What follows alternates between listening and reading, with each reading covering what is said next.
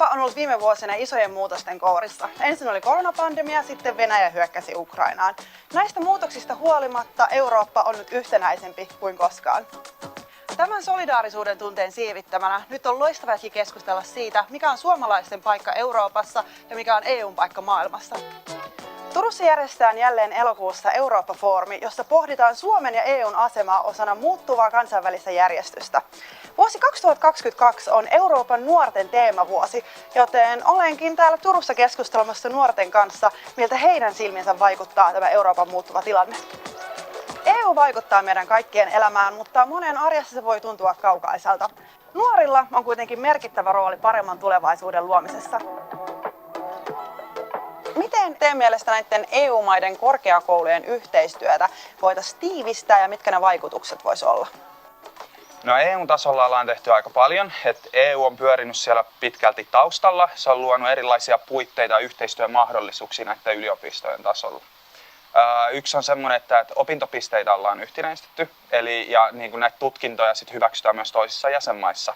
Mutta sitten taas tämä EUn ehkä menestynein tarina tässä on tämä Erasmus-ohjelma, jonka kautta moni korkeakouluopiskelija lähtee vaihtoon toisiin Euroopan maihin. EU-tasolla ollaan tehty myös tämmöinen Eurooppa-yliopistoaloite, missä kansallisista yliopistoista tehtäisiin tämmöisiä Eurooppa-yliopistoja, missä näiden yliopistojen välinen yhteistyö syvennettäisiin ja yhtenäistettäisiin kokonaan. Ja opiskelijoille, jotka opiskelevat siellä yliopistossa, niin he pystyisivät vaihdella näitä opintoja näiden yliopistojen välillä. Että esimerkiksi jos aloitat ensimmäisen vuoden Suomessa, niin toisen vuoden voisit opiskella Italiassa, kolmannen Ranskassa, jolloin tässä tuo paljon kansainvälisempiä opiskelijoita. No niin, tuo kuulostaa aika hyvältä. Mitä EU voisi tehdä opiskelijoiden mielenterveyden edistämiseksi? Euroopan unioni on asettanut erilaisia direktiivejä, jotka kohdistuu sosiaali- ja terveydenhuollon palveluihin. Vaikka niin kun Euroopan unionilla ei ole suoranaista valtaa jäsenmaiden terveydenhuollon palveluihin, niin silti mun mielestä voisi sellaisia suurempia linjavetoja tehdä. Ja on esimerkiksi terveydenhuollon palveluiden järjestämiseen ja kilpailuun liittyviä direktiivejä, niin mun mielestä ihan yhtä lailla voisi tehdä sellaisia, mitkä luo painetta esimerkiksi sellaisille maille, jossa opiskelijoiden mielenterveyden haasteita tai palveluita ei ole tarpeeksi huomioitu.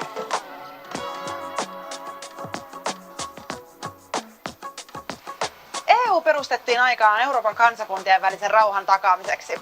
Mutta mikä on EUn rooli nyt muuttuvassa turvallisuusympäristössä?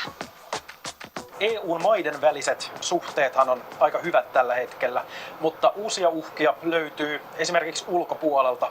Venäjän aggressiivisuus on kasvanut.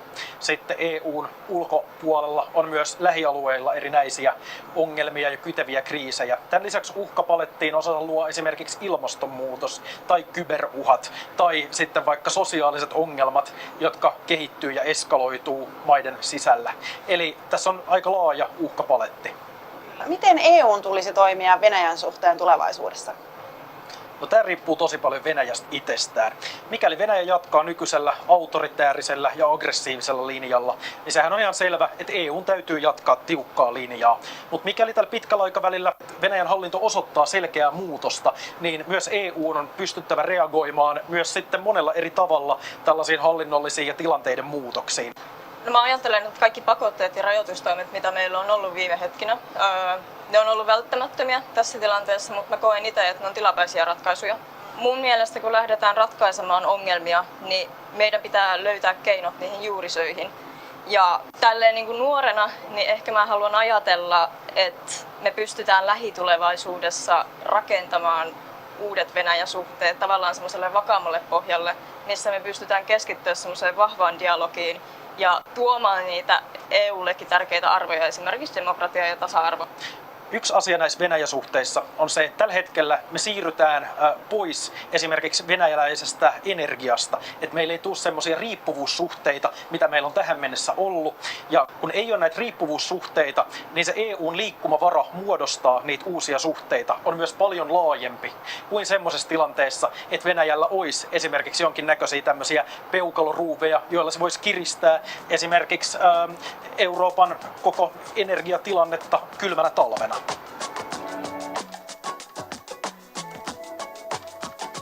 EU on hiljattain esittänyt monia suuria uudistuksia hiilineutraaliuden tavoittamiseksi. Mitä EU tekee nyt vihreän siirtymän eteen ja mitkä ovat seuraavat askeleet? No, EUllahan on johtava rooli globaalisti ilmastonmuutoksen torjunnassa. Ja niitä keinoja, mitä EUlla tällä hetkellä on esimerkiksi Green Deal-ohjelma, johon kuuluu muun muassa ilmastoneutraaliustavoite vuoteen 2050 mennessä. Ja tässä avainasemassa on päästöjen vähentäminen ja se tapahtuisi esimerkiksi energian säästämisellä ja uusiutuvaan energiaan, niin kuin esimerkiksi biokaasuun siirtymisellä.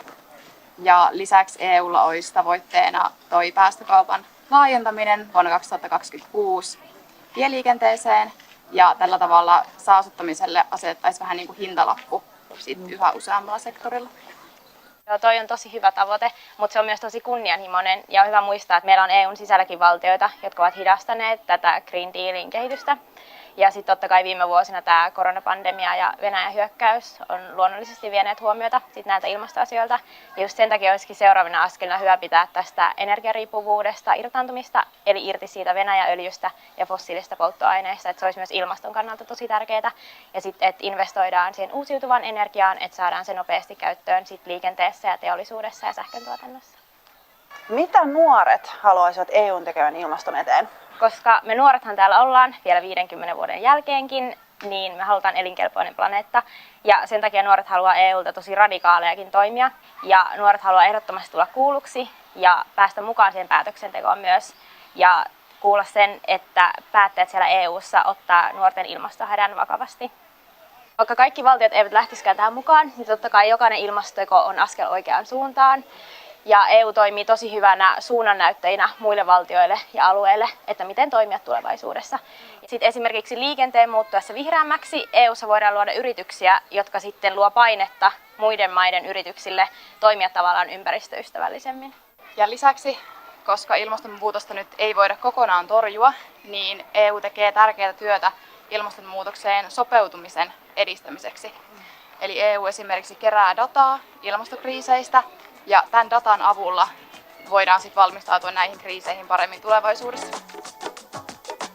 Tällaisia ja monia muita kiinnostavia keskusteluja käydään elokuussa Eurooppa-foorumissa Turussa.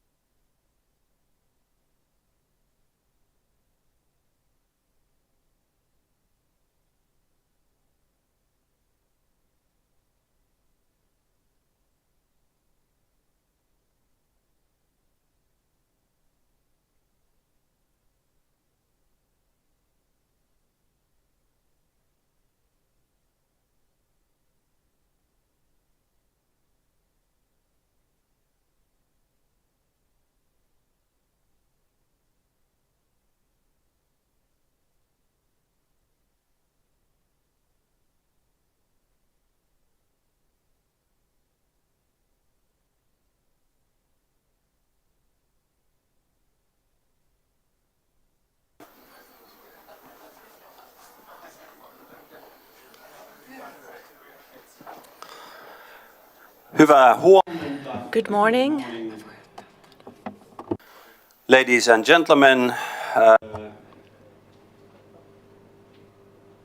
distinguished commissioner and Mr. Sannino from the European Commission, External Affairs Administration.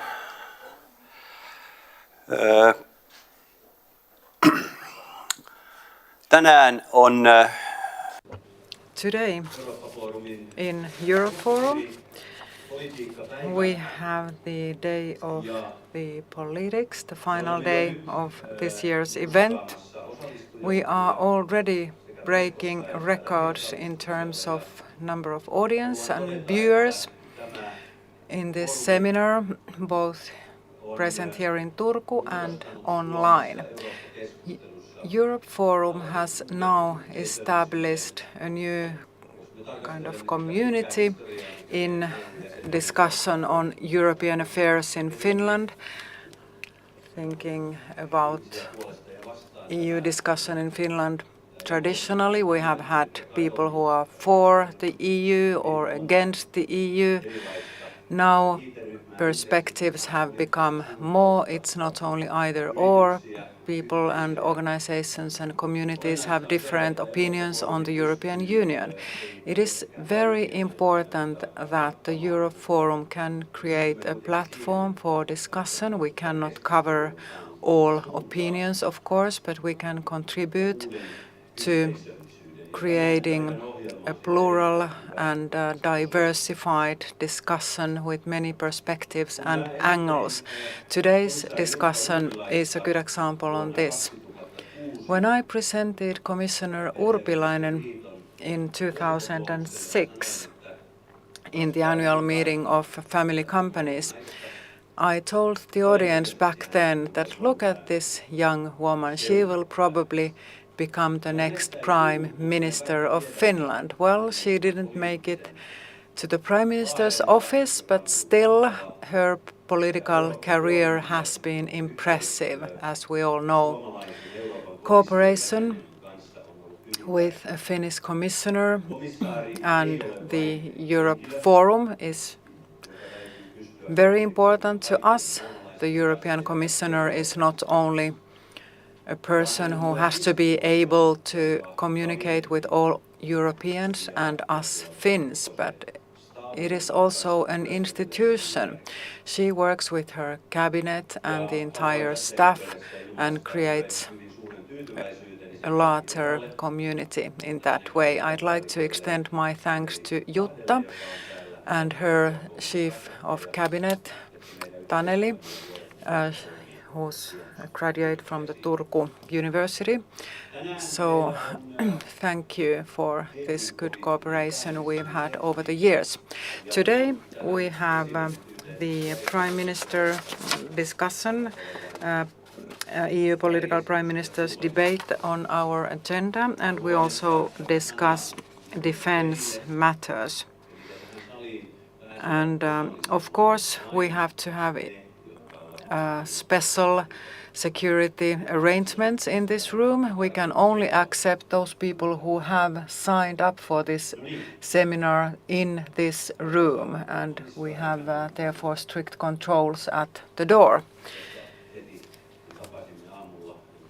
Dear Commissioner Jutta, I understood that you are going to put some tough questions to the panel discussion later on, but first, before that, we hear news from the external partnerships of the European Union and the topical matters thereof. Jutta Urpilainen, welcome. Hyvää huomenta. Good morning, friends. Thank you, Anders, for these warm words and a good cooperation. European Forum has really taken its place in the Finnish summer, and it is in the core of European discussions. That's why I thought that in my speech I'd like to set the tone for a national European discussion, because we have in an excellent fashion discussed foreign policy, defense policy, NATO during the past spring. And now that we're going towards next parliamentary elections in Finland, it would be good to extend this discussion to European questions.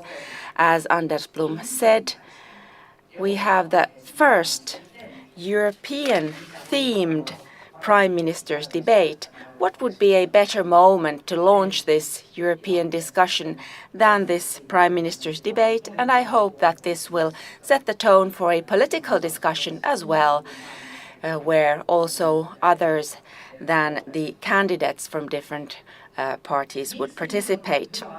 Why is now a good time to discuss Europe? We're living a transition in very turbulent times, not only in Europe, but globally. And often these crises and times of transition have changed the European Union. This is what has happened this time around also.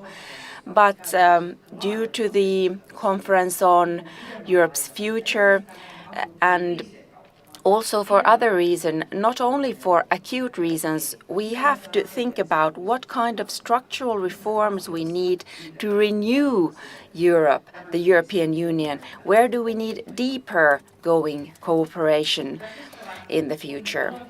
Dear friends, when I started as a European Commissioner after Jyrki, I don't know if Jyrki is here now, but in 2019 when I took office in the beginning of December in the Commission led by Ursula von der Leyen, we had a very clear view on what the political emphasis would be.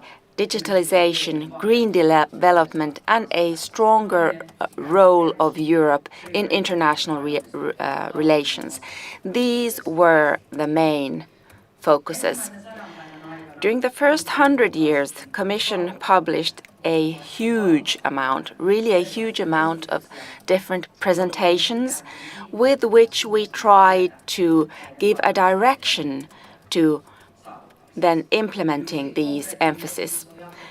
One was the Africa strategy I was preparing together with EAS. I'd like to thank Stefano for this. We had a very fruitful cooperation with the European External Action Service, and that was published on 9th of March. And 2 days after that, WTO published the coronavirus, a pandemic, a global pandemic. Before that moment, before March, health policy was not part of our focus areas, to put it bluntly, and it was something that had been wanted to be kept on the level of competence of nationals, member states. We thought that it was not necessary to do that on EU level, but the pandemic changed everything. It changed a lot. Without huge investments to health strategy and the vaccination strategy, where we didn't put everything in one basket, we wanted to decentralize our investments in vaccine research. Without this strategy, we wouldn't have had a vaccine in 10 months' time, because normally such research work takes 10 years, and Sanna, my former colleague, understands this very well. The Commission also organized the common procurement of vaccinations, so we organized this together to secure all member states the similar amount of vaccination to all in the population. So there was no competition between the big or small member states, but proportionately these were distributed evenly. But then we had the mutations of the coronavirus. We set up HERA, which has a very important task to prevent health threats and support quick reactions. This meaning, for example, identifying new variants and also updating the vaccines. HERA is part of the health union within which the EU prepares for health crises together.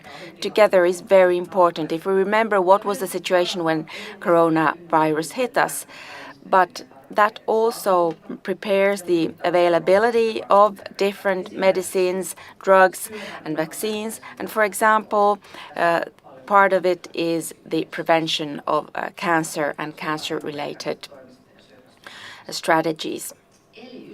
So, dear friends, with less than 3 years, with 2.5 years, we have taken the road from a situation where the member states really wanted to stick to their own competence in health. They wanted to keep it in their hands. We have moved over to a tightening cooperation in health affairs. My first question to the Prime Minister candidates will be, and to the members of Parliament, should the EU countries deepen their cooperation in health policy and also extend this cooperation to cover also security of supply questions? Would this deepening of a cooperation have opportunities to improve European Union resilience, the capacity to correspond, to react to coming crises? Dear friends, as I said, green development, the green transition is one of our spearhead targets at the European Commission. During the first months after strategic proposals, the Commission has, throughout the pandemic, concretized the green transition with Green Deal and concrete legislative proposals. Although the corona crisis invaded the whole political arena, that doesn't mean that we wouldn't have concentrated that would have concentrated only in taking care of this pandemic. Throughout the crisis, we have consistently promoted green transition, the Green Deal, because the loss of biodiversity, climate change, they are genuine threats to our existence. But of course, in addition to that, the green transition has a new driver, which only emphasizes its urgency. Environmental sustainability, it comes with the question of security. Europe has to act so that our dependency on Russian fossil fuel will completely stop. We know that in Europe we will have a very cold winter, autumn and winter, and especially the gas used in heating in Central Europe will be scarce. But I can say that on EU level we have taken action. If we look at the energy policy, coordination and joint procurement has been increased. We have diversified the gas availability and we are building up very consistently the gas stocks. The Commission has proposed recommendation to Member States how we can save energy. So the message to citizens, to the Finns, is by doing small but smart changes, consumers, businesses, they can achieve great savings. For Europe to be genuinely able to have self-sufficiency in energy, we need investment in the green transition, in renewable energy sources. If we are very determined, we go toward our aim of a carbon-neutral Europe by 2050, we will also geopolitically respond to someone trying to fragment our consistency. So we are not going to suffer. It is the Russian economy that will suffer. My second question to the party leaders will be, how will the green development policy most efficiently serve both environment, nature and security policy targets? What are the ideas that the political leaders have to say in this discussion? Dear friends, the 24th of February will remain in history as a very dark day. Russia started its unilateral aggression towards Ukraine, and that invasion didn't divide Europe. It tightened our rows, made a unified front, and we have taken a further step in developing our common foreign and security policy. We have set Russia 7 packages of sanctions, and we have provided Ukraine with economic and humanitarian support. NATO guarantees our military security in Europe. But in addition, EU is strengthening its own defense dimension, and we see that it's not only a zero-sum game, it's a question of synergies, the significance of which is emphasized when the number of NATO states is growing, with Finnish and Swedish memberships as well. The strategic compass is led by the thought of develop our capacity to act in crises and also prepare EU to be able to act quickly and smartly, more efficiently, facing external threats. We are developing by 2025 by updating our rapid reaction forces, and we can have a 5,000 quick reaction troop, where we also want to have a preparedness to respond to hybrid threats in cyber security, maritime security, and in our space policy. The central element is to strengthen cooperation with NATO, with UN regional sections and partners. Together we want to be stronger. My third question to the party leaders will be, how will we develop in the future EU's and NATO's interface, the cooperation, the coordination, in such a manner that these two guarantors, pillars of EU security, together produce the highest, most value and security to Europeans. Ladies and gentlemen, economy, that is the area in policy which is in the focus when corresponding to crisis. External crises, when they hit, we have to have quick, timely reactions to calm down the markets, and the crisis wouldn't escalate. A good example of this is the EU recovery package and the Next Generation EU as an instrument. The current crisis has deep-going effects on our economy. Russia's aggression increases the prices of commodities and energy. Pressures for inflation increase, the consumers' purchasing power decreases, and monetary actions have been launched quicker than we thought. European vision in the economy is a bit dim, but we have clear signs of danger. EU economies are expected to grow much slower than we forecasted in spring. We cannot exclude the risk of serious recession. Sustainability of public economies enables well-being and developing of societies. This is something we know very well in Finland.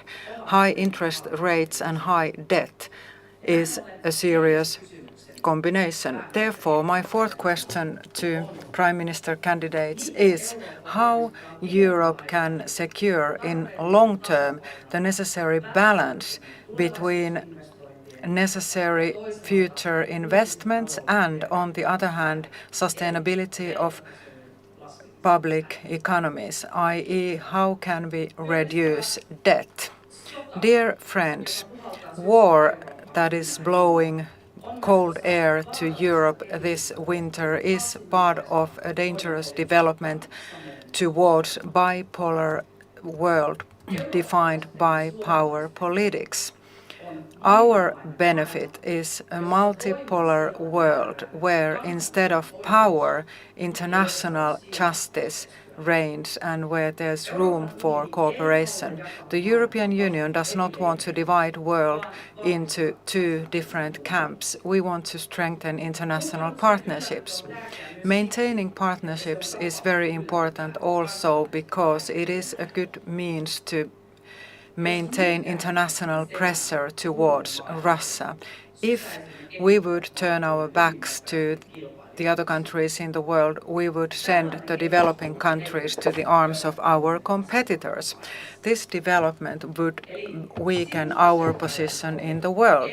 We cannot just follow what the others do. We have to be active players. Our response in the EU is the new Global Gateway Strategy, a policy for cooperation and investments.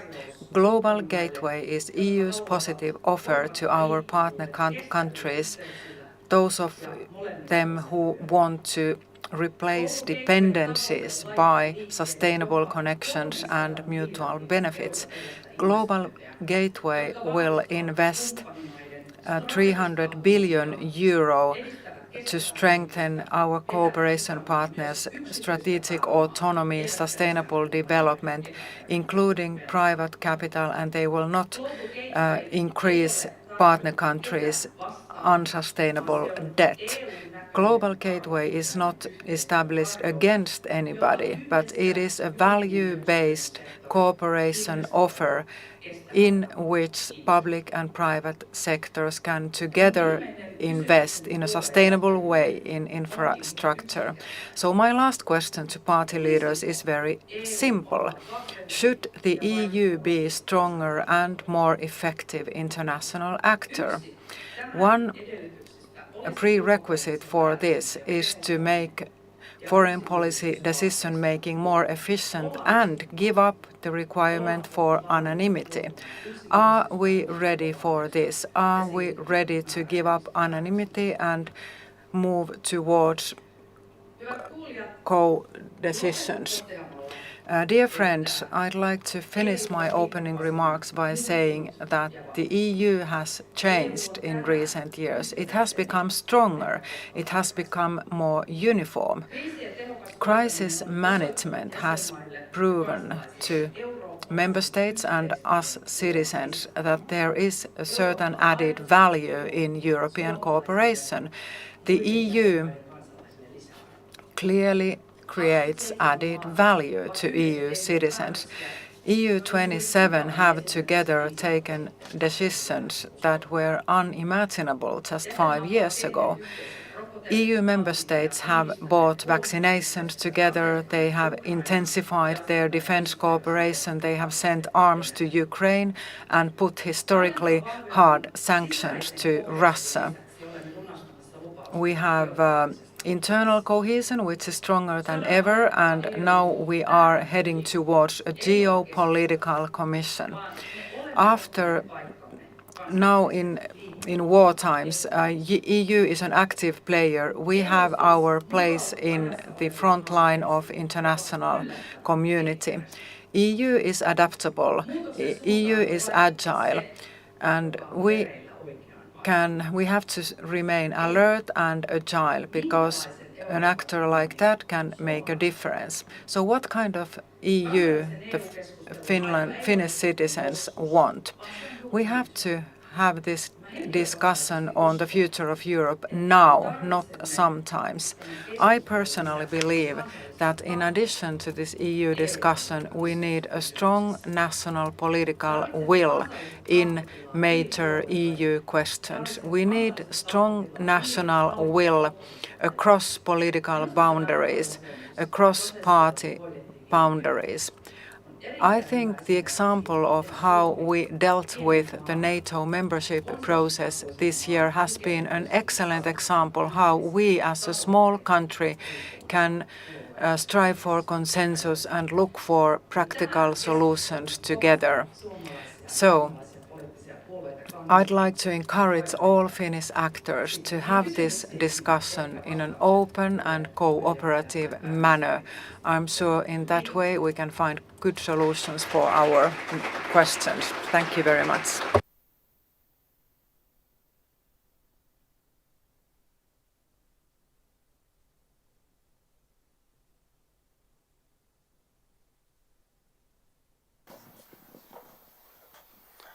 Kiitoksia. Thank you. Thank you.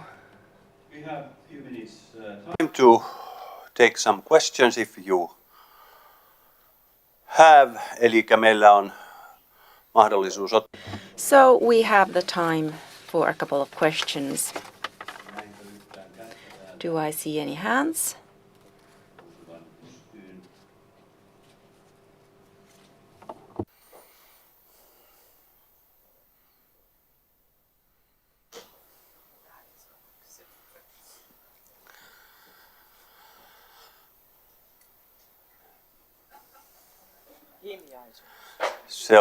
Se oli katso sen verran tyhjentävä. That was such an extensive speech, and everything is just wondering what on earth will the Prime Minister candidates say today. Well, now that you are here, I'd like to ask you something. You took position towards our consensus-based decision-making, and that's a good thing. We have had a lot of distancing and controversies from 2010 on, where we have tried to look for a common joint perspective and view. Do you see that there's been a positive development, or is NATO the exception in the game? I feel that Finns are very pragmatic. NATO membership, or the process around NATO membership, is very exemplary of that. Russia attacked Ukraine. Finns stated that, okay, the situation has changed. We have to make decisions. The majority of Finns thought so, and that led to a political pressure within the political parties to reconsider, and there was preparedness to concretize this decision and apply for NATO membership. And I think about the EU that, of course, we need the different views and we have to discuss, but there are certain big developmental directions I tried to sketch out in my speech, on which it would be good to have a common national will, independent of which parties will be elected. We would have a common national line we would promote. I think that Finns should be pioneers and forerunners in ideas rather than reacting to proposals from others. So that's why I'd like to encourage to this discussion on Europe, among other themes that will be discussed pre-parliamentary elections. Thank you. My own observation is that the NATO question was a thing where we usually, due to our geopolitical position, we have seen throughout our history, we have seen Russia more closely than other European friends from afar. And from our borders, we can see the color of the eyes of our Russian friends. And that's why this specificity with which we reacted to last February's events was quite unified. Thank you, Jutta Urpilainen. It's time to move on to our next session this morning. 1 minute's break.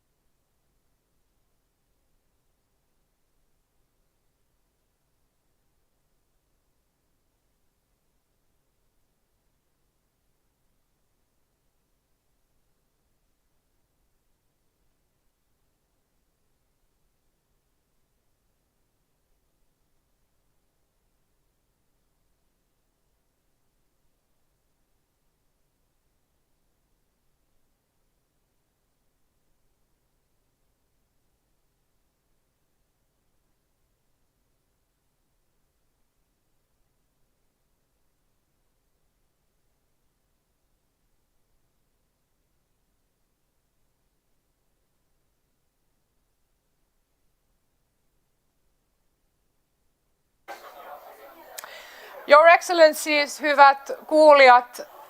Ladies and gentlemen, a warm welcome and good morning on my behalf as well.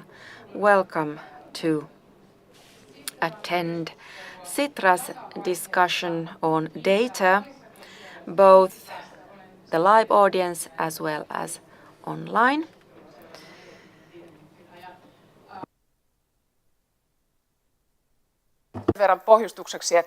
If you're not familiar with the term data economy, well, we understand data economy as business where the business drives from using data in different ways, where different actors and players make sure that data is shared in such a form that it is usable. So this is just as a background for this discussion. We have a very impressive group of experts discussing this topic. They are very familiar with the EU level, Finland and Silicon Valley. First, I'd like to give the floor to Sitra's President Jyrki Katainen. Jyrki, you have the floor, please.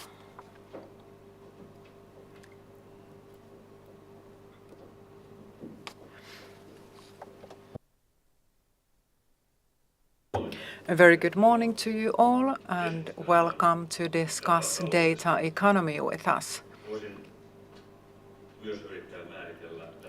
I could also, for my part, try to define the concept of data economy.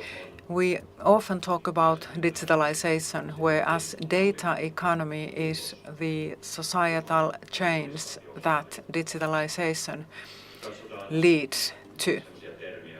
Looking at terms such as data, artificial intelligence, digitalization, they are of course interconnected, and I see this as data being the fuel and artificial intelligence is the engine using this fuel, i.e. data. And this results in data economy. All of us produce data all the time. Now it's about how easily this data is usable and under which conditions. What are the rules that we use when companies and individuals use data? How data should be and could be used? Data is not a new concept. Data is often used in banking sector, for example. Banking business is based on using data and many other services as well. What is new here now is the amount of data. The amount of data is massive. The amount of data will increase massively in future years because our lifestyle is being digitalized all the time. Mobile phones that we use on a daily basis, they produce constantly data on us. And now the question is who uses this data and what principles are used.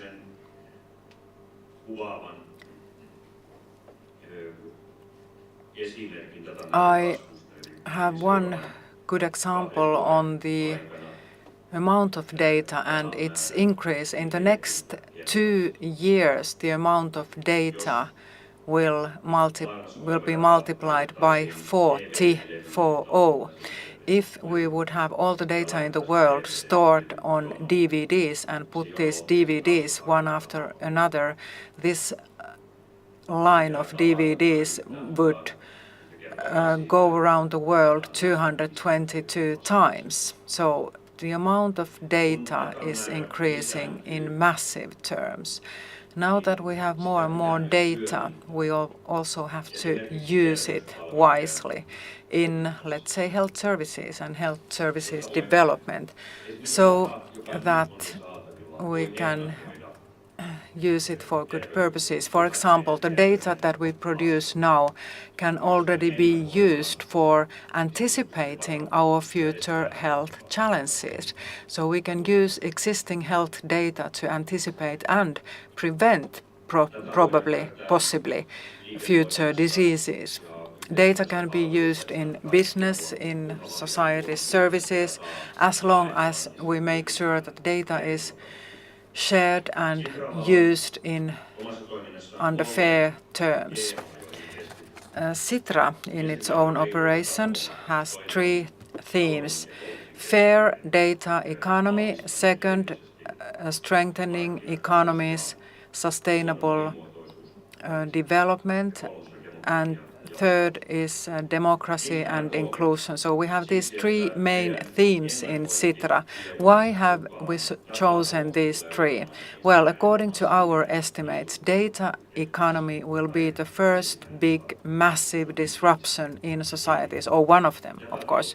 Data economy and data economy development disrupts our society concretely and very comprehensively. Therefore, we want to focus on that. Biodiversity and market economy are the other 2 themes, and they are also entities that will disrupt societies. We are very aware of climate change. We can deal with it, at least we know what we should do, whereas biodiversity and economy and their interconnection is a more recent thing.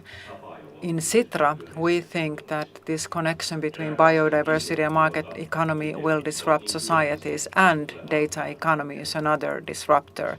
And these things will challenge democracy. And therefore, we've chosen democracy and inclusion as our third priority. So what do we mean by fairness in data economy? Well, it means that while we use data, while companies use data, the interests have to be in balance. The interests of societies, individuals, and companies. At the moment, we do not have this balance yet. Why? Well, first of all, because we use data-based services. Pioneer companies have created these services, and now we follow the rules of these front-runner companies. They are company-based rules. Let's take Facebook, Google, these data giants that we all know. They've been pioneers. They've developed technologies and put services on top of these technologies. We use these technologies every day, and we take them for granted. We take them as given. We use them because there's nothing else to be available. Now that the amount of data is increasing, there's more and more data on the basis of these platforms, and therefore we have to create rules for using this data to make sure that privacy is respected and that people have the right to manage their own data, control their own data, so that companies could enjoy fair competition. We do not want to have an oligopoly where just a few companies dominate the world. We don't want to have monopolies or oligopolies. We want to have fair competition. And of course, societies have their own interests how to use this raw material called data. Fairness means balance between different actors. When we talk about data, it is good to understand that data is raw material. It's raw material as minerals or wood, for example. And we produce raw materials, we individuals, and there's regulation for raw materials all over the world. If you log your forest in Finland, you have to plant a new tree. There are rules for different materials on the market. If we take another perspective, first of all, data is raw material, i.e. it's a production input. Another example of production input is labor. Labor is also a production input. For hundreds of years, we have regulated the use of labor. We have working conditions regulations, annual leave regulations, and so on. Therefore, it's understandable to understand that data is also a raw material, and being a raw material, it has to be regulated. When we talk about data regulation, we often hear criticism that EU is crazy trying to regulate the markets because the data giants have already defined the rules. There must be some regulation in the US, but there is no specific regulation in the US, and just by accident these companies are American, maybe because they have massive markets with one language only and also a lot of capital available. Startups have been much better financed in America than in Europe. But it's not a question of regulation. I believe in good regulation if we succeed in regulating data economy in Europe in such a way that consumers trust the services they use, and if we can make competition more open and fair, and if regulation is based on European value basis, will succeed. I believe in Brussels effect. Brussels effect means that if we succeed in regulating the markets in an attractive way, this regulation becomes global as well. We have succeeded in this in terms of food security, for example. Food security regulation in Europe is the strictest in the world, and yet it has become a standard worldwide. Who wants to buy poor quality food if there is good quality food available? Sitra wants to discuss about data economy with citizens, companies, political players and all relevant parties, how to regulate this valuable raw material data. On the other hand, we want to help public and private sectors use data more efficiently to become pioneers in data economy in Finland.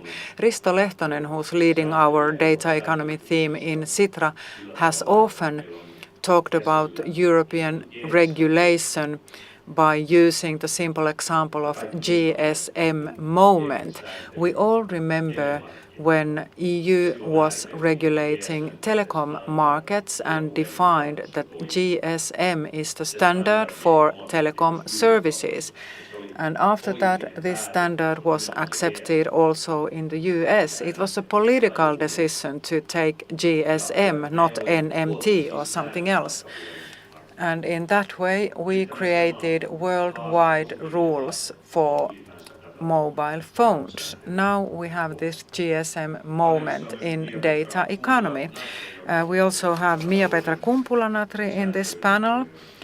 She has an extensive experience in data economy regulation in the European Parliament.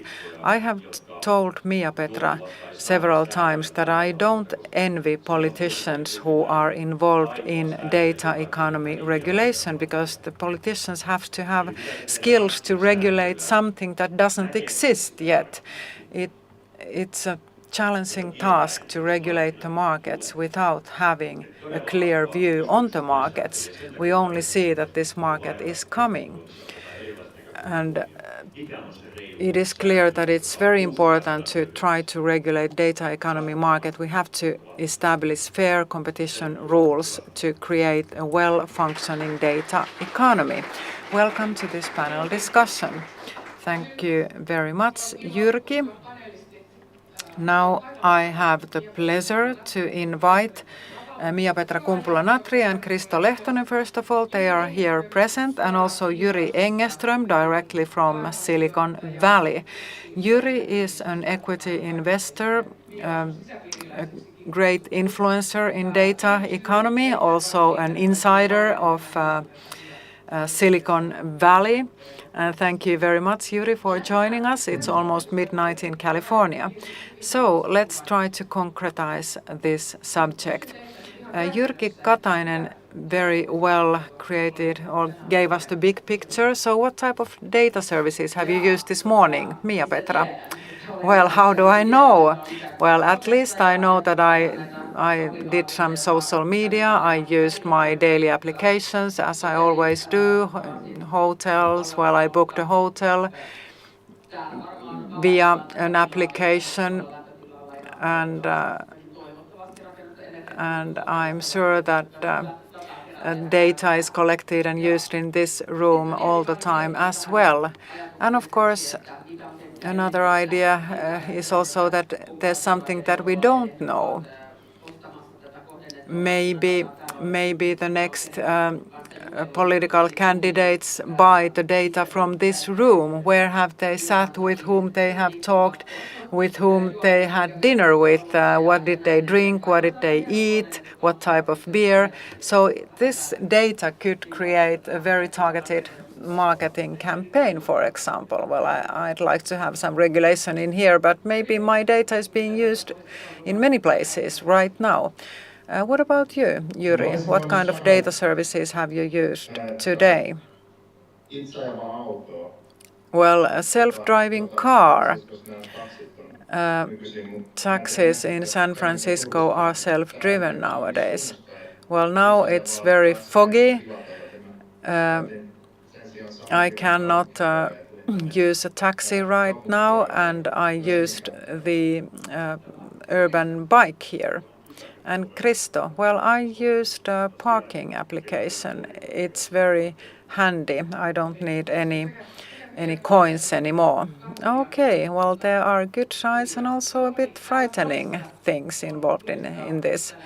So how many of you used data-driven services this morning? Well, almost all of you, of course. We all do it every day. And well, the amount of data is increasing very quickly. Jyri, you follow growth companies. So what kind of ideas have drawn your attention in recent times? Well, thinking about today, I went to a roof of a supermarket. I went to take a look at cooling technologies, and there's this new type of measurement data being used, how to use urban heat in urban areas. Well, a lot of heat is created in urban areas, and it is used in novel ways. And also in Silicon Valley, there are very sophisticated applications following the development of weather, how to use this data more wisely. And then I also went to another lab this morning where they analyzed maritime samples and blood samples. And these are examples of how to use new data, not only gene sequence data, but additional new data. Okay, so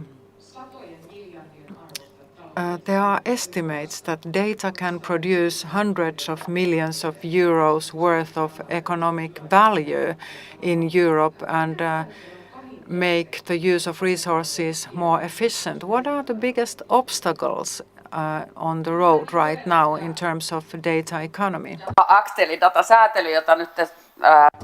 I feel that the regulation we are working on at the European Parliament this autumn, I'm sure that there will be a lot of contacts from Finland, proposals on what to improve in the proposals. For example, the SMEs' ability to use data better, and how the new data companies, startups usually are data economy based companies, so that we can get the economy revolving around this. The challenge is that data is very centralized through platform economy. We have tried to regulate the platform economy so that we would have a market economy, not an economy based on monopoly. We should have a very diverse field of different companies. So an understanding on the huge speed of data collection. The clouds are huge and they are creating monopolies. There should be the idea that you should be able to shift cloud easily, as we can change our mobile phone subscriptions, and then tapping onto the ideas so that we would have a fair playing field. If you use a cloud or your company, you have the right to the data of your own company, although you use another service provider, so that there wouldn't be these monopolies and you wouldn't always even know when that happens. There are two huge sectors, for example, health and climate, and we should be able to tap into that potential. Kristo, your background is also from Nokia and the startup scene. What do you see as the worst obstacle in the way of data economy? I think that Mia-Petra described it well. The problem is that data doesn't move. Jyrki talked about the GSM moment. If we go 2 decades backwards, what we wanted was that if I travel to Brussels, I can use a roaming service on my mobile and phone Finland. That was found something incredible at that time. Well, there were common standards and we were able to regulate it and enable this. The same level of ambition should be applied to all data use. A good example comes from the European Union. Mia-Petra made a proposal on a regulation which is directly applicable in nations on health data. Let's say that I go to Spain, in Fuengirola. My Spanish doctor should be able to access my medical data from Finland and my referrals in my mother tongue. Well, people say that, oh, that's not possible. We cannot have a European-wide health record system. But health data will move European-wide. That should be the level of ambition. Now we just have to solve how to do it. Circular economy data, industrial data. Yes, the aim is that from your medical records, then this could be utilized, for example, in developing new cures or research.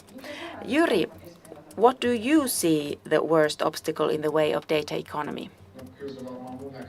Well, from my point of view,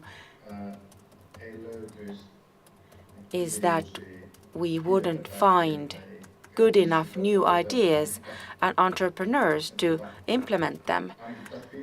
At least from the Silicon Valley perspective, of course, we have to be happy that we have Bolt, Supercell, many other success stories coming from Finland, but it's still very small. There are certain, I think, evident opportunities that with sensible cooperation we could very easily promote. Let's say that we had the leading satellite company, ICEYE. Their data is incredible. In Finland, it is utilized very little. It's an unknown company, really, but everyone in Silicon Valley knows that, and they utilize their data. So sometimes there are huge inventions, remarkable ones, but they go unnoticed or unutilized. So somehow it seems that although we're talking about data and regulations, we have smart people, these entrepreneurs with whom I work, but then also we have the regulators, decision makers who are interested in this and are ready to take on risk. I think what I fear most is that we don't dare to take risks because that might lead to something that would fail, and that failure would be accepted and okay. As a society, I think also the governments should dare to try out something, ICEYE satellite, or let's have a Finnish own satellite constellation and see what happens. Whether we find something and could we utilize that? So although everything is not 100% sure, when we have a revolutionary invention, then just dare to try it out and then learn from it. I think that's what I feel important. So daring, learning, and learning from one's mistakes. Courage, boldness. Jyrki Katainen said that the data economy is not operating on a fair basis and that the platform giants have been able to develop a business model that functions. Chinese companies utilize data massively. Now we have a internal market in Europe for data. How would this benefit EU and Finland? Well, 2 points. First of all, Juri knows this very well. Are the startups and the new novel companies providing solutions we've never even thought of, how to choose a hotel or a parking app, new things that are not away from anyone.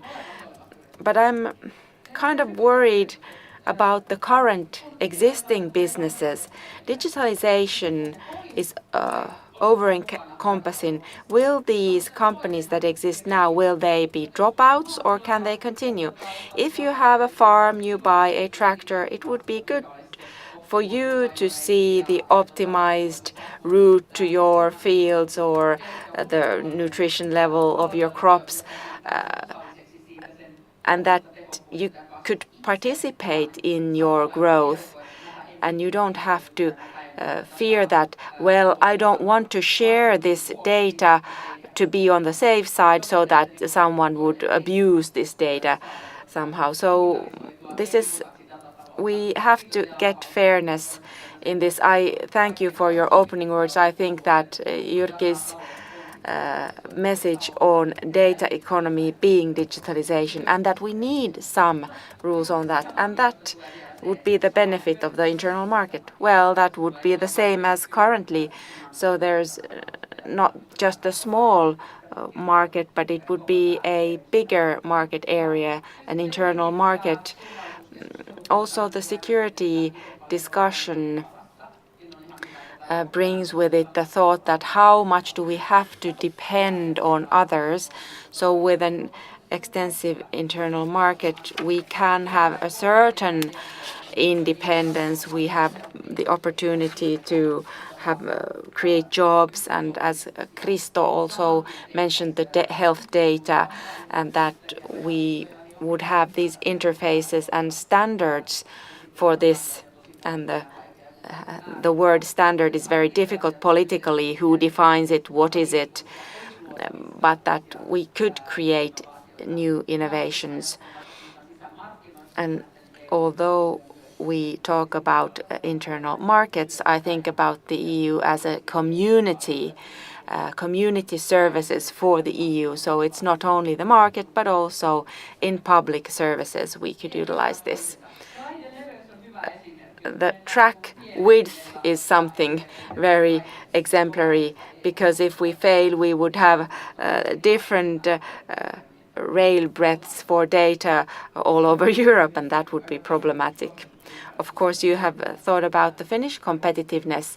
How do you see the EU internal market affecting Finland? That's part of free movement. Also, data has to be able to move freely, but it requires a framework, this regulatory framework.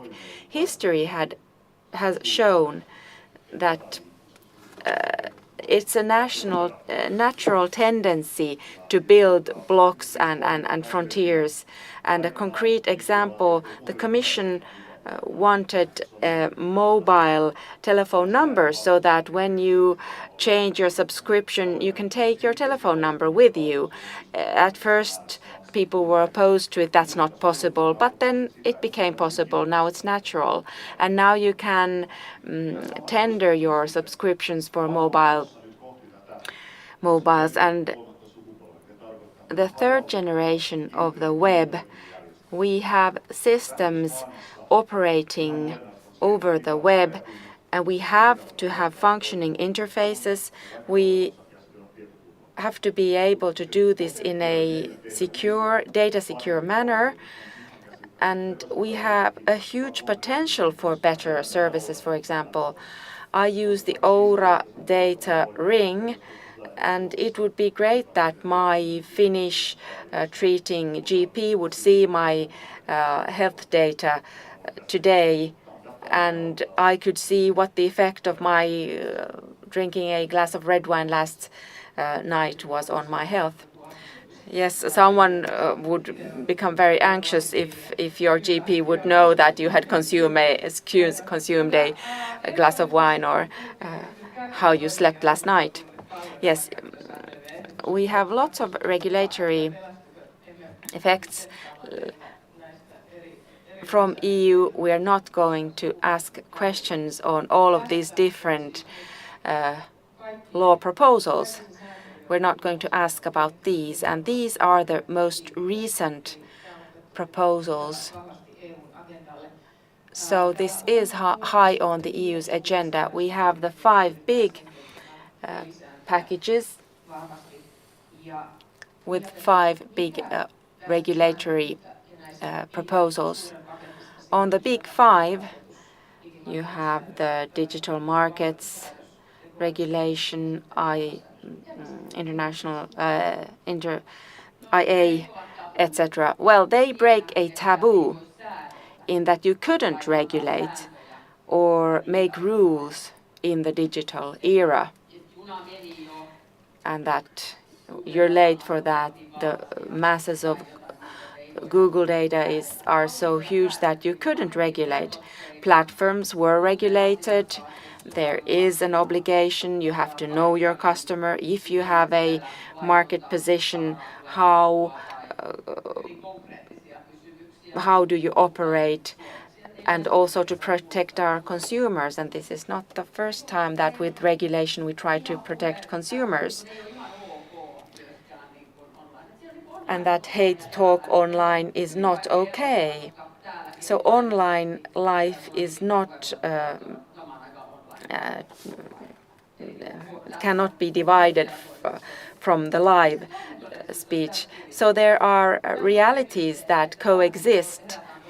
And in political realism, you have to dare, and Europe should dare. Well, China dares because they don't operate in a democratic system, and they can for sure make the GP know how you did last night, what you did. But we have our value-based system, and we want to protect that. And it would be great that democracy would have its space, and it's not the pressure from Google shareholders. And there's also a principle that's very important. Privacy, GDPR, which protects us. It's not perfect, and that's why it would be good that my Oura ring, I can decide to take it off or keep it on. That's part of humanity. We have to have the space for decisions, and we have to be able to manage it. But it's shrinking in the data economy, which is partly very blurred. Very few understand it. And also the thought of this being an entity, this is not a finite entity. Let's talk about climate regulation. We didn't remember the molecular structure of the carbon molecule. Now it's policy. It affects our existence. So I'm very motivated for this work because I think that this data unit is like the carbon unit because it's politics. And then there are views that too much regulation will trample on innovations. what does California, the Silicon Valley, think about this regulation? Well, in California, we're just rolling our eyes often. Well, the internet giants often like the idea that there is regulation, but regulation has to provide them with a competitive edge. And that brings up to regulation from the point of view of startups or big companies in the Silicon Valley. Regulation is not a bad thing, but it has to be smart. And they always weigh the pros and cons of regulation. And then there is a new kind of thinking. We're talking a lot about TikTok, which is a Chinese operator.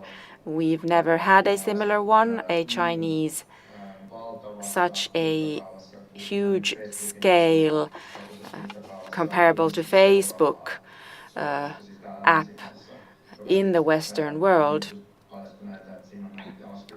And they have these JavaScript libraries which can follow you, what you are using your phone for, what data you're storing, etc.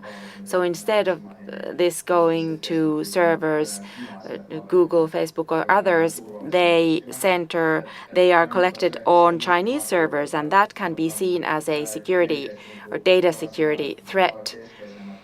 So this seems more essential to us in the Silicon Valley than regulation going on in the EU.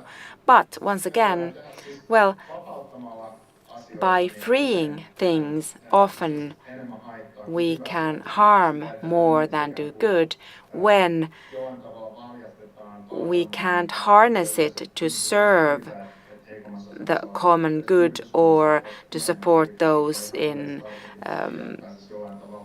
a worse situation, to improve the competitive opportunities of small companies. For example, in India, there was, for example, plots of land that was freed for low-income people to purchase, so that they could provide this for the poor, but then they ended up in the pockets of the rich investors. Similar case is the liberalization of the Finnish cab market. That was a failure, but that's also the thing I feel which is the Silicon Valley kind of thinking, which would be good in European context as well. It's good to do things, but as Mark and Research said, strong beliefs weakly held. Let's believe in something strongly, but then be able to change it in an agile manner if you see that it's going wrong. That's the problem with regulation in the EU. That's been the most difficult part there, because the speed of development, because AI and data is so high, that we have to be able to amend regulations and not suppose that we can do it right the first time off, because as Jyrki said, we don't always know what we are regulating at all. Thank you, and I give the floor to our audience in a minute. But Jyri, you referred to China, that Europe is lagging behind US and China. Do you think Europe can still catch up, US and China? Jyri.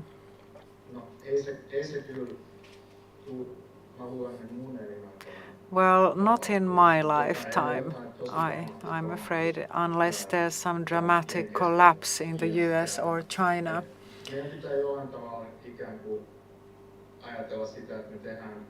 Well, somehow we have to accept that we create something in Europe. If we want to be competitive, we have to create something like Google or Facebook, technological giants.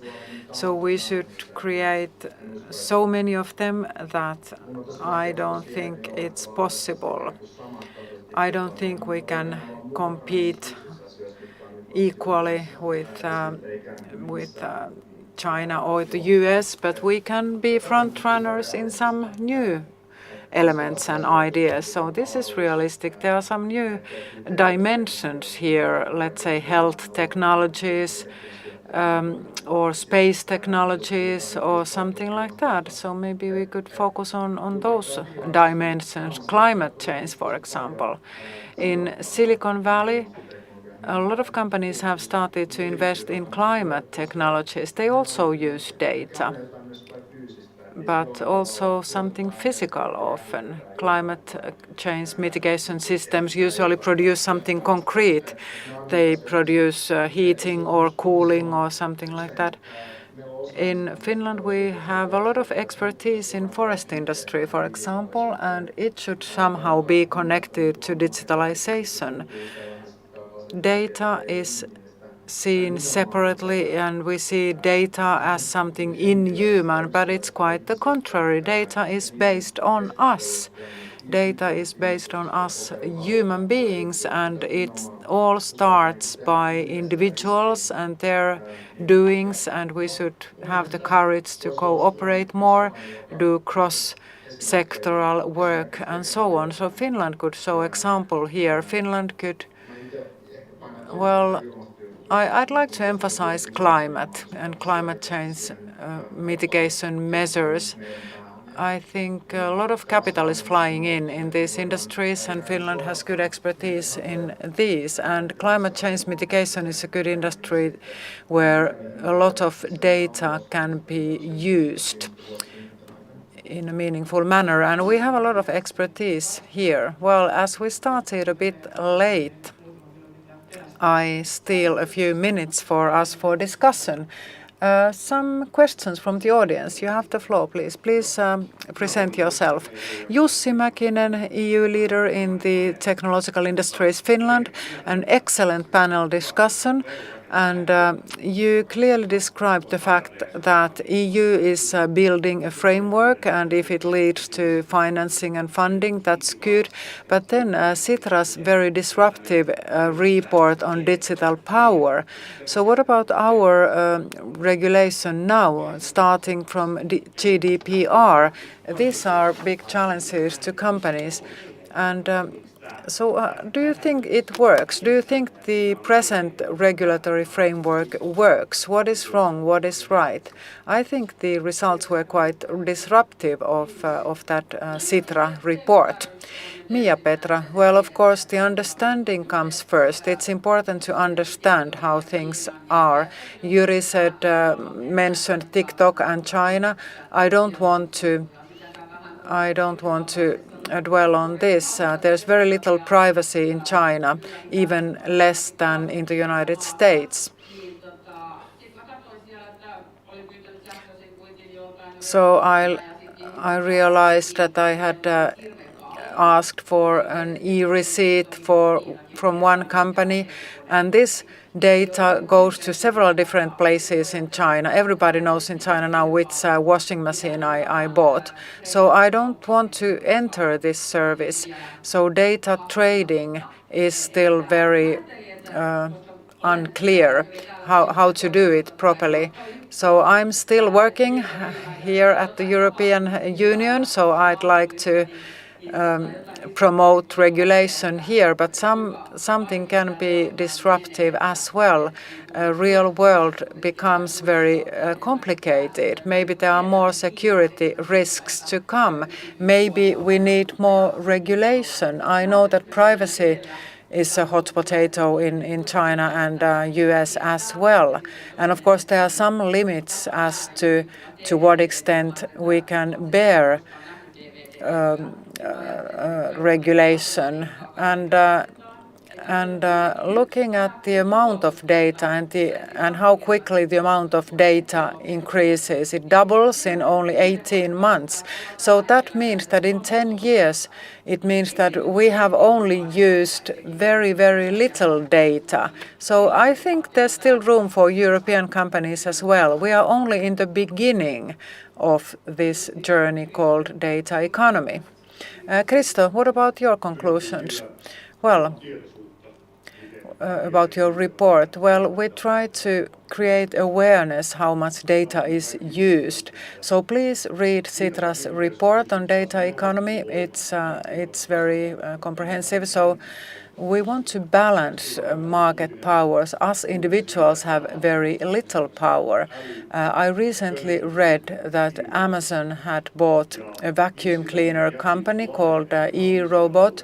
And why Amazon buys a vacuum cleaning company? Well, of course, they are automatic or vacuum cleaning robots, and it collects data all the time. It collects data in your home and uses this data for Amazon purposes. And then through that data that the vacuum cleaning robot collects, helps Amazon to target marketing to you, for example. So data is everywhere. Thank you very much. I'm very sorry I have to close this discussion now. Time flies. Thank you very much. Mia, Petra, Christo, Jyri, Jyrki Katainen, thank you very much. Thank you to you, listeners, and those viewers online. So I'm sure this discussion goes on, and please visit Sitra's site. It's a very interesting report there. Thank you very much. Have a nice day.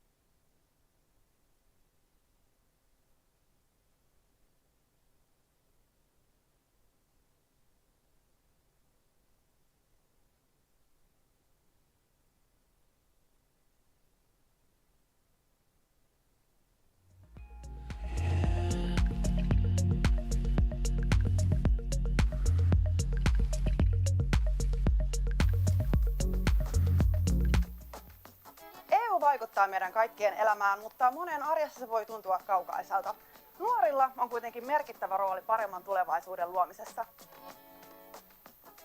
Miten teidän mielestä näiden EU-maiden korkeakoulujen yhteistyötä voitaisiin tiivistää ja mitkä ne vaikutukset voisi olla? No EU-tasolla ollaan tehty aika paljon. EU on pyörinyt siellä pitkälti taustalla. Se on luonut erilaisia puitteita ja yhteistyömahdollisuuksia näiden yliopistojen tasolla. Yksi on semmoinen, että opintopisteitä ollaan yhtenäistetty, ja niin kuin näitä tutkintoja sit hyväksytään myös toisissa jäsenmaissa.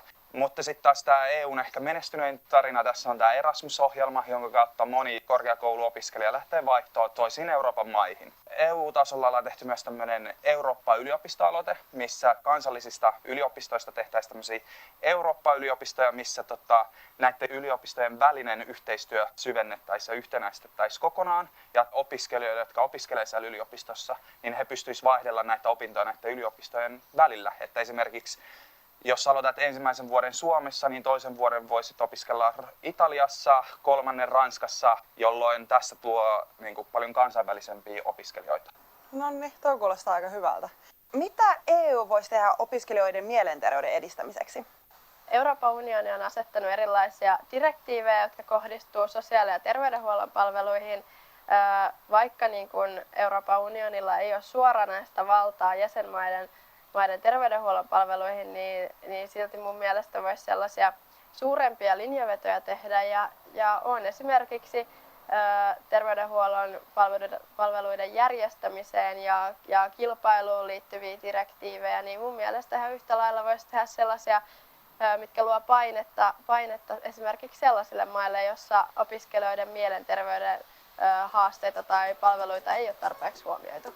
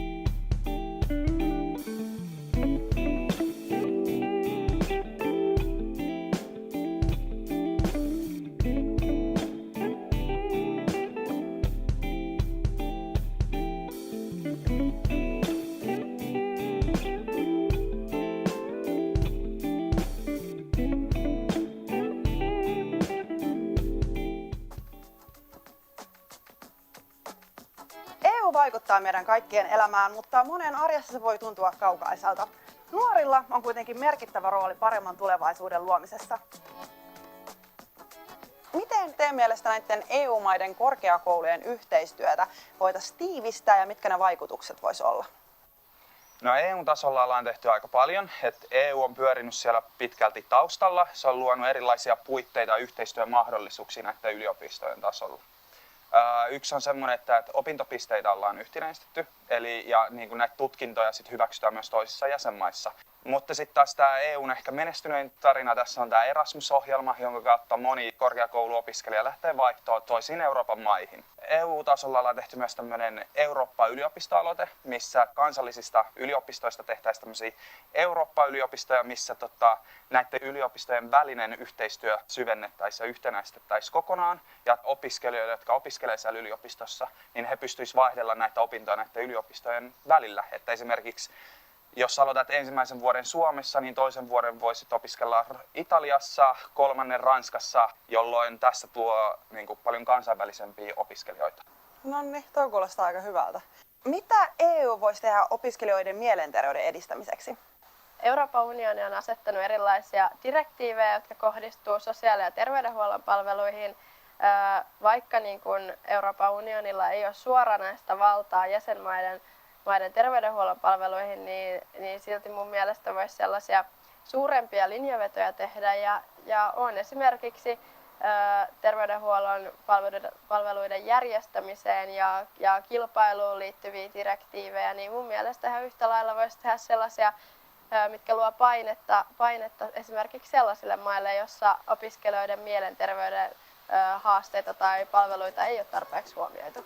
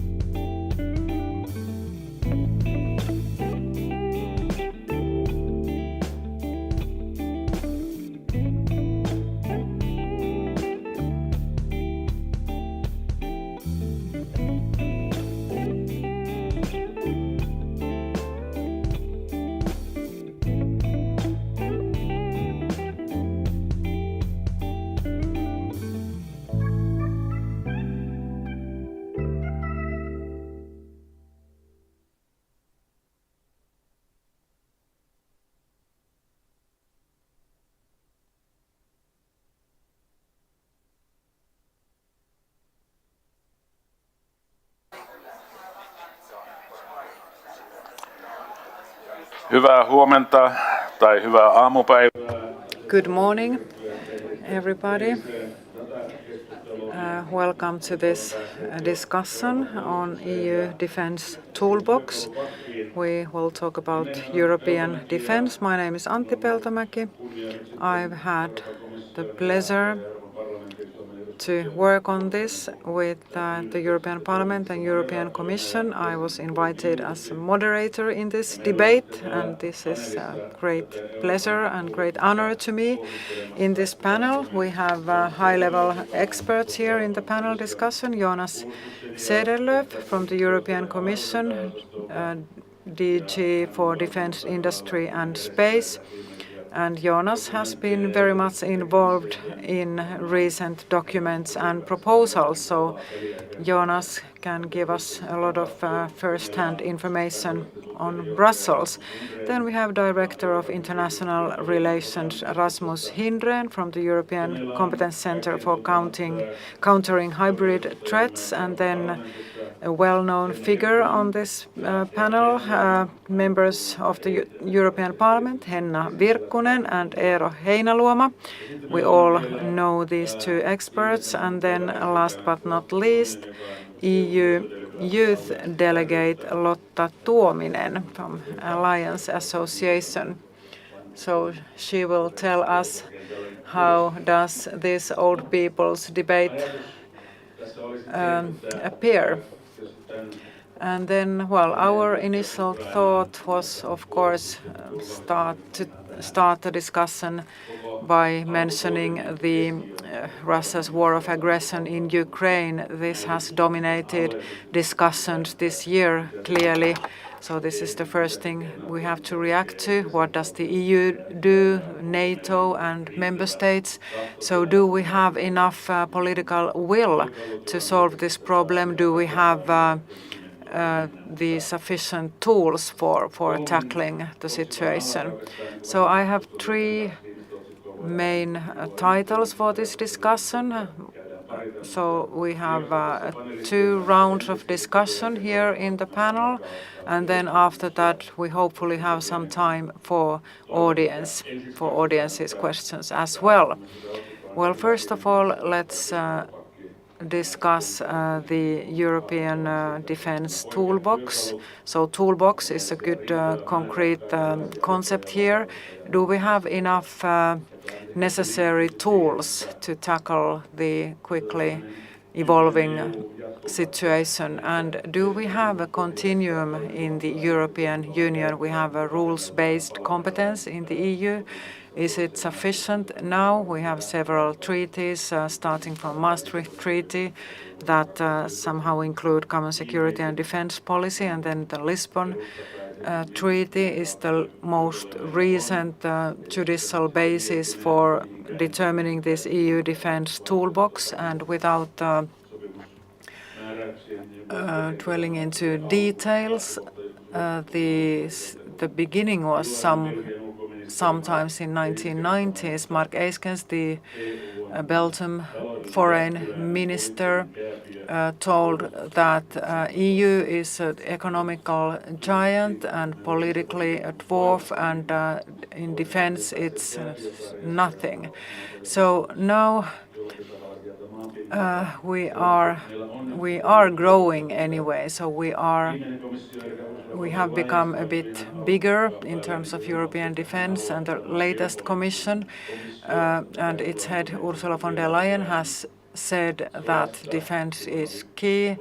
And then it was, well, this was before the Ukrainian war, and at that time the European Union wanted to strengthen its defense because of China and the US. So we have strengthened the defense policy framework over the years already. And do you think that we have enough tools in our toolbox by now to operate European defense if necessary?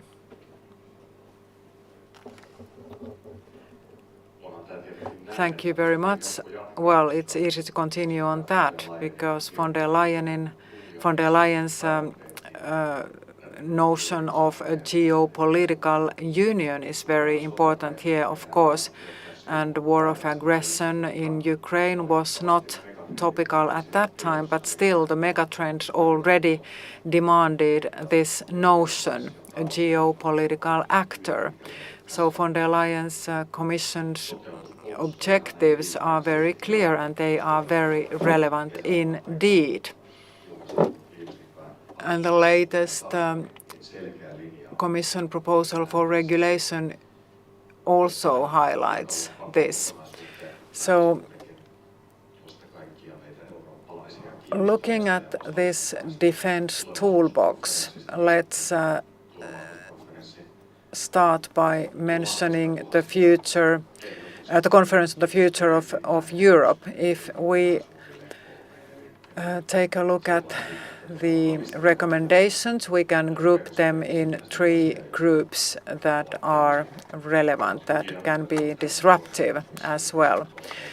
So there are a few good recommendations coming from the conference on the future of Europe, which could be implemented. And then, of course, there are many recommendations and proposals which are maybe not ready for implementation, and there's still room for interpretation in our present treaties, to what extent we can include defense in European operations. And there are some European states that are very interested in Finland now, whether Finland as a member of NATO remains a strong promoter of European defense as it has traditionally been. So I'd like to move forward to provide some input for this panel. I'd like to highlight something what you didn't say in your introductory remarks. EU is a superpower. EU is a superpower for comprehensive security. And those of you who have listened to this Europe Forum and its discussions, you have heard many initiatives that relate to comprehensive or total security, including hybrid threats and reaction to hybrid threats, for example. Europe is a superpower in this context, and the strategic compass that was published a few weeks after Russia's attack, it was no surprise to anybody. It already had a very clear draft before the 24th of February. Well, after the attack, it was reformulated a little bit, but the basic contents were already there. In the strategic compass, I'd like to highlight a few elements. First of all, not only the defense toolbox, but also the notion of comprehensive security or total security. And the European Union is a major player in terms of total security: space, cyber, and hybrid. These are the three key words. And Europe can provide important added value in space, hybrid, and cyber. We all know that Europe is a giant player in space technologies and space security. So there are many interesting elements in the hybrid toolbox that we have. And of course, there are interesting questions related to competencies, for example. What are the elements that belong to member states' competencies, and what are the elements that belong to foreign policy field, and to what extent can we use European instruments for tackling hybrid threats. But my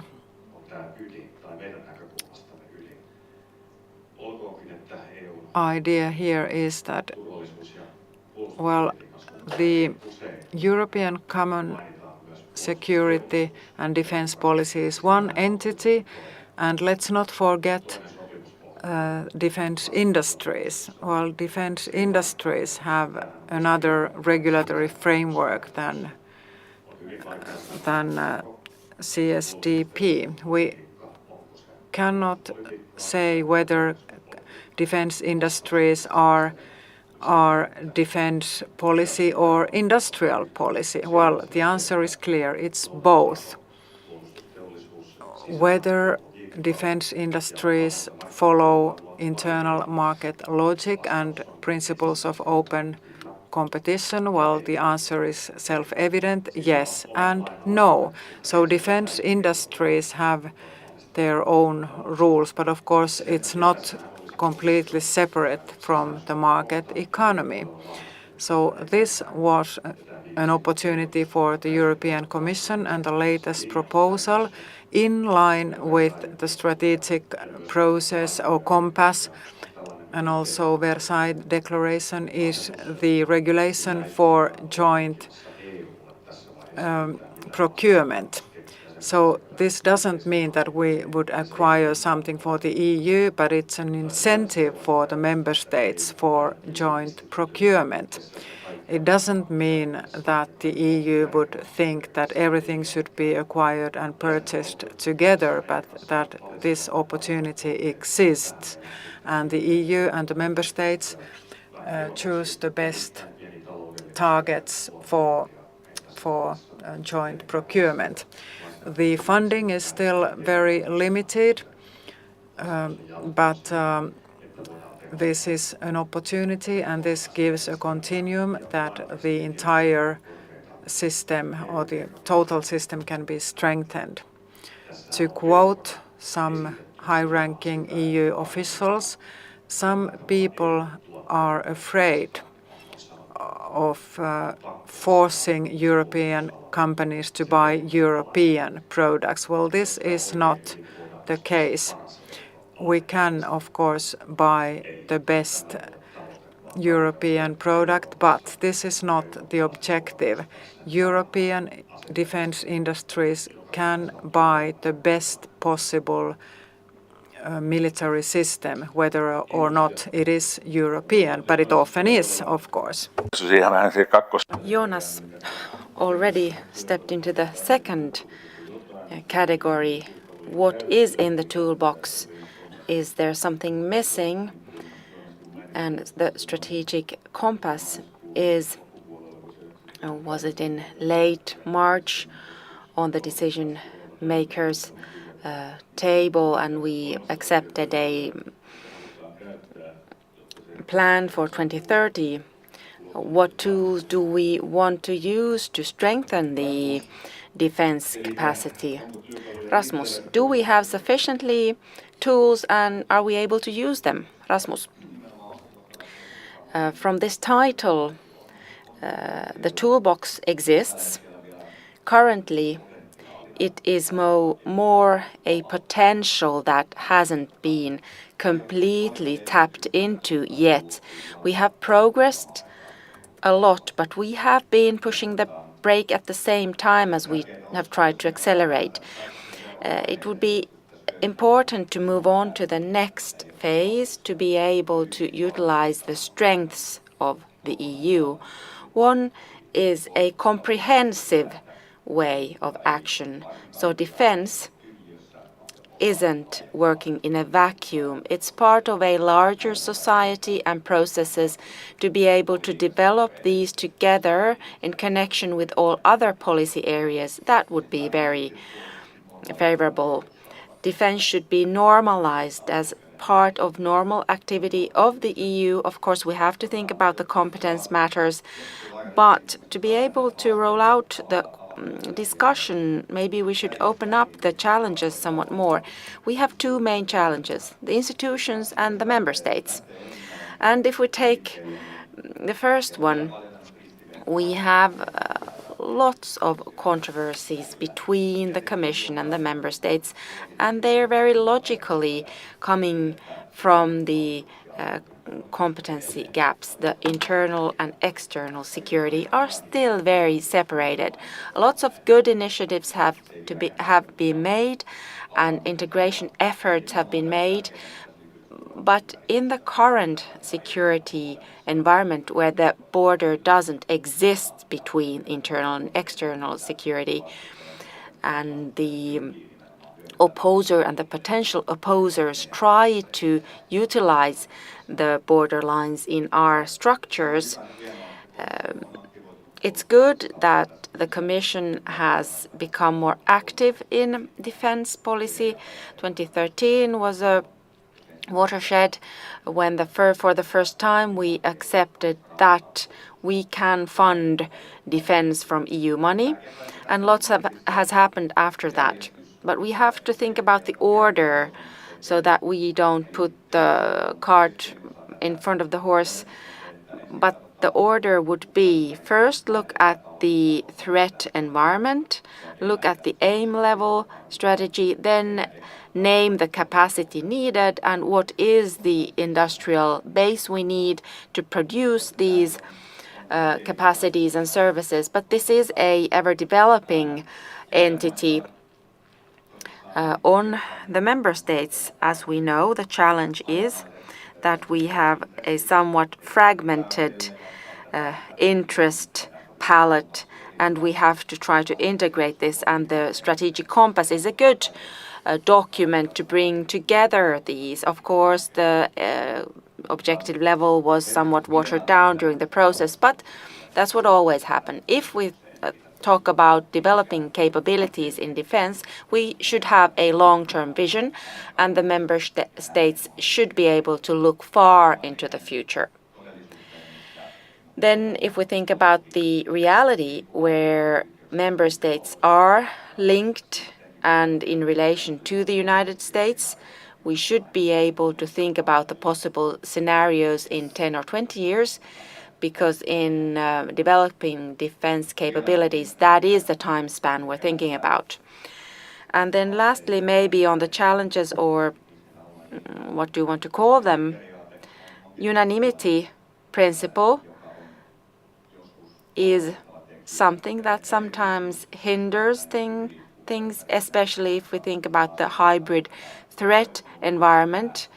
The cycle of crisis and escalation has accelerated, so we have to be able to give rapid response and then to be able to take out certain weak links out of this entity. And then we have to remember that the decision-making procedure, political will and capability, they form a complete entity. Political will can be generated and affected. The second favorite term is strategic autonomy. That's something we try to create. The capabilities that enable an easier decision-making process by providing more alternatives. To Jonas' speech, I'd have lots to say, but I'm sure that we will continue with the discussions on that. But I agree completely on his proposals. So these were my opening words. Thank you, Rasmus. Then Henna and Eero, you have the perspective from Finnish policy first of all, long political careers, and then on European level. When you look at European Union from where you started and where you are now, what does it look like from the defense point of view? Henna. I've been an MEP for 8 years now. And throughout that time, the European Commission has very actively put forward defense policy. First Juncker and von der Leyen proposals on defense, but the member states haven't been too active there. There are two main problems in these defense matters, maybe somewhat different. The first one is that the member states have a very different, deviating view on the threats, and it depends on the history and geographical position of the member states, and only one can change, and that also very slowly. So it's difficult to gain a unanimous view, but that's just changed in the past 12 months. Due partially to the strategic compass, because it aroused discussion on the common threats, and of course the Russian aggression to Ukraine made it really evident where the threats are. But traditionally, southern European countries have felt the threat more coming from Africa, and the Eastern European countries coming from Russia from the east. That's one main difference, but there are others. And in addition to the strategic view, the second problem is decision-making. All foreign policy decisions require unanimity. In international situations, EU is unable to decide quickly enough and hasn't been too powerful. But in many foreign policy questions and decisions, for example, on sanctions and civilian missions, we could move to qualified majority if member states could make this decision. The toolbox we have currently is quite good. They complement NATO, and I think that Russia's aggression to Ukraine has even clarified the division of tasks between EU defense and NATO. So EU defense, we have 3 funds we have been able to use for military industry. We have Defense Development Fund and then the Military Infrastructure Mobility Fund. And these 3 funds would be much bigger, much heavier if Juncker's proposals had gone through. But, for example, the Defense Structure Fund, the proposal was 6 billion and now it's 1 billion, and the member states understand now that they would need much more money for this fund. So the European Union is concentrating on taking care of our ports, airports and borders so that they can be utilized for military purposes and that the troops can move around and NATO can then implement this defense collectively. And we also fund the research in defense industry. We also have a great scarcity of defense instruments, and we have to modernize our machinery, for example. But these were the main points. Eero. EU's defense cooperation comes like a train, moves like a train.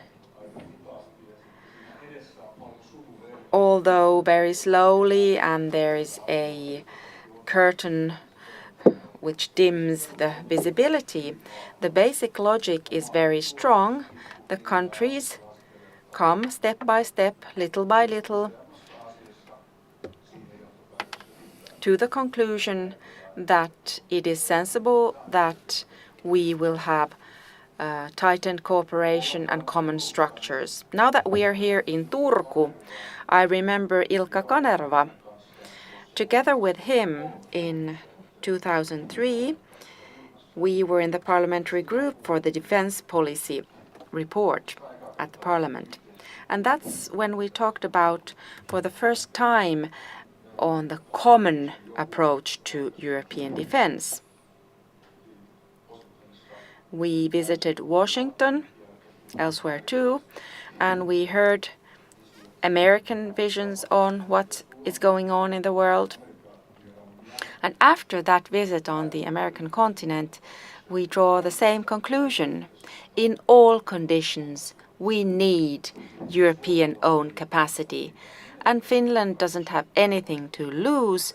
On the contrary, we have to promote it. And that's why we drafted the unanimous report. And that shows how this visionary from Turku was able to think forward in a way that was unheard of in Finland before. This is a very difficult and complex entity. The whole the title is too long. NATO is much shorter. It's much easier than EU common defense capability. So people haven't really grasped that it's a real alternative and that participating in this common defense is not away from everything or anything, and that it would reduce NATO's significance in some way. It's only natural that European nations take common decisions and take care of things together. As I said, it comes on like a train, and I've participated in decision-making in that. And I also think that the Finnish and Swedish NATO resolution actually reduces the tension about the fact that to reduce the significance of NATO in relation to EU capacity. I think that this solution has been very good. Well, this is a long title which hides acronyms and permanent military EU permanent structural cooperation in defense policy in the EU. Can you have a longer title? Well, the role of defense policy is very important because we cannot get rid of unanimity.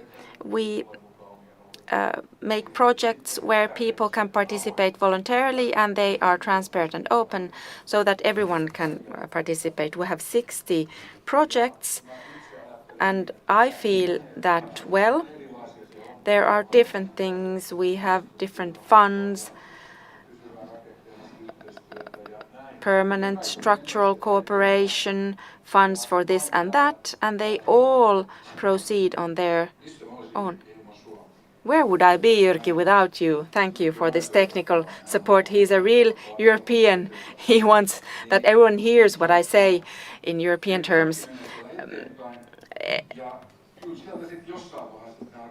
At some point, the structures will be formalized to become easier to lead and easier to understand.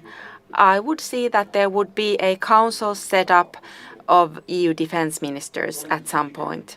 I think it will happen sooner rather than later, maybe in the next term.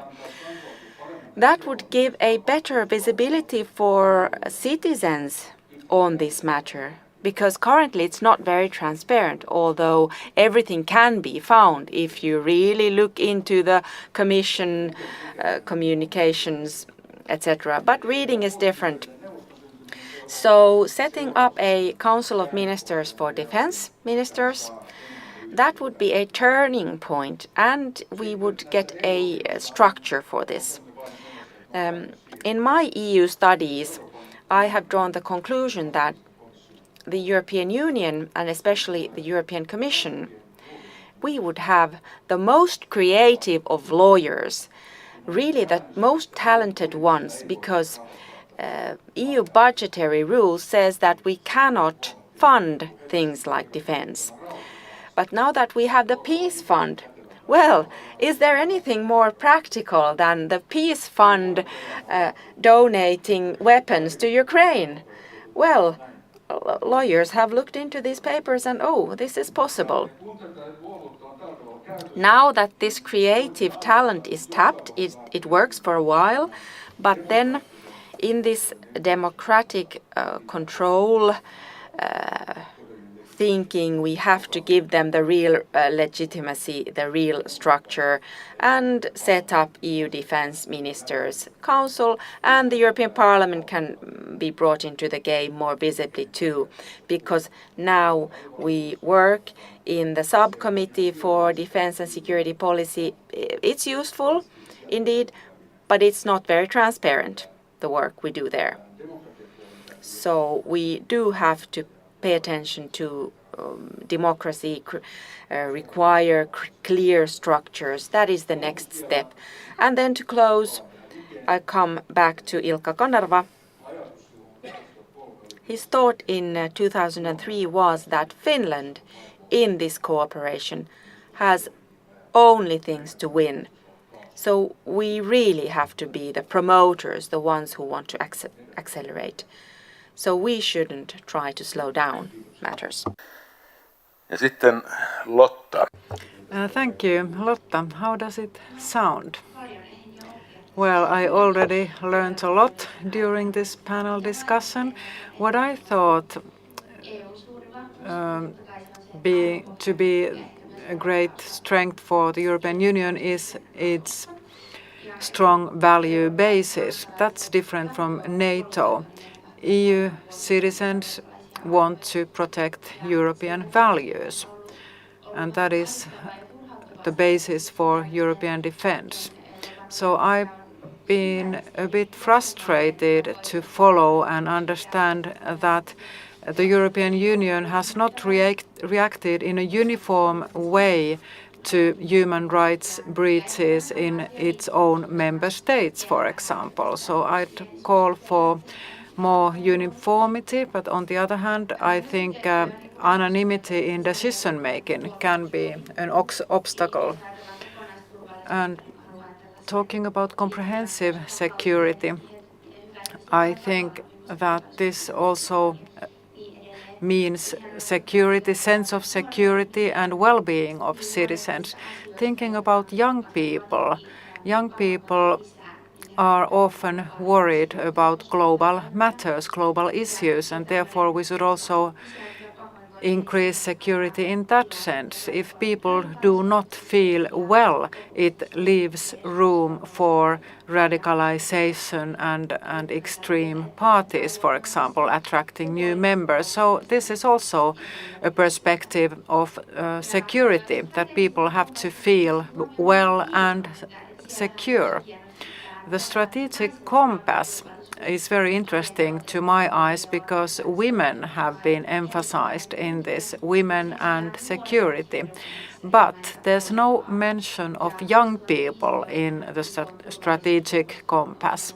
Although in 2015 the UN Security Council approved a resolution called Young People, Peace and Security, similar to Women, Peace and Security. And for the first time in the history of UN Security Council, the role of young people as active citizens was recognized. Young people are not only troublemakers, but also important contributors to securing peace and solving conflicts. So I'd like to emphasize these aspects in this discussion of defense policy, and I'm really looking forward to Jutta Urpilainen's task of young action plan, how to promote young people's participation in EU's foreign policy. So that is a step to right direction. Young people are seen as active citizens and major contributors to security policy. Of course, this still has a lot of challenges. Free movement is one problem, not only within EU, but visa issues, for example, often complicate young people's cooperation between EU and third countries. And also cooperation between universities is very important, and it's a pity that now there's no cooperation between European and Russian universities anymore. Of course, I understand the reason, but still it's a pity. I was born in 2000, and Vladimir Putin has always been Russia's president in my lifetime, and I'd like to point out that many Russian students have their first and maybe only opportunity to go abroad while studying, and therefore we should carefully think what are the long-term consequences if we break all ties towards Russia and Russian citizens. It may have negative consequences. Well, thank you very much. 35 minutes for the first round of discussion, and we don't have time anymore for the second round. Well, never mind. I exchanged a few words with our panelists before this discussion, and we decided that we'll take a few questions from the audience. Now that you have listened to each other, of course, you can comment each other's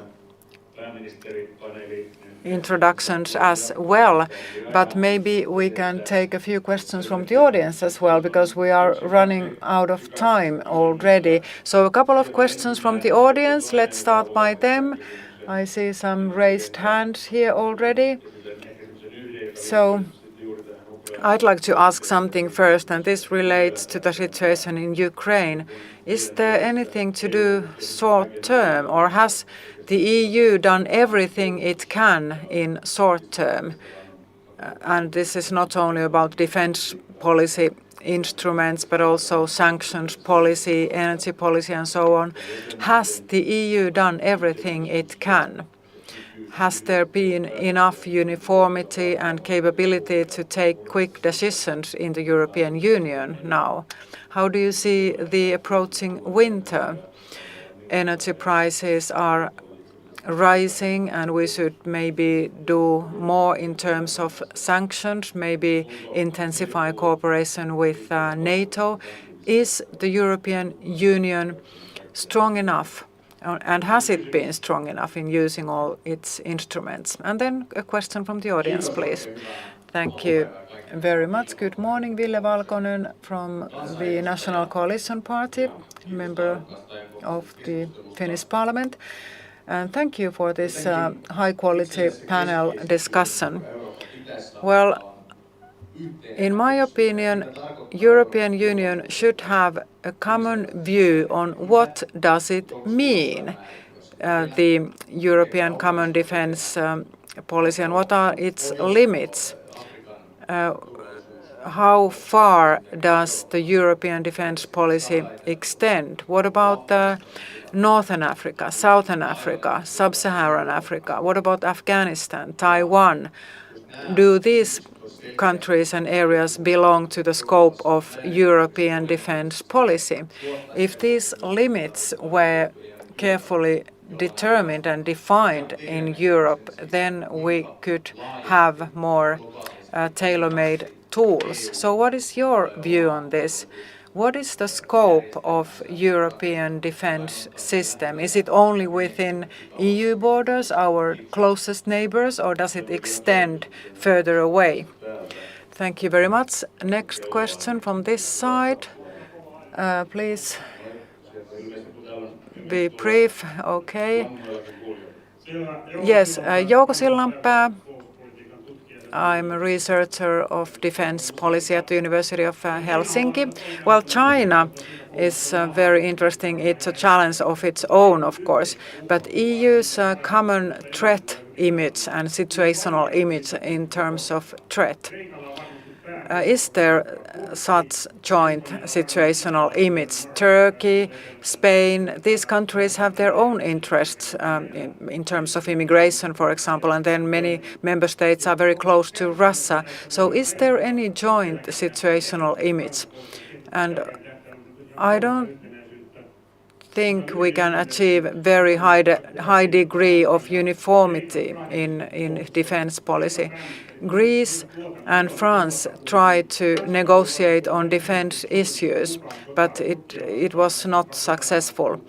And so it's very difficult to define a uniform defense policy because countries' interests are so different.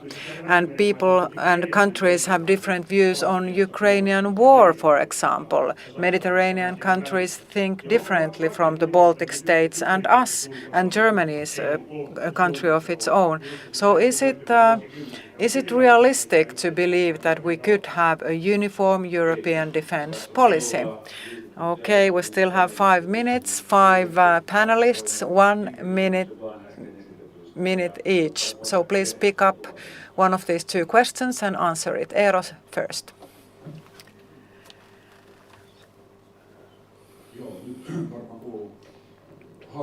Well, very good questions. I only answer one of them. So what is the direction of our defense cooperation, the priority direction? As the Commission said, it is a geopolitical commission. Of course, this implies that the scope is bigger, Asia, Africa, Middle East including. But now reality has proven that we have to turn our eyes to the east. And of course, we have to focus on our eastern neighbors. Of course, the other countries are still important, but in near future, we have to focus on east. And of course, it's a puzzle, and member countries have their own interests, but the basic nature of the EU does not change. We learn a lot all the time, and there are drawbacks, and we struggle sometimes, but then we always draw conclusions and learn something. I continue on the same theme, and of course I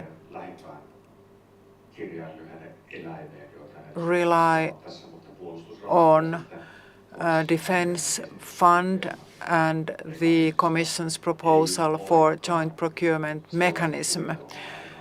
Of course, this implies already that the Commission thinks that we don't share similar threats and visions in terms of national security in the European Union. Member states have their own interests, and our instruments provide possibilities for regional solutions based on member states' own strategic starting points. But we have to remember that the same solution can serve different needs. So this implies to applies to the defense fund and also the joint procurement mechanisms. And then there are a few areas where we do have a common view in Europe. For example, data economy is one, space, cyber.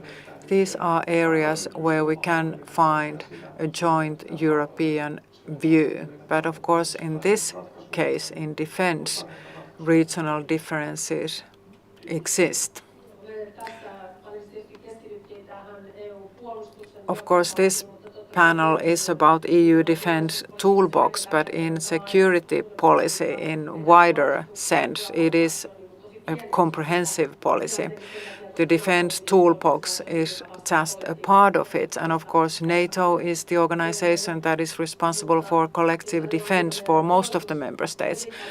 And looking at our defense policy, it has included many aspects, peace keeping, for example, outside the EU, in Africa, for example. It's about external border control, it's about combating terrorism. And now that we heard that in terms of the Ukrainian war, EU actions have been very coordinated, not only military assistance, but also humanitarian assistance, and temporary protection was quickly granted to Ukrainians. Energy cooperation, Moldovan and Ukrainian electricity grids were connected to European networks almost overnight. And then food aid, of course, sanctions packages. The EU has many tools at hand to act quickly, but I must say that I was surprised as well. The EU reacted very quickly, and when things go bad, we have the possibilities to act very quickly, as we have seen. But now, of course, in energy sanctions, the situation is different. We haven't been as successful in these. The energy sanctions, for example, there are long transition periods, and it hasn't been that successful, unfortunately. Well, the European Union has a common threat analysis. It is a classified document, and it is difficult to list it as single priorities. Of course, there are geographical segments, and then there are different types of threats, hybrid threats, internal polarization and radicalization, and so on. And in Ukrainian case, the European Union has been very active. It has done a lot, established training missions and so on. And then looking at the language, for example, what we use in the strategic compass, it's very strong, and we have to bear the consequences as well. The EU has now declared that it is a strong geopolitical actor. Of course, it gives us more pressure. We have to be able to defend ourselves as well, sorry. And Lotta. Well, Ville's question drew my attention. As we've heard, many challenges are global nowadays. Everything has an influence on everything, and that already gives the EU a strong motivation to defend its values whenever possible. Thank you very much. This was a very challenging topic, highly interesting as well, and I guess we could have discussed this for hours to come. But, well, we were warned that we have to empty this room now because the Prime Minister is arriving in 14 minutes. The next debate will start, so I'd like to thank our panelists, thank the audience, and unfortunately I have to tell you that you have to leave the room now and then come back, provided that you're signed up, and the doorman will check your permission to enter this room. Then, okay, thank you very much.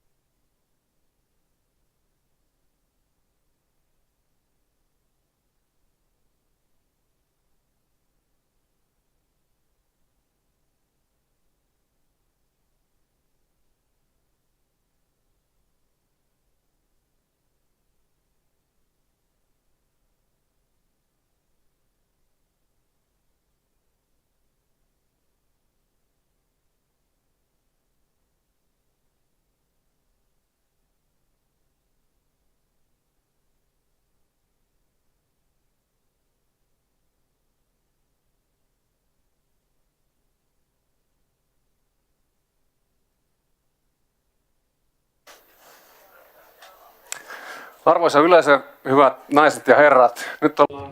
Ladies and gentlemen, dear Europe Forum participants, now we have reached the point at the European Forum 2022 where we start the EU political prime ministers debate.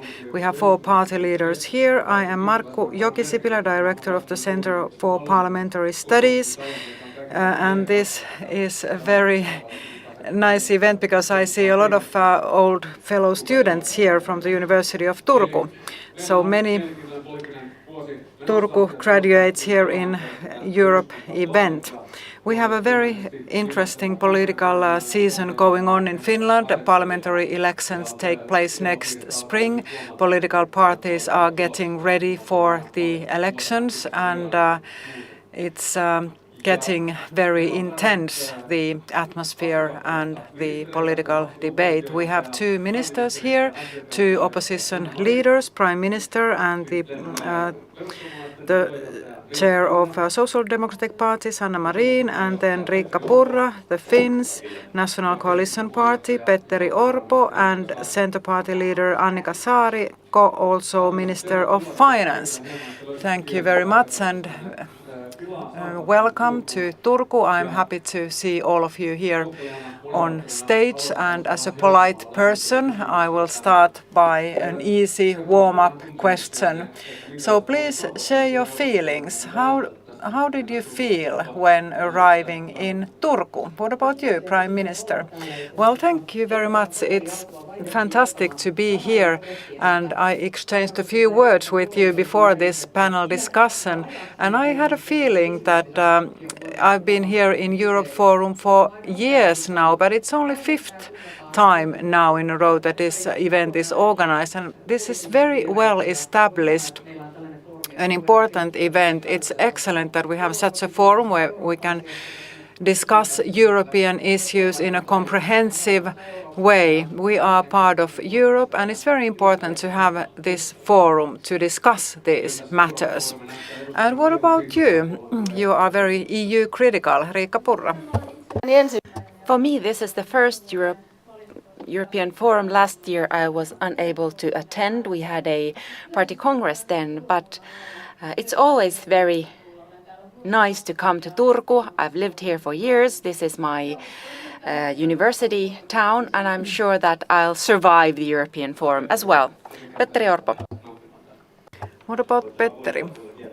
Yes, it's fantastic to work in one's own city. I come from Turku, and it's great to be here, and many people said yesterday that this has become a very important, a real event, a genuine event for EU political discussion, excellent discussions, actual teams, and this fits very well to Turku. We are a historical city. We've always been part of Europe already during Hansa times. Kyllä, koto. Yes, I'm in my hometown, and it's really great to be here. And I can agree with the colleagues that it's very good that in the Finnish discussion arena we will also make space for the European discussion. We are living very turbulent times, and I think that this is a good space for us to discuss, and this is a good way to finalize the great Turku summer. We have had many events. We have an opening after the corona times. Thank you for everyone for these warm words. They do warm the hearts of the organizers as well.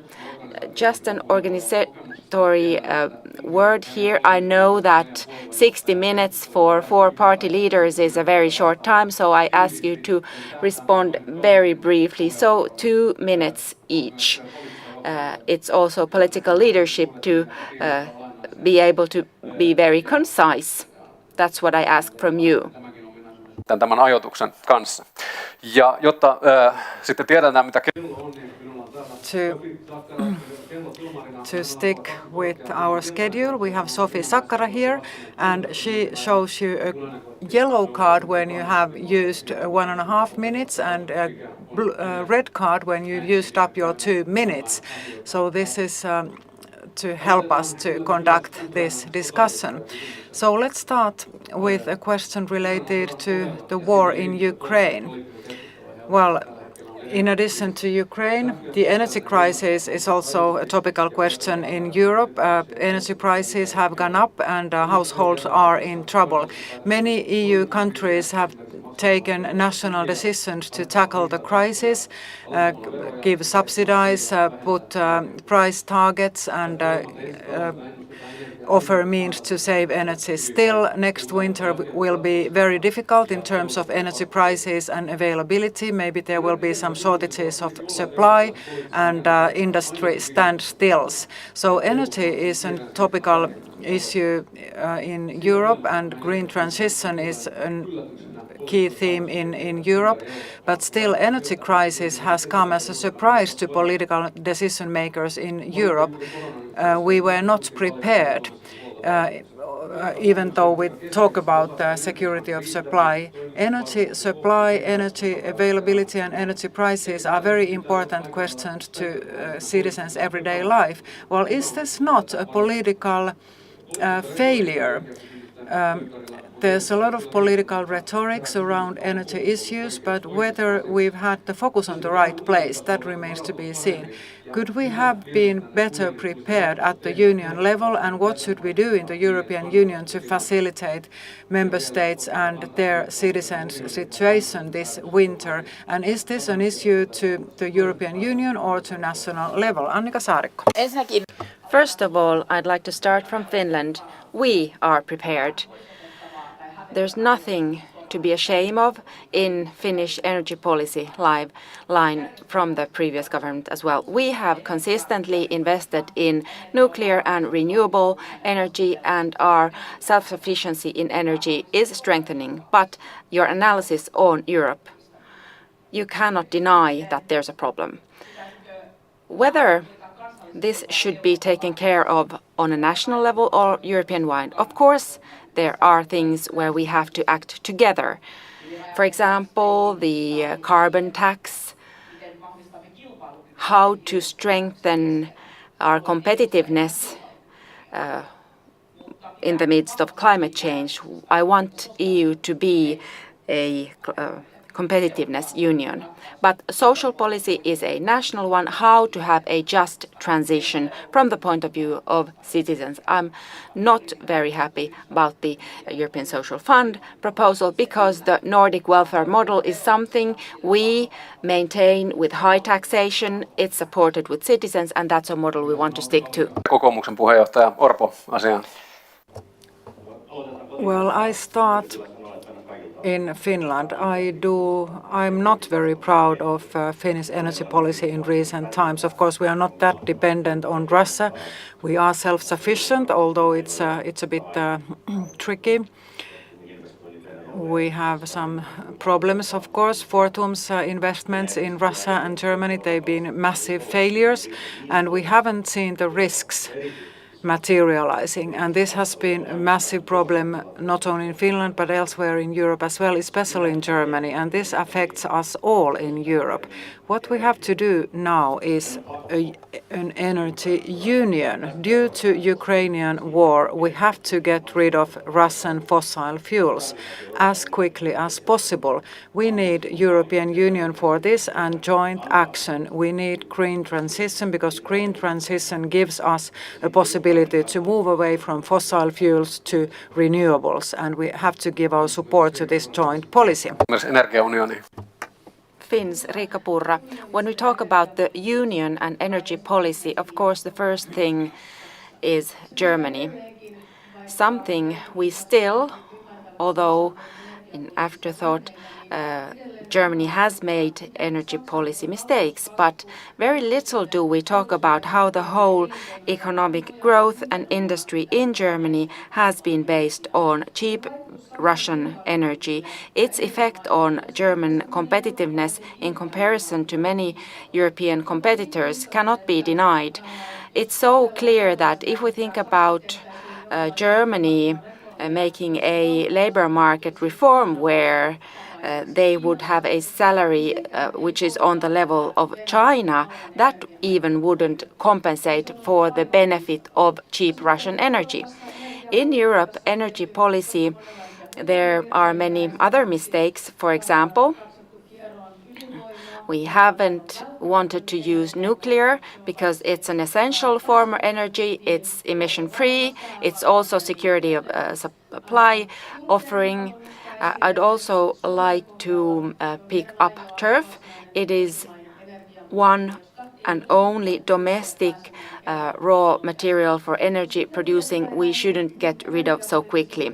Energy policy subsidies then, we in the European Union, almost all member states have made use of subsidies. In Germany 3 times, in Finland 5 times, and for Finland we still wait for these from the government, and it's very clear that we have to have these subsidies. Marina. Mielestäni on iso virhe se, että I think it's a big mistake that we haven't had enough cooperation in Europe in terms of energy. We have examples, for example, of some countries with their own policy prevented European connections being built. Talking about interconnectedness and energy transfer networks. We don't have a common European energy network yet. We don't have a European energy grid or transfer network. National interests have been prioritized, and we have relied on Russian energy, and now we are in this trouble together. It is visible in everyday life, high energy prices, high prices, everything is expensive now. This has been a massive mistake. What we need now is a joint European policy, European investments in renewables, investments in electricity storage, transfer networks, and so on. We need to build a joint sustainable energy system to build our crisis resilience. This has not come as a surprise. I have presented the idea of European strategic autonomy in many European contexts. We cannot be dependent on authoritarian states as Russia. Energy, food, clean water, defense materials, these are elements that we should have enough self-sufficiency in Europe. We have to have our own capabilities. We cannot be dependent on countries like China. Let's not repeat the mistakes of the past. In addition to these questions, I have more tailor-made questions to each of you. I'll take the first one here, and this goes to Finns Riikka Purra. The Finns party is openly EU critical. In 2019 European Parliament campaign that you want to take Finland out of the EU. In a poll in May, only 15% is against EU membership. In 2018, your party political program, you still claim that you should go away from EU. Should you maybe reassess this position, especially if you want to be part of the government where all the other parties are EU positive? I promise that the Finns will continue on their EU critical line. If we think about the Union, which has shown in the past months the ability for unity and strong actions in relation to Russia and to help Ukraine, we have to remember that from the Union we get lots of legislation and projects which are not in the interest of Finland. The European Union always wants to have competence in sectors that do not belong in their sphere. It should be a common market and concentrate on issues for which it has been set up originally. At the same time, there is the opening of the treaties, increasing qualified majority decision making, and the continuous economic burden on Finland. Solidarity, common debt, transfer union, these are not in the interest of Finland. Of course, I hope that Finnish citizens would understand this. Maybe it would help if in this society, in the media, we would discuss more these matters. But as this spring we saw, also the NATO membership, the opinion of Finns started changing very quickly, and I wouldn't see that it would be impossible for EU. Puheenvuoro, onnistuuko kolmessa? Annika Saariko in 30 seconds. Well, I give praise to Riikka Purra and Finns. You have been forced to change your opinion in all main political matters. You were against immigration and now you welcome Ukrainians. You told that green transition is nonsense, but now green transition is for you a blue and white transition. And now in the midst of war, European unity is suddenly a good thing. Well, I appreciate this. You are able to change your opinion. Very good. Puheenjohtajana muokkaan tässä sääntöjä. As a chairman, I changed the rules very quickly, so everybody gets one comment now. So Riikka Purra, 15 seconds. I understand that the Centre Party has to have this line. If I correct each of these arguments, the humanitarian immigration, we have a line on that, and we say that neighborhood help is okay. We are a neighborhood for Ukraine, and it's Europe we're talking about. On EU policy, our line has not changed. On the blue and white transition, if you heard what it meant, you cannot mix it to this greening and climate ambition. The European Union has been praised for quick action after Russia's attack. Now, of course, sanctions and everything are much tougher than in 2014. However, EU should not rest on its laurels. War is still waging in Ukraine, and we don't know how long it lasts. There are a few things that raise questions whether the Russian policy of the European Union is as tough as it should be, and how well the sanctions work. European muscles are weakened because Europe is so dependent on Russian gas and oil. Europe buys some 40% of the gas it uses from Russia and 25% of its oil. And now 86 million euros have been used every day to buy oil and gas. So during this war, Europe has paid 465 million euro to Russia for oil and gas. This is equivalent to millions of warfare costs, and we need at least 435 billion euro additional investment to cut energy ties to Russia. This is a massive amount of money, but many experts think it's still too little. We have to act on different levels now. So what do you think? What do you think of the fact that we pay so much every day to Russia for energy? And how realistic do you think Repower Europe is? Do you think it's possible to get rid of Russian energy by 2030? Petteri Orpo first. Thank you. First of all, Russian brutal aggression towards Ukraine is completely wrong. We can only condemn it as European countries, as Western countries. We have to stop Putin.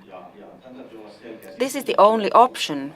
That is why we have to continue helping, both in military terms, stronger weapons to Ukraine. We cannot become tired. War is going on. The sanctions have to be very tight, even tighter each time. And then the third question is energy. We have to free ourselves of Russian energy. We don't have alternatives. If we flex in, we accept what Putin is doing in Ukraine. We condemn it. Ukrainians are fighting our war on behalf of us as well. This means that next winter will be very difficult, But as we know that there is a great scarcity of energy, we have to find new solutions. Businesses function, innovations come up, investments happen. The speed is great at the moment, and I'm sure that we are able to do it in Europe, in Finland, but we don't have any alternatives. We have to get rid of Russian fossil fuels. We have to be able to prohibit Putin from funding wars. Saarikko. Putinin strategia on... Well, Putin's strategy is excellent. It's very powerful and efficient. You can seed hate and aggression in many ways. And brutal war in Ukraine is, of course, horrible, but energy is another weapon. We've talked about Norway, and they use hydropower, and they are discussing whether they have enough energy to be exported. And that is a very good way to break our cooperation networks in Europe, what Putin is now doing. Therefore, we have to be more determined and more united than ever. This will not be easy, and we have to give up something, I believe. Citizens suffer from high prices, and this affects us all. President Macron said that we don't have that much money at our disposal anymore. We have to give up something. We cannot maintain the European way of consumption as we've seen it. Putin's strategy is to break Europe, and he's been successful in it. So national interests are rising all over in Europe, and it's important to recognize this. We have to keep our objectives in mind. A couple of points of view. It's clear that we are late in energy transition because of the current situation. Europe is in war. We have strong links to Russian energy. This is a big problem. The German energy system being linked to Russian energy, not only households but industry as well. It's a big problem, but we are late in the energy transition because we have another global challenge, a loss of biodiversity, climate change. With this rate of consumption, we should have done these changes already earlier. Finland has been pioneer in many senses, but we have to do more together at the latest now. Another thing I think is, would this war have been preventable? We have to be very genuine in this. If we had reacted to the occupation of Crimea, we have been able to prevent the war? We have to dare to dig into them, discuss them, and find solutions, and look also into the future to not to create links to other authoritarian countries. Links we have now with Russia. We need more European Union, a stronger union. We have to be stronger together. We have to set tighter sanctions to Russia. If Western countries seem weak, that is noticed in the world. We have to be strong, daring, defend democratic values, and it's essential that Ukraine wins the war. They have to define on what terms peace will be agreed on. We have to support them with all means we can. Purra. Well, the moderator gave us some figures, and of course they are alarming. Ukraine needs 50 billion euros a month to continue this war. And as far as we know now, the war is expected to continue over winter. Talking about sanctions, they are much more efficient now than before. There are some weak points as well, but thinking about 2014, when Germany had difficulties joining the sanctions policy, when German cars were exported to Russia, when Finnish cheese was not. Now the situation is different. Sanctions are very tough and they work. And Germany has run into trouble. Government parties have asked whether we could reopen Nord Stream and could buy gas from Russia. I don't accept this, but it is realistic. Germany is heading towards recession, and citizens are in trouble in many places in Europe, how to heat their homes this winter. So these are big questions. So it is understandable that countries take their own decisions. When we think of what union should do and what member states should do, we have to accept the realities. It's not always an ideal situation. What Germany does in this situation, it can lead to Europe's breakup. Okay, well, let's be balanced and let's give another personal question to opposition parties.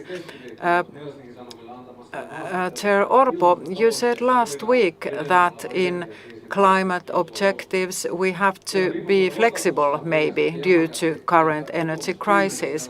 In October, however, you said that you are not going to go to a government that will weaken its proposals in terms of climate change. You have promoted an economically and environmentally sustainable economy. How is it now? Are you willing to give up environmental aspects in order to reach economic growth? If you were the next prime minister, would you still emphasize climate change as much as the present government? You have filtered the message of my interview, it seems. Of course, the first word of the government program would be sustainable growth. Sustainable includes economically, socially, and ecologically constructing Finland. And what I said in the interview in Helsingin Sanomat is that now that we see the energy crisis looming next winter, in the short term, talking about 1 to 2 years, we have to take care that Finnish households have heating and electricity. We need realism. We need all forms of fuel to have heat and electricity. And also, if we would flex in for certain objectives in climate change, we do have to keep them up because we know that it is reality and what is happening, we have to do something about it. But now that we have to part from Russian fossil, this is a great opportunity to achieve climate objectives.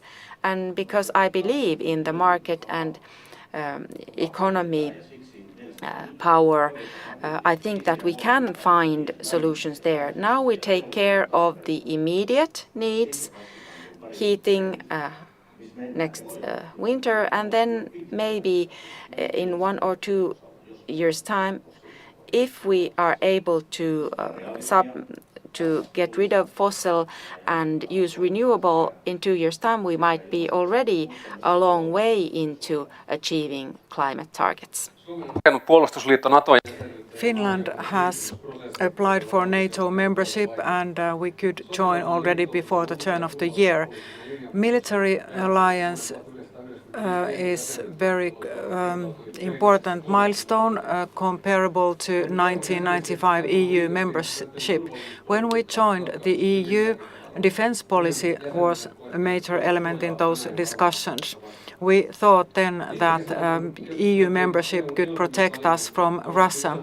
Last spring, when we talked about RRF, you said, many of you said, that EU membership is a choice of security. Security is important.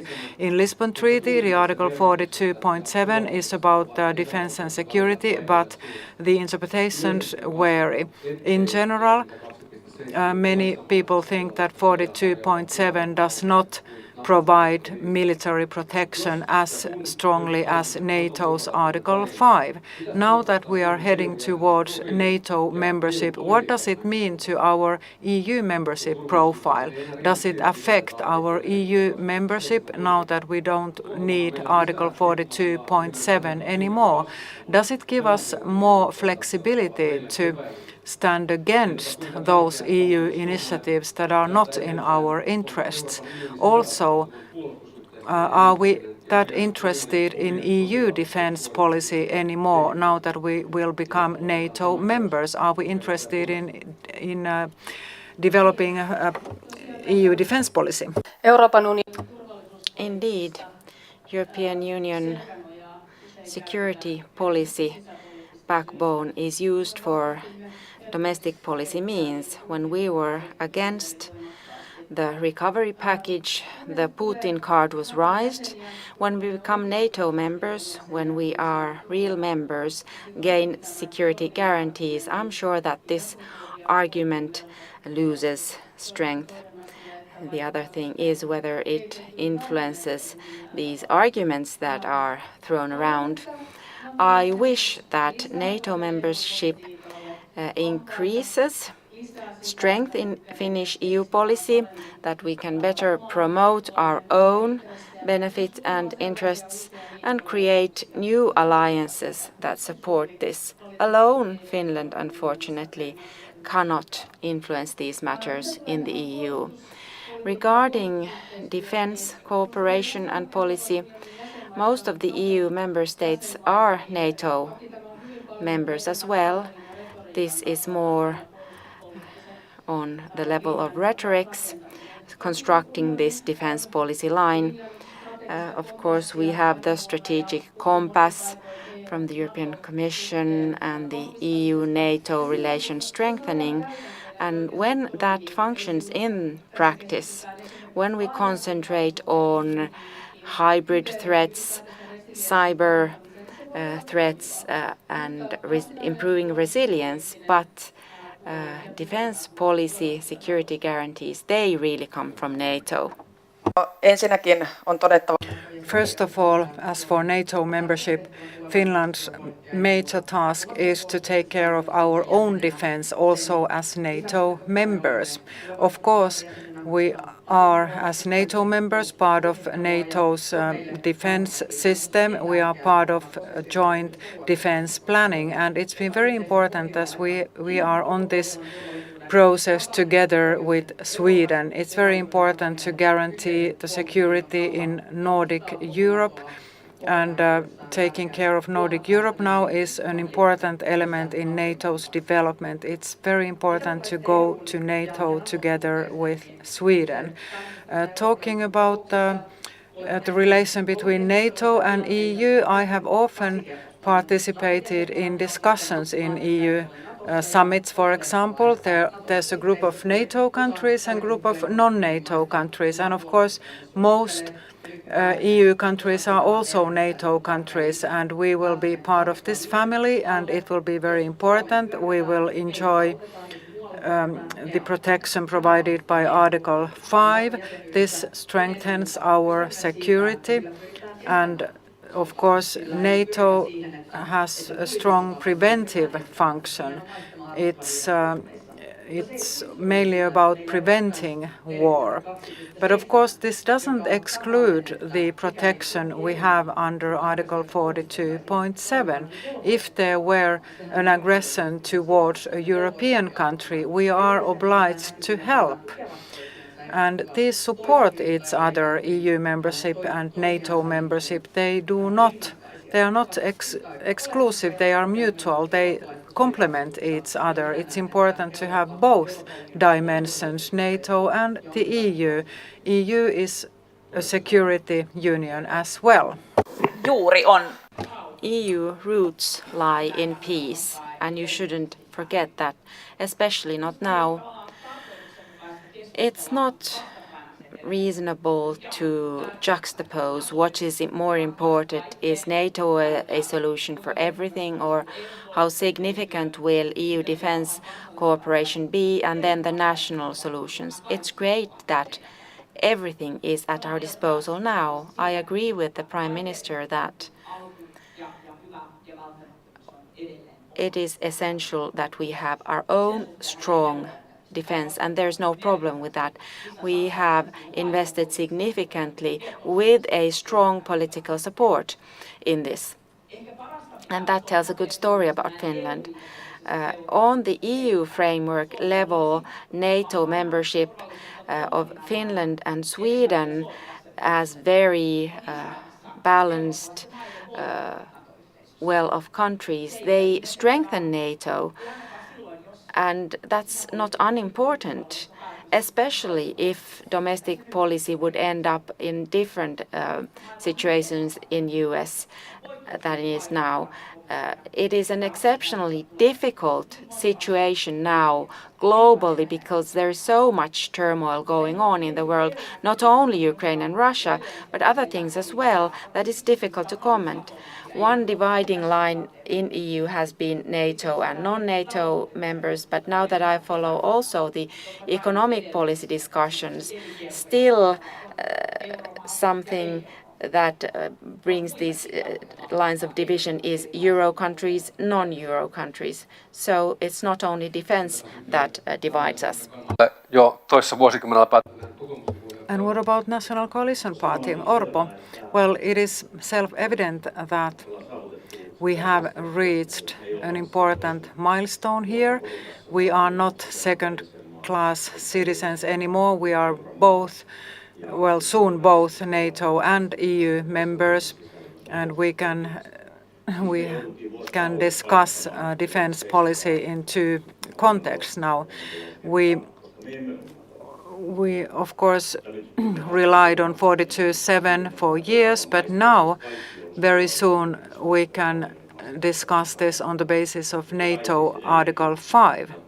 Most EU countries are NATO countries as well.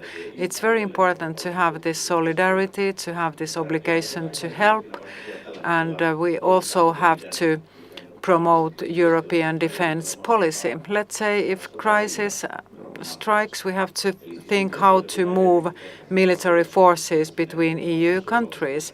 Of course, we still do EU defense policy, but now NATO membership provides an additional cover. And we are building a stronger European Union by this. And the situation looks good to me. And we should promote the idea of slowly maybe combining NATO and EU tasks. Voin käyttää kommenttipuheenvuoron. Yes, I'd like to comment here to complement. It's also important that on EU level we cooperate more largely in defense policy, also in manufacturing military equipment. As a NATO country, we will cooperate with the US. We have fighters purchased from the US, and it's important that EU countries tighten cooperation in military equipment manufacturing. We cannot only rely on the US, we have to have EU capability as well. For example, fighters or other heavy equipment manufacturing. This is part of the European strategic autonomy, and defense material manufacturing is part of it. We have strong know-how, we have a strong defense force, as Minister Saarikko said, but Sweden also, they have strong military industry, and that strengthens NATO. Together we strengthen NATO, we bring more security into NATO because Finland has had a consistent line in defense policy. One more question. Prime Minister Marin, I give you a personal question. You are the most famous Finn at the moment. You have represented our country in EU summits. You have met heads of state and government of all European countries. So what is the thing that you're most proud of? What is your greatest success in the EU and what is your greatest failure in the EU, in your opinion? And how would you advise the future Prime Minister in terms of EU policy? It's painful to look at one's successes. It's easier as a Finn to say something about the failures, but I've tried to pick up important questions systematically to discussion what affect the future. Yesterday in Hämeenlinna and at the marketplace in Lahti, I discussed this European strategic autonomy. This is strengthening Europe, strengthening Europe's countries. This is a theme that I systematically have picked up at European Council level, here in Finland, and in all encounters with citizens. This is a critical question for our future. We want to wake up. The world is not always beautiful. It's not always good. We have different forces in the world. And now there is a battle of values going on in the world. We have authoritarian countries which bring about such policies that are harmful, turn the clock backwards. And as democracies, we have to stand up for our values and be stronger. This is a discussion I have kept up, and I will do so in the future because it is critically important for us all. And here, as I previously stated, the technological dimension. Our societies will be completely digitalized in the future. And now we are already strongly digitalized and more so in the future. If we don't point attention to this matter and its dimensions related to defense policy, such as, for example, in Germany, they have in their networks lots of Chinese technology. We will be in dire straits in the future. This has a foreign and defense policy dimension, this technology, and we should look at our failures and then move forward. Haluaisin käyttää repliikkioptiota. Party Leader Orpo. Yes, well, this is a very important thing. We are going through a massive transformation, and we cannot react by turning inwards. We need more Europe. We need more Europe and stronger Europe. Globalization is going through a transformation. Value chains are broken, and liberal democracy is not the only option in the world anymore. There is a battle of values. Social market economy is a thing for the minority nowadays. We need more Europe, more cooperation, more transatlantic cooperation so that we can efficiently defend our values. Europe has to have strong, determined leadership now as to how to make Europe stronger, how to create defense union, how to create energy union, how to put Europe back on the growth track to keep up with China and the US. Europe has to be the fourth corner in the global system. We have to be listened to, we have to participate actively. This is a key question in Finland as well. What kind of Europe policy do we want? What is the EU politics we want to drive? Puheenjohtaja Purra pyysi repliikkiä. Purra wanted to take the floor, but she has used her opportunity for response. But we'll keep this in mind, and I'm sure that you can use your reply at another occasion. Next, we are heading towards the next parliamentary elections, and your campaigns are finalized. I'd like you to open your campaign on title level on EU policies. What are the three most important EU policy objectives in your party campaigns when you publish these at the year end? What are the three main points? Let's start from Marina. toisin kuin tässä moderaattori. Unlike the moderator said, we do not finalize our election programs. Our working groups are working at this very moment, trying to figure out how the future looks like. We look very well into the future over the next elections. We want to see how Finland develops in the next 10-15 years in Europe and globally. Many questions are so complex nowadays that they are not solvable in a couple of years. So this is just my perspective. Our party program is much more long term. We have finalized our Europe programs before, but if I list 3 key themes for Europe in the future, they are: 1, energy transition, climate change mitigation. This is in the core of EU politics. We need a lot of cooperation in this. The EU has done a good work here and systematically. For example, Fit for 55 is very good, Repower EU, very consistent policy in terms of climate change mitigation. Second, values. We have to have strong European values that we all share, values and principles. These values have been questioned in recent years. This is something I deplore. We have to discuss what are our key values. We have to have shared values. We cannot let some member states behaving badly against their own citizens, thinking about Hungary and Poland here. 3, geopolitical transformation. What is Europe's stance here? What is Europe's position in the world? We are a strong economy. We have to take advantage of that. We have to remain strong, cooperative, strengthen democracies all over the world, and have very wide cooperation. And Africa is one of the key continents in the next years, and Commissioner Urpilainen has done a very good job here. Question on EU policy and parliamentary elections. The recovery package, 130 members of parliament supported it.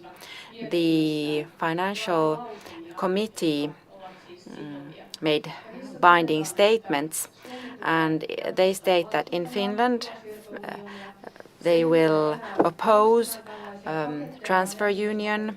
Such packages will not be approved. The recovery package is a one-off package. Then thirdly, bringing back the no bailout clause, Finland will not accept these transnational taxes and takes care of the Finnish taxation rate being moderate. And the Finns cannot participate in a government which breaks these principles. We don't want to promote a confederation, no transitions, and I would have hoped that we would have looked more into economy in this panel because it's a very significant matter. For example, behind the climate policy, the Union enters into areas which don't belong into their competence, and these open up these questions, and there are transfers happening there. For example, the ECB debt purchasing program, they will purchase bonds from crisis countries and not so much from other countries. The interest rates go skyrocket here and they decrease in poorer countries, and nothing has been discussed about this in Finland. So there are significant matters, and I would hope that EU policy discussions would look into these too. Ensin pakko kysyä puheenjohtaja Purralta. Thank you. First, I have to ask Chair Purra, what if we hadn't accepted the RRF, what would have happened to our NATO membership? Well, ask your party members who opposed European programs. Well, we do not want to shake Finland's position in the European Union, and now we see it in this NATO membership process. It is very important to stay united, and we have done a lot of EU political work in our party, and now finally we can write what we want in terms of defense and security. Security is our key in the next election term. NATO is very important here. So NATO, energy union, energy transition, getting rid of fossil fuels and mitigating climate change, and thirdly, economy. We have to make European economies grow. Economic growth means well-being, prosperity, and jobs. It's very important to have strong economy in Europe. And then about economy and mutual guarantees. Of course, we have joint action and joint responsibility already through European Central Bank. And we have to have a thorough discussion on how to develop European economies to make the European economy fair and just. So this is a key question here. We should define our national stance here. What is our view on the European economy? And then put forward this idea in the European Union. Right things have been picked up here. We are committed to European Western value base. Concretizing on issues next governments have to face. Something we may not forget is the EU basic function, where we have wanted to speak forcefully on. That's regional policy and agricultural policy. That is the area by which we have been able to benefit from the Union economically. This significance is not decreasing when we look at the crisis of global food supply. We have the longest eastern border, external border of the European Union, and this is the current situation's reason. Eastern Finland, Northern Finland, that is part of our EU policy, and we shouldn't forget that. And of course, economy is very important. That is in the core of EU policy, and the risks therein and the different directions. There is controversy on this in the Euro mutualization of debt. This is discussed, but I still speak for the debt critical stance, and that we need fiscal policy measures in the future too. Then thirdly, the strategic autonomy. You could call it European competitiveness and surviving on one's own. Competitiveness that cannot be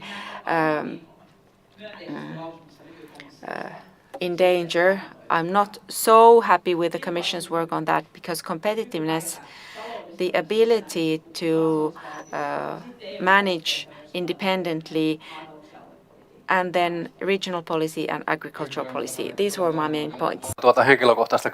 Minister Saarikko, a personal question to you. You have criticized the EU Renewable Energy Directive, where forest-based bioenergy is not classified as renewable energy.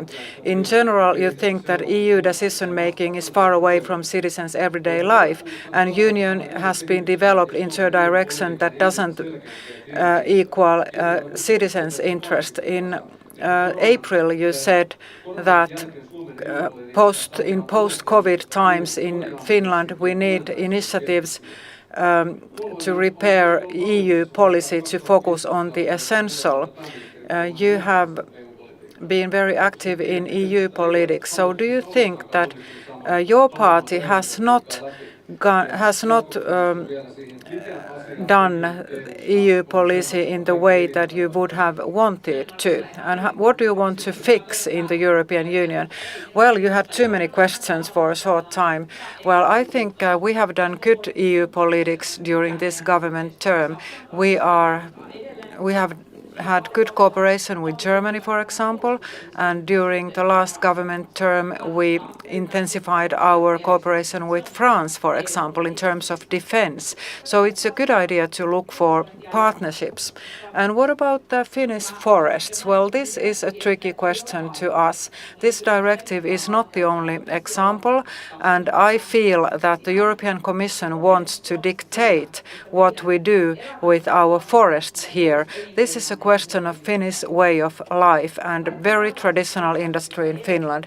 Other countries do not understand forestry, and when EU tries to dictate over Finnish forestry, it really weakens Finland and Finns' opinion towards EU. When we say that we need stronger Europe, we also need better Europe. European Union has to understand the specificities of Finnish nature and Finnish forestry. And therefore, we need also in this question, we need cooperation with other partners. So we need to team up with those member states that share our views on forestry, like Sweden.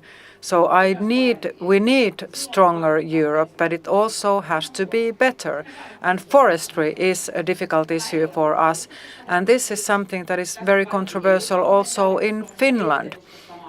The government parties have different opinions and MEPs have different opinions, but forestry is the cornerstone of Finnish economy. Let's not forget this. Well, we still have some seconds left. My last question, and I hope that you answer very briefly. So now, based on what you've heard here, on different parties' EU political views, so what is the ranking order of EU politics, thinking about forming a government? What are the top 3 parties you'd like to work with? Petteri Orpo. Well, everyone is as good. Saarikko?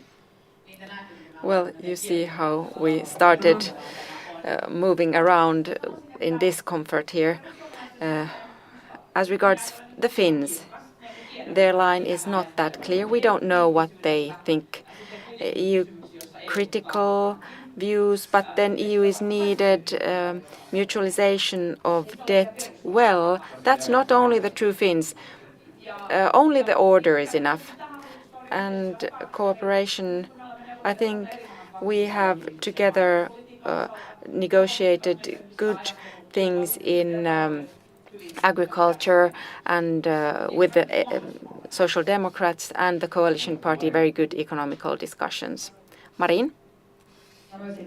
I would say that in this government's term where EU policy, as other politics, has been in exceptional times, I think that cooperation with the Centre Party, as others, has been very good. That's why I say Centre Party, and I want to continue cooperation. Our strength is that we are able to do multi-party cooperation. Different parties have different approaches, but I'm sure that with the National Coalition Party we will find common grounds. The farthest of us is the Finns party because the Social Democrats and the Finns are along different lines. So I wouldn't see that Riikka and me would have a fruitful discussion on the EU.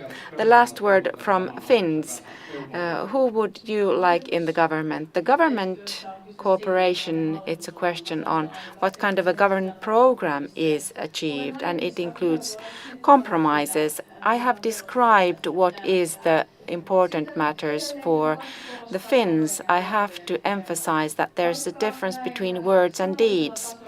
Although in words, the Centre Party EU line has many good points, emphasizing Finnish agriculture and that we have sovereign right to decide on the fate of our forests. This isn't seen in practice.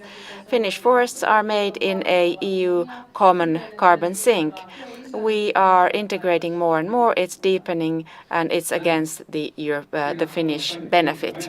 These were all questions. I'd like to thank all the party leaders that you took time to come here in Turku and for the perspectives you presented here. Thank you for good behavior as well. I don't think we saw the red card for many times.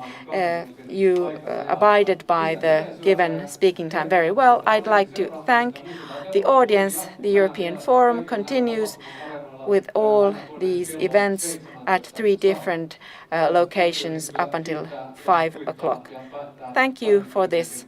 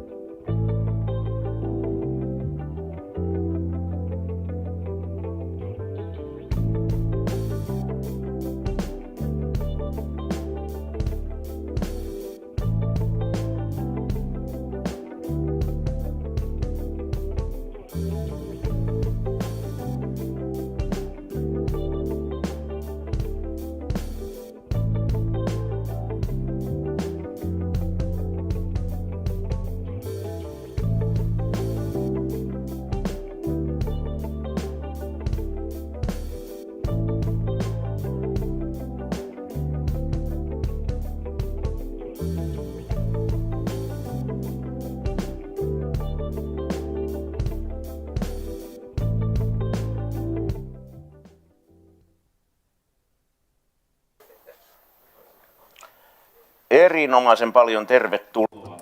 Welcome to Turku Eurooppa-forum in the aftermath of the political party presidents' discussion and looking into European development projects. We are talking about the Turku's one-hour train. On transport policy on EU level, what's coming up? I'm Vesa Suominen. I'm the moderator of this panel. And we have a prestigious panel, Alvina Alametsä, MEP from the Greens, Minister of Finance Annikka Saarikko, and party leader of the Centre Party, and Pekka Ottavainen from Turun tunnin juna. Turku one-hour train. We'll have a half hour to discuss on transport policy. Welcome. It's nice that we have a good audience as well here.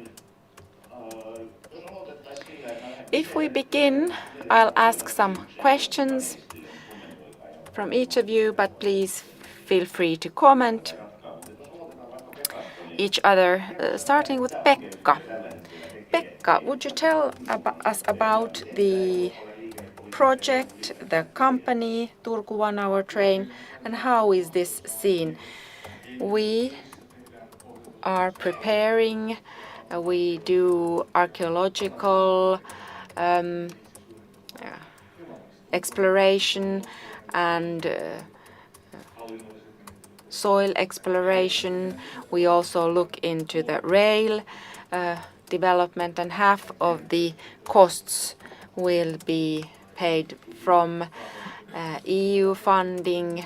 We have some 140 million from there, and EU is kept abreast on our model and project. It's a big project on Finnish scale, and we have received also EU funding for planning this.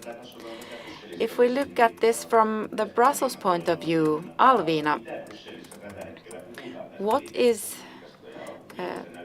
up for discussion on transport policy in Brussels? There's lots of talk about transport policy. For example, the climate crisis requires us to electrify our transport and improve public transport. I've thought it so that we should really invest in rail transport in Finland and in Europe, and there are hints in the air that we could re-establish certain night train links because people are looking for alternatives for flying, and we should support the land-based transport, and the TEN-T network is very important here, and it's important to look at other solutions elsewhere in Finland as well. But this is a common challenge. Put on tracks mobility, and that's very difficult if the flights are so cheap as they are. How do you see when you look at this, are these big projects such that they have a future, or are we going into smaller entities like urban mobility and etc.? Or how do you see it? I hope that there would be future in both. Of course, on European level, we have seen that we have invested much more in flight transportation, and this is unsustainable from the point of view of climate and the environment. And I hope that there's change coming. It's very difficult, but there are some hints on this. We need more. We need more cross-border projects, but also we have to invest in electrification of everyday transport and energy savings in everyday life. Annika, how do you see? In Finland, currently we have 3 project companies promoting these big rail projects. Juha Majanen at your ministry was quite worried, and that is part of his tasks. How can we fund all of this in a sustainable way? As a minister, how do you see it? Well, I would say so that the worry cannot on Finnish economy cannot be put wholly on the shoulders of Majanen, Secretary of State in the Ministry of Finance. It's also a question of values and the means to fulfill them. Those are political discussions, but the value is accessibility. That's also equality of opportunities, and accessibility is in its core. When in Europe all corners are accessible, we have a functioning infrastructure, and this is something I've been pondering very much, especially in eastern Finland when the Saimaa waterway shut down, because that's a big accessibility point when we have been a transit country for Russians, and now the tourist visa are under consideration for Russians. But the value in itself is accessibility, and I think that these project companies have spurred from this, that we would have regional mobility to genuinely move around. Something that belongs to this discussion are these three different projects, and the rail being the third one, but not as coming from Turku and this region. The fact is that the Turku 1-hour train, all the planning, the design, the prerequisites for EU funding, this is the project that has progressed the farthest. So you cannot really compare all these three different project companies, because this was already started up during the Sipilä government. When I started that, money cannot be left as a worry of the officials. The question is, we have to respond to a question whether these rail projects are the best solution to reconcile these two. Are these profitable enough? The investment, will it pay off as livelihood, as a good flourishing economy? And I'm not saying are rail projects good or bad. I wouldn't categorically be so opposed to aerial transport, because technology is advancing there too as well, and technology is the best answer to climate change as well. And I'm sure that in aerial transportation we will see technological leaps as well, and we can secure accessibility in many means. And of course the politicians have to be interested in the economic prerequisites to be able to get tracks all around Finland. Alvina would like to comment. Yes, thank you, Annika. Yes, I have to say that I disagree a bit that we have to now concentrate on the solutions we have available for us. Although I want to believe that tomorrow all flight transport is electrified and runs on sustainable energy. I wish it were, and I wish technology would solve all our problems with climate change and renewables, but unfortunately we're not there yet. But how we can influence right now is that we invest in rails, because it is so significantly less emitting than aerial transportation. Projects with which we accelerate these links, it's quicker to take a train if you reach your destination quicker than by flying, for example. So we have to take decisions which are better for the everyday life of people as well as the climate or environment. But this is not a hypothetical question. This summer people died of high temperatures and our forests were in fire. So we see in our everyday life the climate crisis effects. If we don't tackle these, then the economy doesn't mean anything. I would continue by asking from Alvina, now that we are talking about different modes of transport, how do you see the transport policy framework in EU compared to the Finnish one? Does this serve our national benefit? Or can you even make such interpretations? Does it steer us taking up certain projects that we wouldn't otherwise take up? Of course, political priorities do steer decision-making in the EU, but we have to consult Finnish experts and Finnish citizens because they don't know better what functions here and how. But it's important that the funding wouldn't direct into a wrong direction. There are other alternatives, and there are many alternatives on how to, for example, execute the Turku one-hour train. You have to see economic efficiency, best for the environment, what is the most sensible way of achieving mobility at a good cost. So I would hope that EU would increase its funding for rail and that we wouldn't have a juxtaposition already.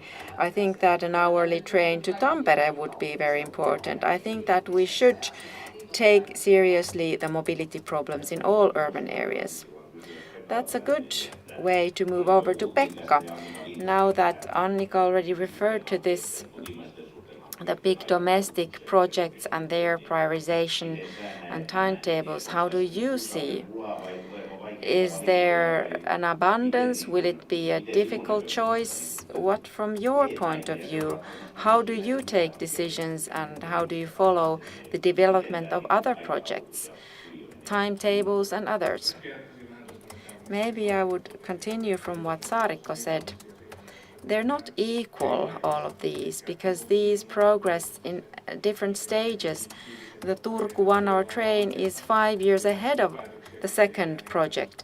So when we make decisions, we have to take into consideration the stage of progress. And then for the next ones, we have to apply for funding. For the Turku one-hour train, that would be the priority. And then the other ones, the Finland rail is the second one. And thirdly, then the eastern track that is being organized. And I'm sure that there are decisions made after our project.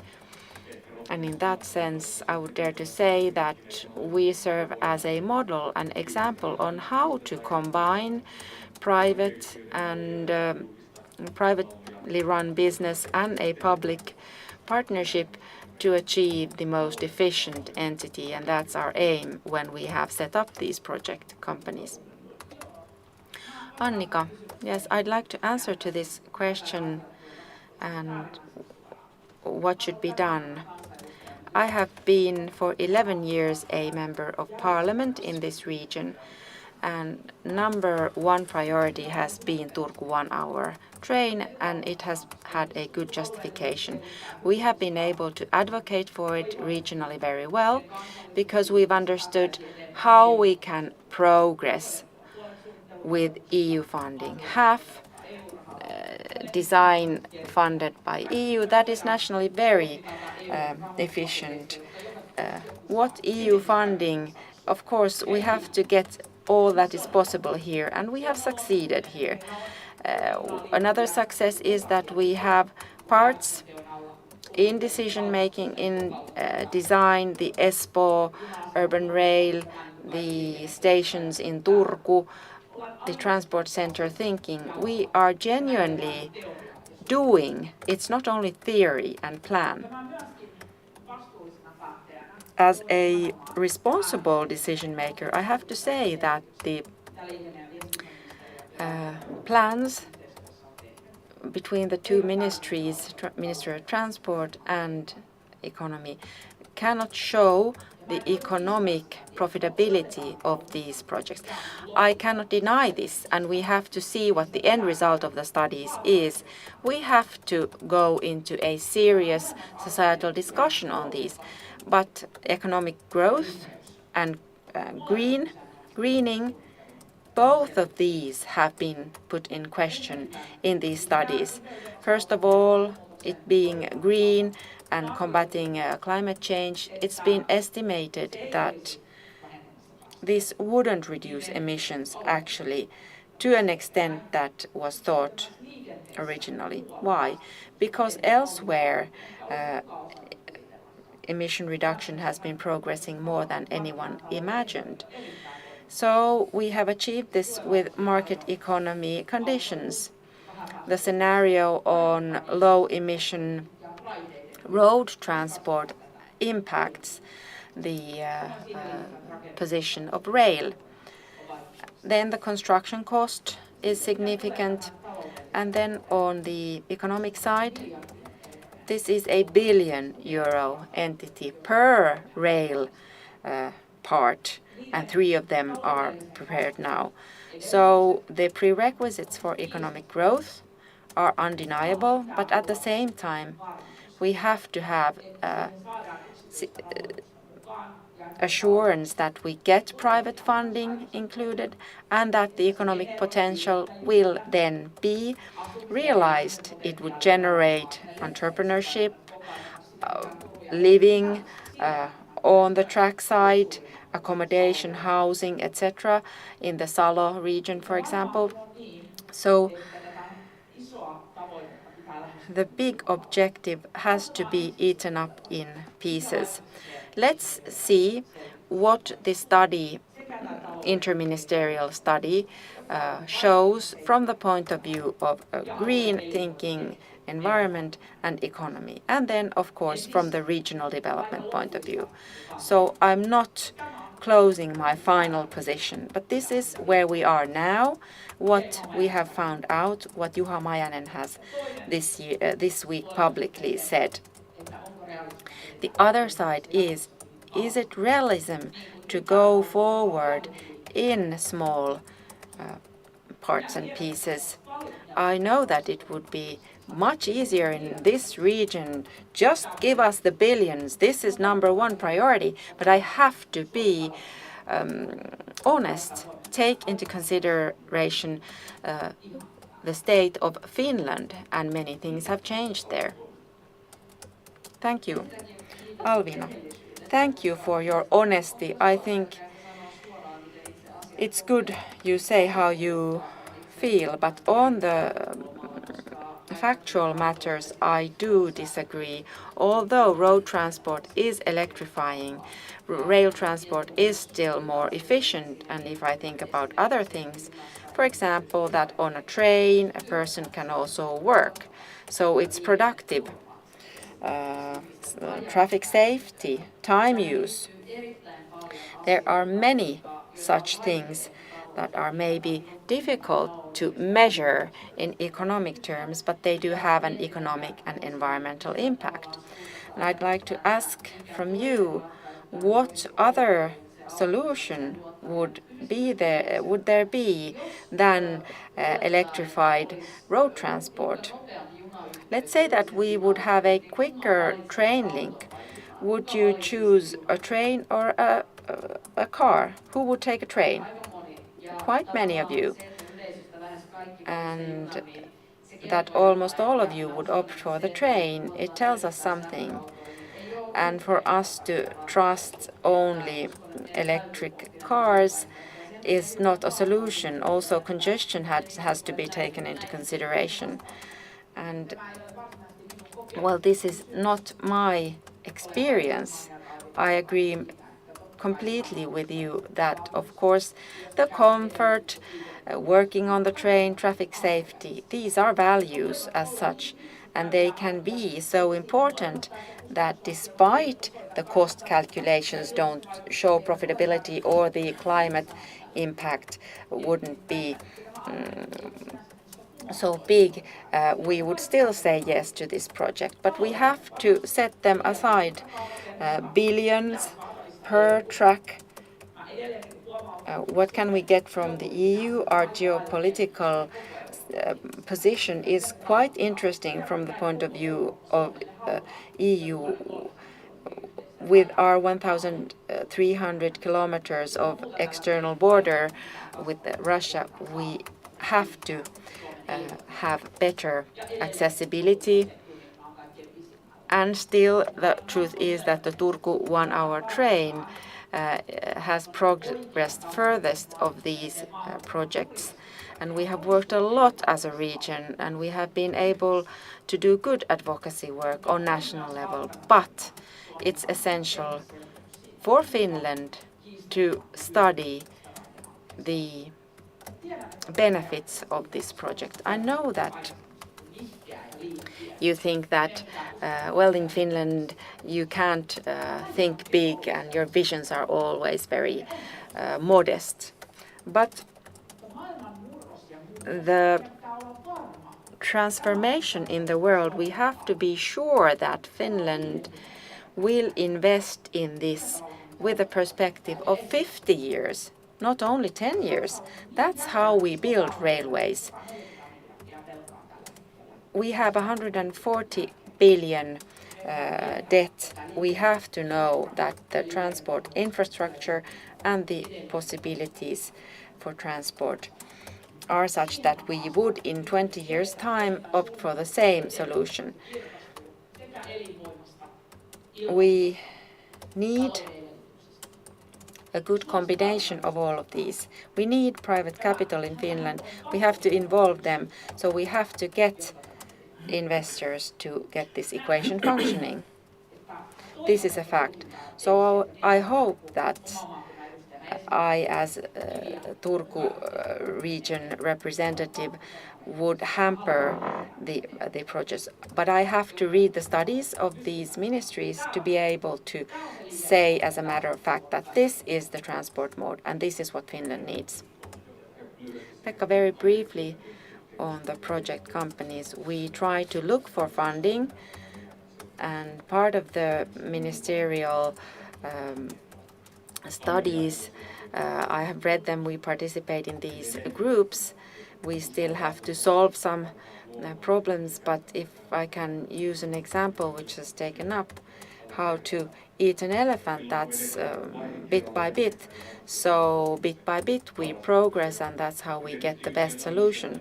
Of course, as the CEO of the development company, since we are the spearhead, we're the pioneer here, we have the prerequisites to bring that know-how to this project, that the decision makers are able to make a sensible decision. Excellent intervention, very concrete, and you were able to put it very concisely what I meant. It may be that in this quickly changing world, considering all the insecurities on the economic impact, climate impact, we have to progress bit by bit, as has been done with the Turku one-hour rail, with the design funding, the exploration funding, and also the sub-projects in both ends of the track. We still have time for a couple of questions. The European Commission awaits for the Finnish plans. What are they going to do? If we would have the Commission President here and she would be waiting outside, what would you tell them? What would be your message to the European Commission right now? Annika. We take all money that the EU gives us and we ask for some more. You shouldn't be blue-eyed in advocacy work.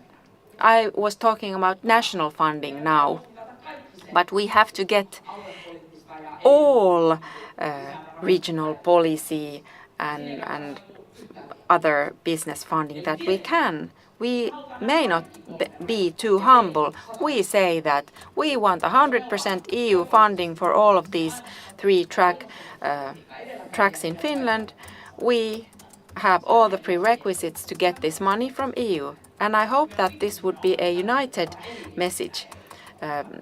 because sometimes our messages to the EU is not completely consistent or unanimous. This was more consideration on what would happen if this would be a scenery where EU would fund us and the Finnish taxpayers would pay the bill. But I take EU policy so that the model students don't do well in these games. Alvina, of course we have to remember that Finland funds the EU, although German taxpayers fund even more, but still this is part of the same basket. And I agree, Annika, with you. We actively have to apply for this funding, and there is room for improvement, and it's good that you take this message to the government because there is money available, and it is the purpose is such projects to find ways to promote good mobility. Pekka, what would you say to the EU level? Well, I would say that this is how Finland integrates by pragmatically implementing these projects, and this is our road to or railroad to Europe. Are we part of EU? Our values are yes, but the bigger projects we are able to do and utilize EU funding, I agree with both previous speakers that we on company level have to sharpen our message towards the EU. We gladly take monies like Portugal and Greece and even more if possible. Now it seems that the Eurooppa-foorumi has taken its place as a leading arena for European discussions. I hope that all of you in your positions in the 2030s, we will organize this event again, and will we come on the Turku 1-hour train in 2030 to Turku? Alvina, I can't say if that's realism. Maybe that's not ready quite yet, but I hope that at that point we would be much further in the works on that. And although we love Turku so deeply, there are other regions in Finland that need these projects as well. Annika, well, if the independent studies show that there is profitability base for this project, that it is a future investment in Finland, I can't say that it would pay itself back because not everything pays itself back, and that's also part of honesty to say that. But if there is sufficient justification that Finland will invest in this, even more bluntly, we have just committed in investing billions in research and development, and I hope that all political parties are committed to this. We have a renovation debt of our infrastructure currently running really high, and our dependency ratio from economic point of view in Finland is in dire straits. If together we have found a way how we can make an investment from this, which is so valuable, and there is economic profitability behind. But upon my current information,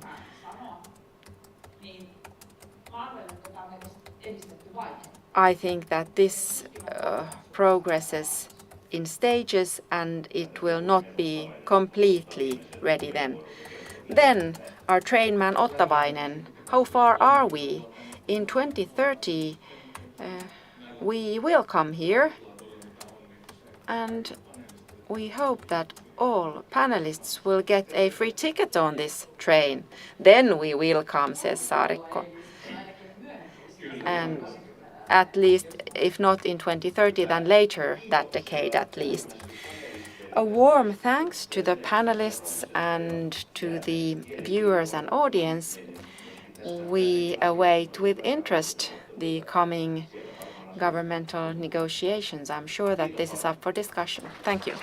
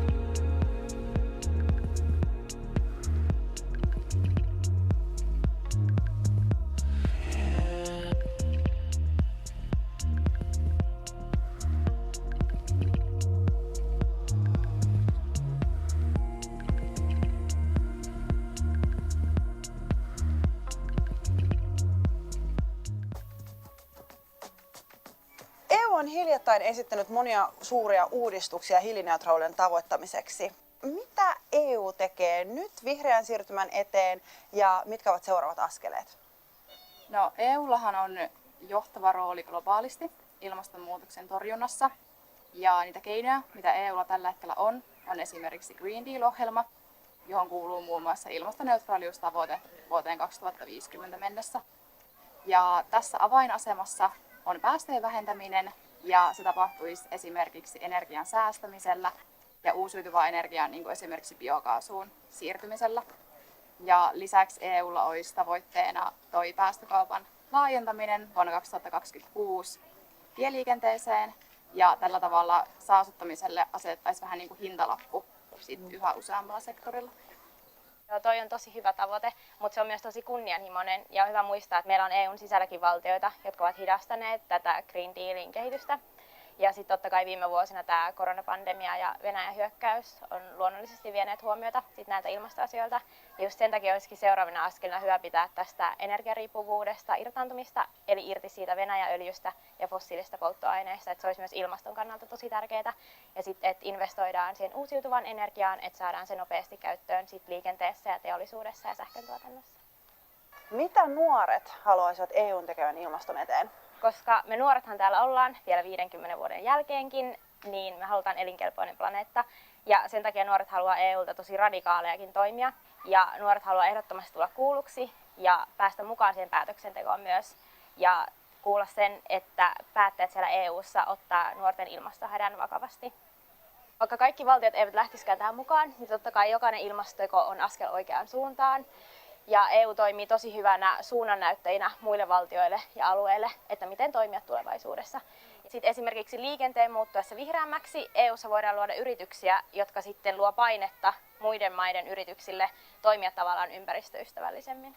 Ja lisäksi, koska ilmastonmuutosta nyt ei voida kokonaan torjua, niin EU tekee tärkeää työtä ilmastonmuutokseen sopeutumisen edistämiseksi. Eli EU esimerkiksi kerää dataa ilmastokriiseistä, ja tämän datan avulla voidaan sitten valmistautua näihin kriiseihin paremmin tulevaisuudessa.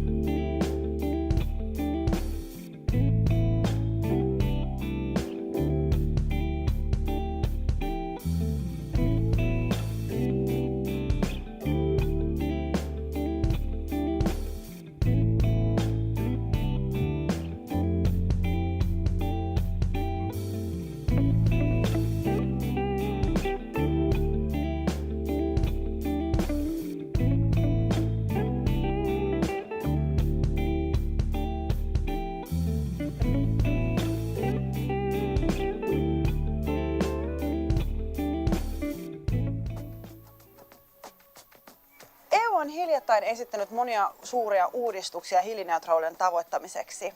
Mitä EU tekee nyt vihreän siirtymän eteen ja mitkä ovat seuraavat askeleet? No, EUllahan on johtava rooli globaalisti ilmastonmuutoksen torjunnassa. Ja niitä keinoja, mitä EUlla tällä hetkellä on esimerkiksi Green Deal-ohjelma, johon kuuluu muun muassa ilmastoneutraaliustavoite vuoteen 2050 mennessä. Ja tässä avainasemassa on päästöjen vähentäminen, ja se tapahtuisi esimerkiksi energian säästämisellä ja uusiutuvaan energiaan, niin kuin esimerkiksi biokaasuun siirtymisellä. Ja lisäksi EUlla olisi tavoitteena toi päästökaupan laajentaminen vuonna 2026 tieliikenteeseen, ja tällä tavalla saastuttamiselle asettaisiin vähän niin kuin hintalappu yhä useammalla sektorilla. Joo, toi on tosi hyvä tavoite, mutta se on myös tosi kunnianhimoinen ja on hyvä muistaa, että meillä on EUn sisälläkin valtioita, jotka ovat hidastaneet tätä Green Dealin kehitystä. Ja sitten totta kai viime vuosina tämä koronapandemia ja Venäjän hyökkäys on luonnollisesti vieneet huomiota näiltä ilmastoasioilta. Ja just sen takia olisikin seuraavina askelina hyvä pitää tästä energiariippuvuudesta irtaantumista, eli irti siitä Venäjän öljystä ja fossiilisista polttoaineista, että se olisi myös ilmaston kannalta tosi tärkeää. Ja sitten, että investoidaan siihen uusiutuvaan energiaan, että saadaan se nopeasti käyttöön sit liikenteessä ja teollisuudessa ja sähköntuotannossa. Mitä nuoret haluaisivat EUn tekevän ilmaston eteen? Koska me nuorethan täällä ollaan vielä 50 vuoden jälkeenkin, niin me halutaan elinkelpoinen planeetta. Ja sen takia nuoret haluaa EUlta tosi radikaalejakin toimia. Ja nuoret haluaa ehdottomasti tulla kuulluksi ja päästä mukaan siihen päätöksentekoon myös. Ja kuulla sen, että päättäjät siellä EUssa ottaa nuorten ilmastohädän vakavasti. Vaikka kaikki valtiot eivät lähtisikään tähän mukaan, niin totta kai jokainen ilmastoteko on askel oikeaan suuntaan. Ja EU toimii tosi hyvänä suunnannäyttäjinä muille valtioille ja alueille, että miten toimia tulevaisuudessa. Sitten esimerkiksi liikenteen muuttuessa vihreämmäksi EUssa voidaan luoda yrityksiä, jotka sitten luo painetta muiden maiden yrityksille toimia tavallaan ympäristöystävällisemmin. Ja lisäksi, koska ilmastonmuutosta nyt ei voida kokonaan torjua, niin EU tekee tärkeää työtä ilmastonmuutokseen sopeutumisen edistämiseksi. Eli EU esimerkiksi kerää dataa ilmastokriiseistä, ja tämän datan avulla voidaan sitten valmistautua näihin kriiseihin paremmin tulevaisuudessa.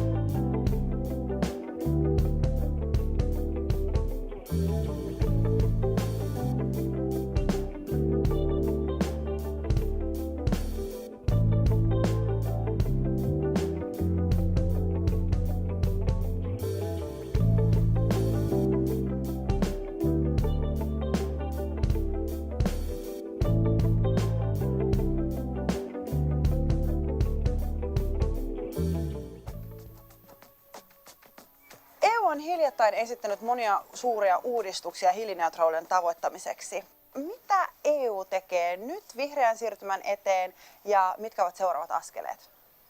No, EUllahan on johtava rooli globaalisti ilmastonmuutoksen torjunnassa.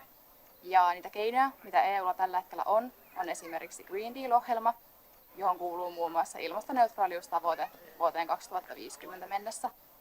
Ja tässä avainasemassa on päästöjen vähentäminen, ja se tapahtuisi esimerkiksi energian säästämisellä ja uusiutuvaan energiaan, niin kuin esimerkiksi biokaasuun siirtymisellä. Ja lisäksi EUlla olisi tavoitteena toi päästökaupan laajentaminen vuonna 2026 tieliikenteeseen, ja tällä tavalla saastuttamiselle asettaisiin vähän niin kuin hintalappu yhä useammalla sektorilla. Joo, toi on tosi hyvä tavoite, mutta se on myös tosi kunnianhimoinen ja on hyvä muistaa, että meillä on EUn sisälläkin valtioita, jotka ovat hidastaneet tätä Green Dealin kehitystä. Ja sitten totta kai viime vuosina tämä koronapandemia ja Venäjän hyökkäys on luonnollisesti vieneet huomiota näiltä ilmastoasioilta. Ja just sen takia olisikin seuraavina askelina hyvä pitää tästä energiariippuvuudesta irtaantumista, eli irti siitä Venäjän öljystä ja fossiilisista polttoaineista, että se olisi myös ilmaston kannalta tosi tärkeää. Ja sitten, että investoidaan siihen uusiutuvaan energiaan, että saadaan se nopeasti käyttöön sit liikenteessä ja teollisuudessa ja sähköntuotannossa. Mitä nuoret haluaisivat EUn tekevän ilmaston eteen? Koska me nuorethan täällä ollaan vielä 50 vuoden jälkeenkin, niin me halutaan elinkelpoinen planeetta. Ja sen takia nuoret haluaa EUlta tosi radikaalejakin toimia. Ja nuoret haluaa ehdottomasti tulla kuulluksi ja päästä mukaan siihen päätöksentekoon myös. Ja kuulla sen, että päättäjät siellä EUssa ottaa nuorten ilmastohädän vakavasti. Vaikka kaikki valtiot eivät lähtisikään tähän mukaan, niin totta kai jokainen ilmastoteko on askel oikeaan suuntaan. Ja EU toimii tosi hyvänä suunnannäyttäjinä muille valtioille ja alueille, että miten toimia tulevaisuudessa. Sitten esimerkiksi liikenteen muuttuessa vihreämmäksi EUssa voidaan luoda yrityksiä, jotka sitten luo painetta muiden maiden yrityksille toimia tavallaan ympäristöystävällisemmin. Ja lisäksi, koska ilmastonmuutosta nyt ei voida kokonaan torjua, niin EU tekee tärkeää työtä ilmastonmuutokseen sopeutumisen edistämiseksi. Eli EU esimerkiksi kerää dataa ilmastokriiseistä ja tämän datan avulla voidaan sitten valmistautua näihin kriiseihin paremmin tulevaisuudessa.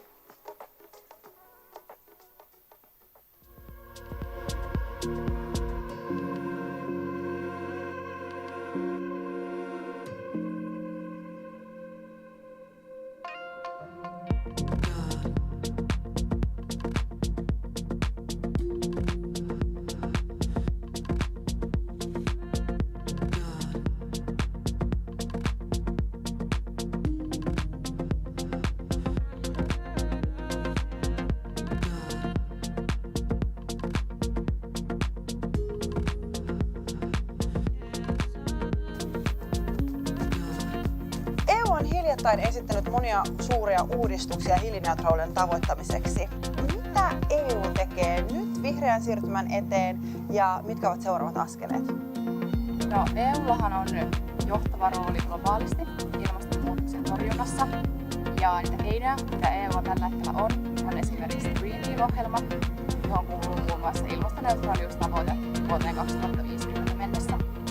Ja tässä avainasemassa on päästöjen vähentäminen ja se tapahtuisi esimerkiksi energian säästämisellä ja uusiutuvaa energiaa, niin kuin esimerkiksi biokaasuun siirtymisellä.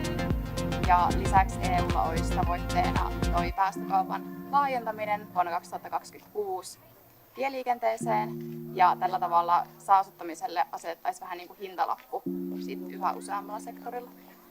Joo, toi on tosi hyvä tavoite, mutta se on myös tosi kunnianhimoinen ja on hyvä muistaa, että meillä on EUn sisälläkin valtioita, jotka ovat hidastaneet tätä Green Dealin kehitystä. Ja sitten totta kai viime vuosina tämä koronapandemia ja Venäjän hyökkäys on luonnollisesti vieneet huomiota näiltä ilmastoasioilta. Ja just sen takia olisikin seuraavana askelina hyvä pitää tästä energiariippuvuudesta irtaantumista, eli irti siitä Venäjäöljystä ja fossiilisista polttoaineista, että se olisi myös ilmaston kannalta tosi tärkeää. Ja sitten, että investoidaan siihen uusiutuvaan energiaan, että saadaan se nopeasti käyttöön sit liikenteessä ja teollisuudessa ja sähköntuotannossa. Mitä nuoret haluaisivat EUn tekevän ilmaston eteen? Koska me nuorethan täällä ollaan vielä 50 vuoden jälkeenkin, niin me halutaan elinkelpoinen planeetta. Ja sen takia nuoret haluaa EUlta tosi radikaalejakin toimia. Ja nuoret haluaa ehdottomasti tulla kuulluksi ja päästä mukaan siihen päätöksentekoon myös. Ja kuulla sen, että päättäjät siellä EUssa ottaa nuorten ilmastohädän vakavasti. Vaikka kaikki valtiot eivät lähtisikään tähän mukaan, niin totta kai jokainen ilmastoteko on askel oikeaan suuntaan. Ja EU toimii tosi hyvänä suunnannäyttäjinä muille valtioille ja alueille, että miten toimia tulevaisuudessa. Sitten esimerkiksi liikenteen muuttuessa vihreämmäksi EUssa voidaan luoda yrityksiä, jotka sitten luo painetta muiden maiden yrityksille toimia tavallaan ympäristöystävällisemmin. Ja lisäksi, koska ilmastonmuutosta nyt ei voida kokonaan torjua, niin EU tekee tärkeää työtä ilmastonmuutokseen sopeutumisen edistämiseksi. Eli EU esimerkiksi kerää dataa ilmastokriiseistä ja tämän datan avulla voidaan sitten valmistautua näihin kriiseihin paremmin tulevaisuudessa.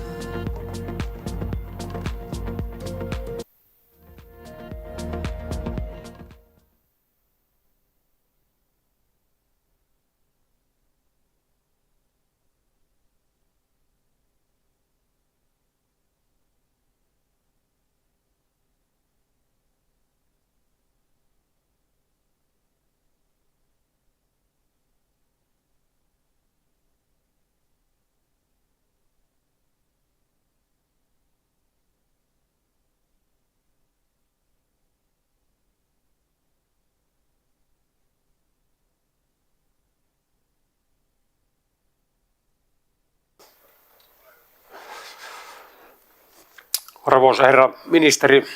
Distinguished Minister Antti Kaikkonen, Ladies and gentlemen, Your Excellencies,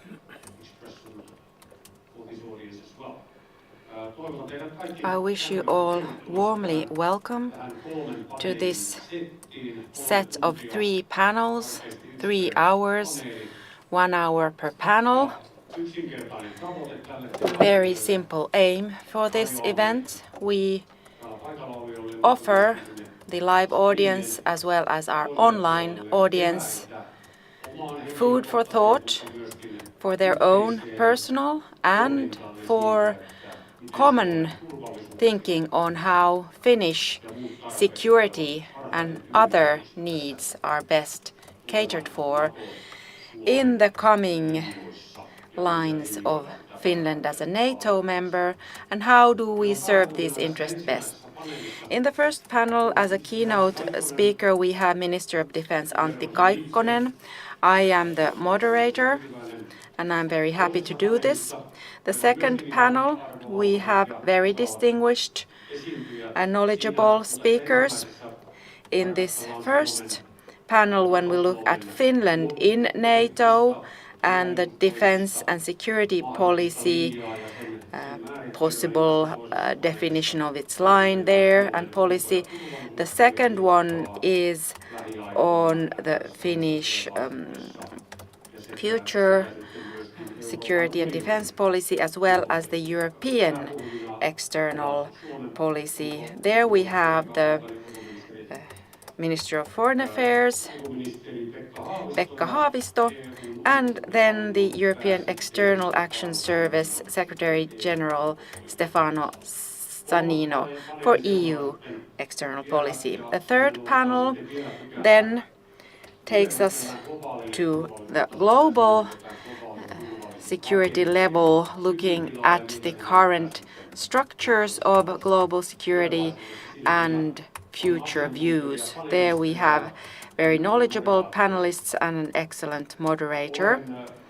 As well, my name is Juha Pyykkönen, and I represent the Finnish Society of Military Sciences.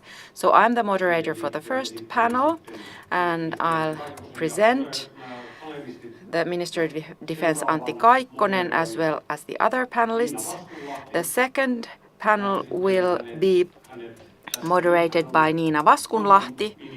She is the Undersecretary of State from the Ministry of Foreign Affairs, and related to this theme, she has experience from many missions and representations of Finland abroad in Turkey, also many functions in the EU and in Moscow as well.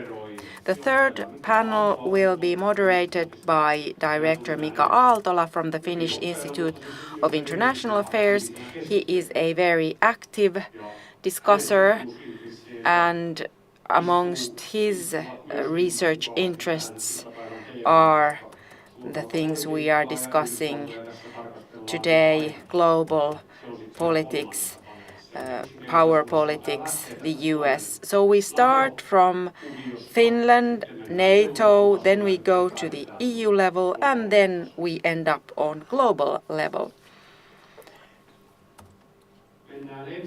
Now, let us start with the first panel. Our keynote speaker, Antti Kaikkonen, is very known. He's a member of parliament from the Finnish Centre Party from 2003. He has been the Minister of Defense in 2 governments from 2019 on. It's self-evident that he plays a key role when Finland now has jumped on the fast track towards NATO membership. We are on the fast lane, so to say, at least upon current information, towards NATO. Without any further ado, welcome Minister Antti Kaikkonen.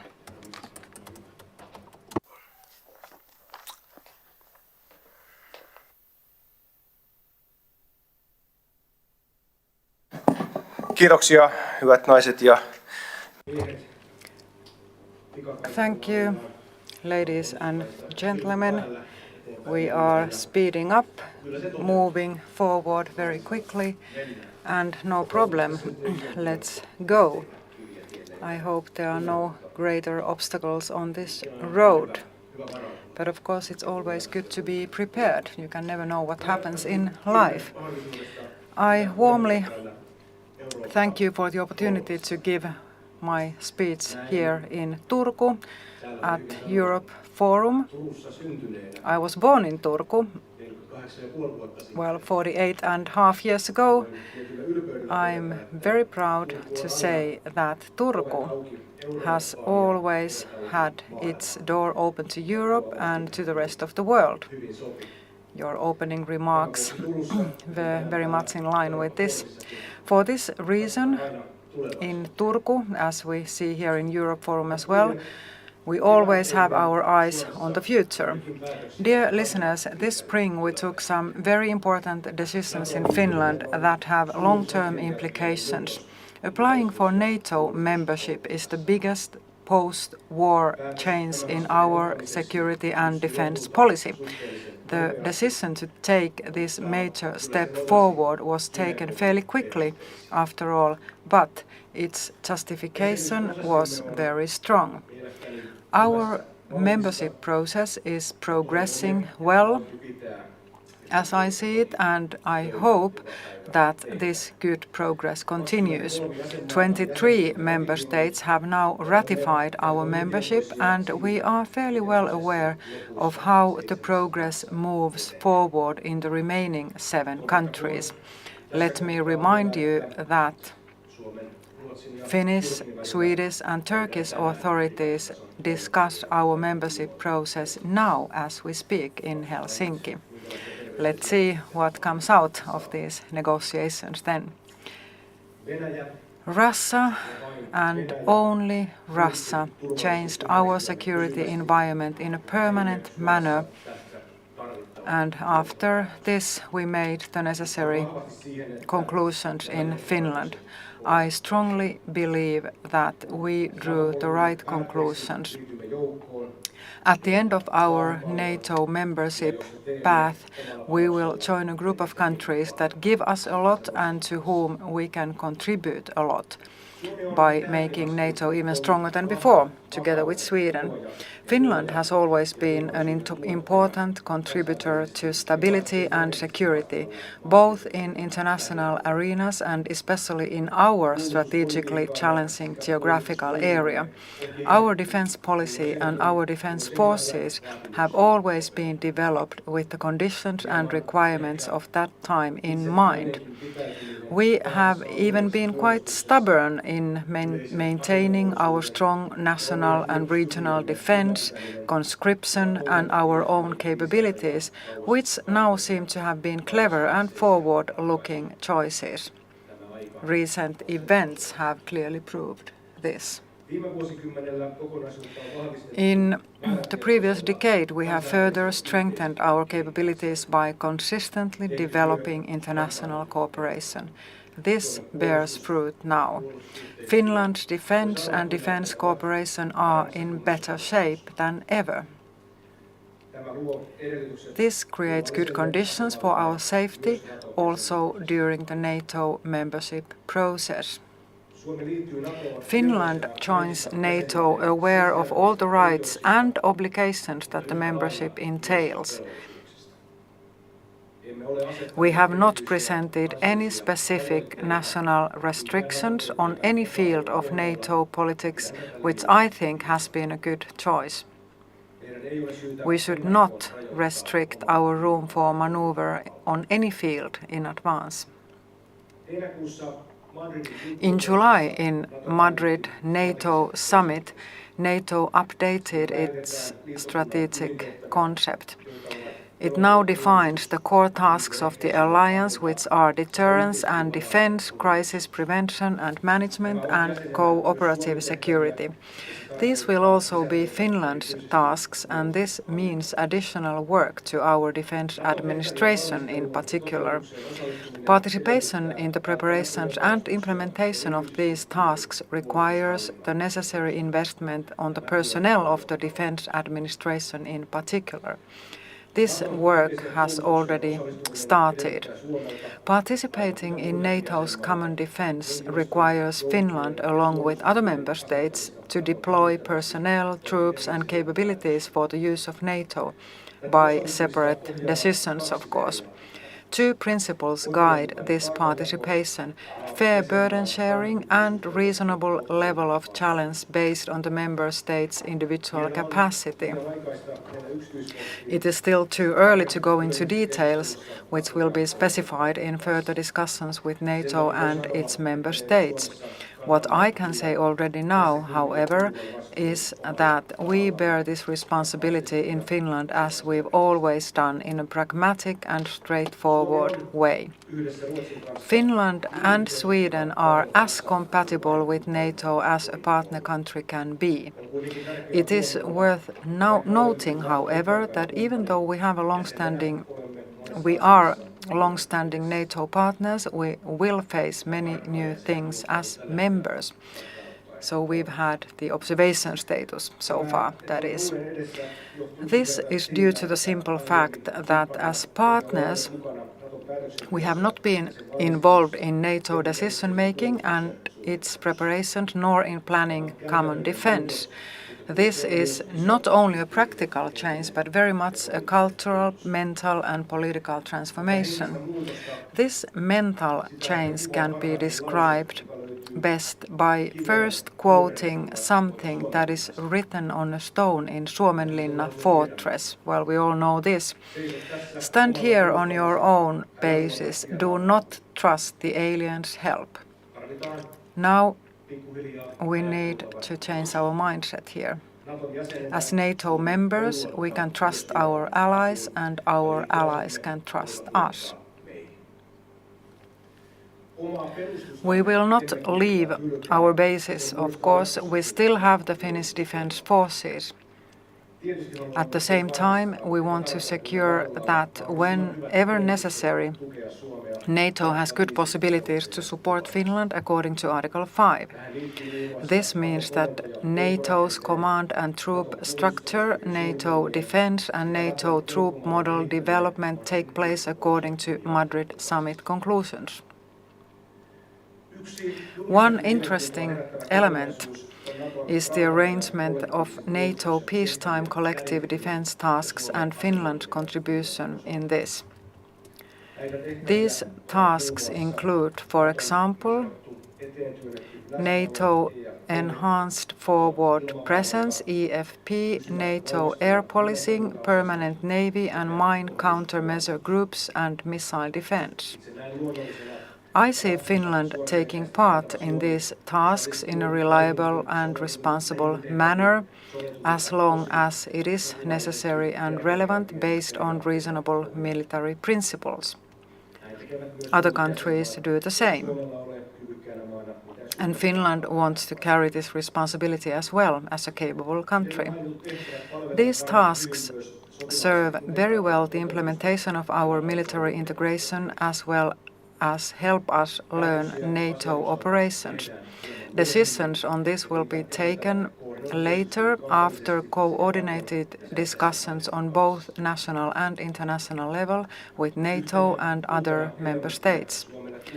One new element to us Finns is to understand the role of nuclear weapons as part of NATO's deterrence and defense. As long as other players in the world have nuclear weapons, also NATO has them. Nuclear weapons are the last resort in NATO's deterrence, and also Finland as a NATO member will be part of it. This area is something where we still have some homework and learning to do. Dear listeners, NATO membership of Finland and Sweden will have a significant impact on the geostrategic position of Northern Europe.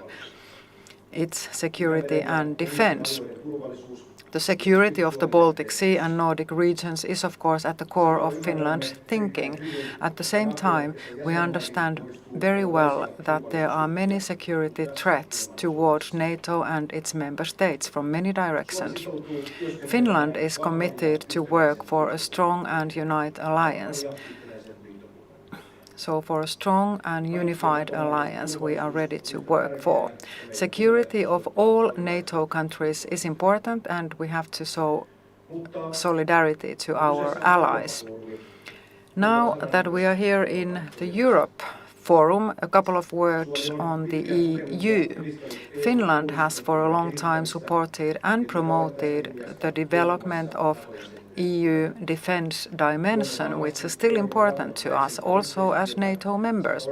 We strongly support closer collaboration between the EU and NATO and mutually supportive responsibilities sharing between the two organizations.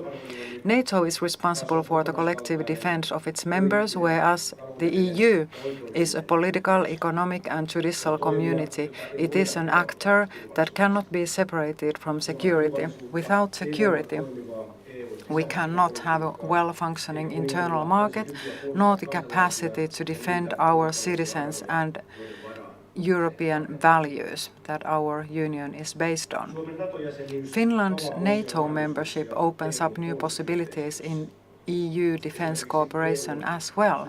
For example, EU's capabilities initiatives can be better used now that they can be used in NATO to develop and acquire joint capabilities and military systems. I should highlight, however, that the EU and NATO do not exclude one another. Alliances further underline the importance of cooperation. Promoting military mobility has always been important and useful to us. Now with NATO membership it has become necessary as well. This brings new momentum for the development of cooperation between EU and NATO. Thanks to decisions made by Finland, Sweden and Denmark, we have removed some of our previous reserves. We will not give up our previous priorities due to NATO membership. We are still promoting our important defense cooperation partnerships. I think this cooperation will be further strengthened. Defense arrangements that are bilateral and multilateral in Europe, they are still very important to us also in the future. We have some important actors in Northern Europe and we have close cooperation with the UK and Germany, for example. The GEF troops and their role in Northern Europe will be further strengthened. Also, the Nordic cooperation is undergoing a transformation. In the near future, all 5 Nordic countries will be NATO members. So Nordic countries can be seen as one operational area. We will further strengthen our capabilities to cooperate in all possible conditions. This is something we discussed yesterday with the defense ministers of Sweden and Finland. We have to utilize the existing Nordic structures in such a way that they support our work in NATO and EU. We have already started our Nordic defense cooperation, NordIFCO, and its adaptation to the new reality. I believe some conclusions can already be drawn in November when I next meet with my Nordic colleagues. I hope that by November we already have good news on the membership of Finland and Sweden. Dear listeners, now that we are building this new era for Finnish defense, we are at the same time living very challenging times due to Russia's war of aggression in Ukraine. It is important to note that Finland is strategically located in three different ways. We are, first of all, on the shore of the Baltic Sea. We are an Arctic area country, and also our security and economy are heavily dependent on the logistics connections on the Northern Atlantic. Aggravation of the international situation on one area can quickly lead to military escalation on other areas as well. However, dear listeners, it is relieving to understand that after Finland joins NATO, our security will be strengthened. We have chosen our path, and I believe this is the right path for Finland. Thank you.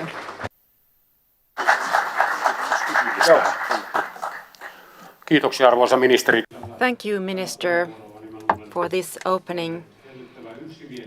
I think that we are charmingly unanimous. I can't recognize anyone who would disagree with me, but of course the panel is only starting. Mr. Sillanpää, I'm sorry, you were behind me. I didn't identify you. Let's come back to the matter. To summarize what you said, nothing will change. EU defense is promoted, and although we are in NATO, which is responsible for the defense policy reasoning of its member states, how are the roles of EU and NATO in security policy terms clarified? Now they seem to overlap. EU has been entering for 20 years the military scene, and NATO from 1991 to the individual and general security space, and the military has remained the same. Is there something that differentiates them, that they could complement each other but not overlap? Yes, thank you. On the other hand, you could say that nothing has changed, but if you look at it from a different perspective, very many things have changed and do change. Militarily, we are very well fit for each other. You could just plug in the cable, but there are cultural matters and much homework we have to do in the coming times and years. Full integration into NATO is a process which takes several years, all in all. But we have a good starting point, and the work is progressing well. We have already started background work from the 90s, so this reconciliation with NATO has started already then, and it's also a preparation for if one day we would want to join NATO, we could do it certainly speedily. EU and NATO had strategy work going on. EU has the strategic compass and NATO has the strategic contract, or concept rather, and there was coordination between these because there's a common interest that we wouldn't have too much overlapping work and we would have very fit and natural roles. And NATO represents its member states in defense terms, and therefore EU is not changing to become a military alliance in any way, because we do already have NATO as the military arm.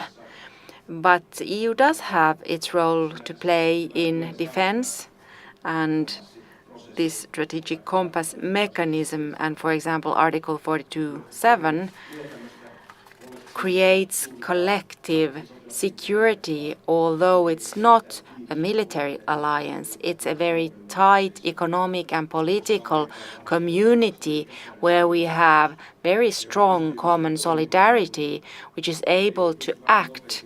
EU is able to take very quick political decisions, such as we noticed when Ukraine was invaded in February. So this comes from the political and economic sphere, and this strategic compass gives us guidance. But I don't see that there would be too much or big change in the roles between these. Thank you for this further clarification. We will move on now. I'd like to invite our panelists to the stage. A brief presentation of each of them. Juhana Aunesluoma, first of all, Professor of Political History at the University of Helsinki. He has been interested in the longer perspective of European security due to him being a historian, so therefore European development, OSCE, the Western Europe Union, if someone remembers that, and in all the different twists and turns of history he's been involved. Then Minna Laajava, he heads a political unit, Pol 10 at the Ministry of Foreign Affairs, Crisis Management and Security. The name tells us what the substance is. She is responsible for NATO partnership as well as Finland's operation in NATO partnership, crisis management and the common foreign and security policy. So fits pretty well into this theme. Matti Pesu, leading researcher at the Institute of International Affairs. Many themes, Northern European security especially, and researching on Finnish foreign and defense policy. Let's move on. I'll begin with an easy question. Maybe if we start from Juhana on towards Matti, at least the first round of questions, and then we'll see later on. Before my first question, I'd like to say, as Minister Kaikkonen said, we are only in the first step, so nothing is sure. What, when, how much, where. So therefore this discussion is very fruitful and needed for this personal, individual reflection of this matter as well as the general reflection on these matters. So therefore there's nothing sure and nothing has been decided other than that we have applied for membership. All details are still being sketched. So therefore you can be bold, open up your thoughts without committing to anything, and this of course concerns our Minister Haavisto and Sannino, who just arrived here. So the first question, Juhana. What thoughts about the keynote on the minister's speech? Kiva olla mukana keskustelussa. Venäjä ja vain Venäjä. Yes, Russia and only Russia. This is something we heard from Minister Kaikkonen's speech, and this is a very good slogan for this era. Another thing is that Finland has a very open agenda, as we heard from the Minister of Defense. There are no restrictions or reserves put in advance, so we are on a tabula rasa situation. We start from a clean table, and we didn't want to put any restrictions, and this leaves us this gives us some room for maneuver, and this is a very traditional way of doing things in Finland. tänään. Thank you. It's a pleasure to be here. It's the main thought is the transformation we're going through. That's what the minister's speech left with me. We used to do NATO partnership, and we always considered how our NATO partnership cooperation increases Finnish security. Well, now we are in a situation where we have justified to the NATO countries what Finland can provide NATO with. So this is a completely different point of view. The second question related to our NATO profile. As you said, we're only sketching out this. The central question is that what does this alliance mean, being allied?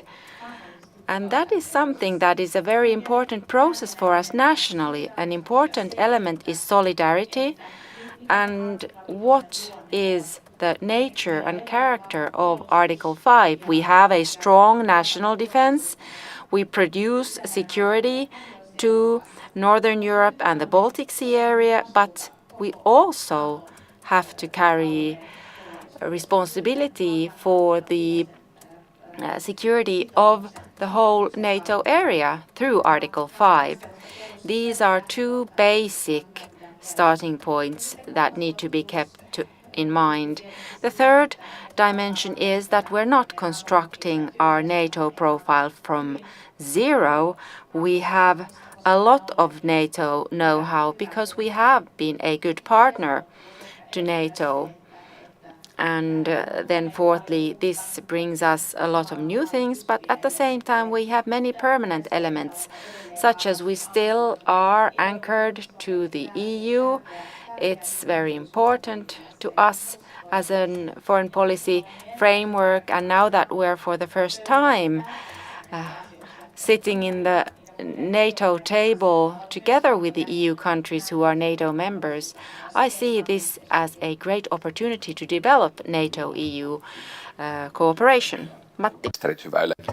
Thank you, Chair, Ministers, the audience. Minister Kaikkonen talked about NATO changes in terms of troops and development, command structure and so on. So Finland is joining a moving train, and there are two change processes in NATO. Strategic concept update. Documents are being updated. At the same time, the security environment is changing drastically. So Finland has a good position to make a difference. So we can have an impact on how NATO's defense will be formulated here in Northern Europe. Thank you very much. Then a bit more difficult question. This is also, well, although this is an easy question, answers are more difficult then. Well, each new NATO member state usually specializes in something, in some field or in some field of expertise. And I'm sure that Finland and Sweden will be offered such as well. Norway is an expert in Arctic maritime situational images. That is their number one priority. Estonia is specialized in cyber defense, Latvia in strategic communications, and Lithuania in energy security. So what do you think Finland could choose? What could Finland focus on when joining NATO? Something that we are good at or something that is important to us? Minna.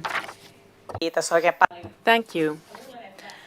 I think that these are questions on which we will have a better view on once we enter the NATO work and sphere, because we're still an observer and the ratification is going on. So now we have the time to look at the more general lines, our NATO profile, which I opened previously. For us, it's important for NATO to remain strong, unified, a NATO which is able to take decisions. And I would see that it's very important that we as a member state would be a constructive member state, ready to bring our know-how to the NATO desk and to contribute to the joint work. Or, of course, we are seen as a security producer. We have lots of know-how in cyber and hybrid threats. We have many strengths. And this is part of the background story why we have been a good partner for NATO throughout the years. So I'm sure we have lots of know-how to provide. Thank you. Hiukan laajemman perspektiivi, että Suomenkin. On a wider perspective, we have to remember that Finland's strategic position is very interesting. Finland is both an Arctic state and also on the shore of the Baltic Sea. We extend to Northern Atlantic and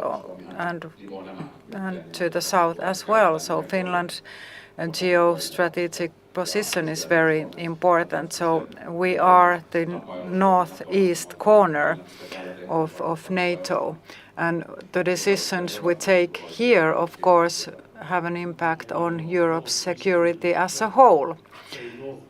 Yes, indeed, northeastern flank is what I've heard. You're right. We'll come back to this if we have time. Next question is a bit more complicated, maybe. Now that everything took place very quickly, it was very timely, but yet it came as a surprise. Maybe it was good because we didn't have time to discuss in thorough. So I believe this discussion has to take place sometime. In Sweden, discussions are held before decision making. In Finland, it's the other way around. We took decisions first and then maybe we discuss later. And of course, this is a very important decision for Finland and it has to be discussed. So what do you think? What is the style of Finland in NATO? In the EU, we have been really the model student of the class. We've been very kind and cooperative. Are we going to continue along these lines also in NATO, or do we invent a new style in NATO? Because NATO is clearly a defense alliance, whereas the EU has political and other aspirations as well. As a historian, you would have two models, the Finnish UN model and the Finnish EU membership. The EU membership, there was very little reservations. We are not demanding so much from the organization which we join. And we are proactive then later on, of course, but we apply for membership. That is the main aim. But in the UN structures, similar situation which came from outside in the 50s, Finland had a very low profile. During the first decade, we observed more or less, we followed the other northern countries, Sweden, for example. And now we can think whether this more reserved approach when we started during the Cold War, opening up to the Western world, or shall we just go in and see what will happen, monetary union, etc., other than only technical preparedness and also northeastern position and a new kind of thinking. And there are opportunities related to that, what to specialize on. There is space for new thinking on this overall security and not only the technical preparedness. So this EU Plus model without reservations, but taking form quite quickly. But of course, the UN model is another opportunity. That's why we have researchers. Thank you for the clarification. Minna. On olennaista, että Suomi tulevana In my opinion, it's important that we remain constructive. NATO is a consensus-based organization, so decisions are not taken without a strong common stance and opinion. And of course, reaching consensus is not always easy, and we are not even aware of the difficulties in NATO's decision making yet. We haven't been part of it yet, so it remains to be seen how NATO cooperation works in practice. But I think we should be solution-oriented, constructive. I think that's a good role for Finland. And then, of course, there are different blocks inside NATO as well. So it will be more difficult maybe to reach consensus in the future, I believe. And therefore, I think it's very important to start with a constructive and solution-oriented manner. And let's not identify our like-minded countries too strictly in the beginning. Let's be open and flexible, and let's have a 360 degrees view in the beginning. Of course, we have our national interests, but let's be open in the beginning. On täynnä erinäköisiä. Europe is full of different blocks based on countries, both EU, OSCE, NATO, etc. Yes, this year has been very exceptional. If you've been listening to the Senate hearings in the US, well, Finland has been mentioned on many occasions, and we have been happy for that attention. And we haven't thought that this might entail some assumptions on what kind of a country do they want Finland to be. And the NATO profile is related to regional security, in the collective defense construction, in operations and training as well. And corresponding to these is very important in the first steps of our NATO membership. Thank you. We have 3 to 4 minutes time before the break. One more question to the panelists related to Finnish direction, north or south. Our geographical position defines our fate. Not everything is in our hands like geography, and that can't be changed, as we've learned. In the discussions, we often find 2 directions for Finland. The first are defined by North Arctic, Koala, and Norway. The second direction is South Baltic, St. Petersburg, the Baltic states. I'm not asking which do you support, but with what arguments or prioritized argument would you use in choosing which direction to head for? But hypothetically, which would be the argument on the basis of which the choice would be made? Kiinnostus, joka muilla toimii. Well, what is the interest of other actors? Who is most interested in the Baltics? Who's more interested in the Northern Arctic? And how many countries are interested in these areas? In long term, fewer countries are interested in the Baltics than Arctic area. Therefore, Finland's interest in the Baltic states is always relatively bigger, and this applies to Sweden as well. And therefore, we have to think about the relative interest in different areas. Therefore, Baltic states are more important to us. Hyvä pitää. It's good to remember that the basic nature of NATO is enhancing security and making sure that all activities promote this and all decisions are made from this perspective. Of course, nationally, we think where are our strong interests, what can we bring to the common table? But we are the producer of security in our region. The setup is what can we give in both of these directions. The thing that changes when the situation in Ukraine is so difficult, and how does it reflect on European security, and what time scale will we solve this? So NATO is in great change, so we are hopping on a moving train which is facing big and critical questions now that we have war in Europe. Matti. Jo nyt, jos Suomi ottaa. Well, already now, if we take this idea seriously that we have to defend our entire country, i.e. we defend both northern and southern areas, so it's not either or question, I think.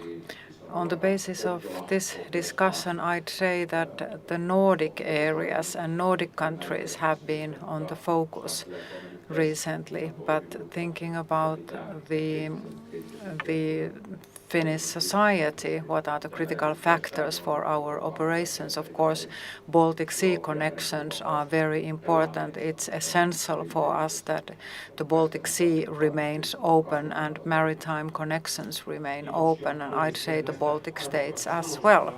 Thank you very much. I'd like to thank our panelists for these valuable comments, and I believe that people listen to us very carefully. And Russia, Russia, Russia, that is a very topical slogan for this discussion. And Russia will remain in focus, that is clear. And then, of course, there are other aspects in NATO membership as well. There are many things that are beyond our control and competencies, and we just have to wait and see for some matters. I'm not going to draw any conclusions here as we are running over time already. I'd like to thank you all. I'd like to thank Minister of Defense Antti Kaikkonen for your very clear opening remarks. So that was very clear compared to your previous speeches this week, I must say. So that was a compliment, by the way. I can also give this comment in writing if you so wish. And thank you, panelists. Very interesting, very high-level expertise we had in this panel. I hope you got some food for thought from this panel. Thank you very much. Seuraavaksi meillä on 10 minuutin tauko. Next we have a 10 minutes break, and after that Undersecretary of State Nina Vaskunlahti will take the lead here, and I will present the following keynote speakers, and we can start with the next panel discussion. And as I said, we start at 2 p.m., so please be back here 5 to 2. Thank you very much.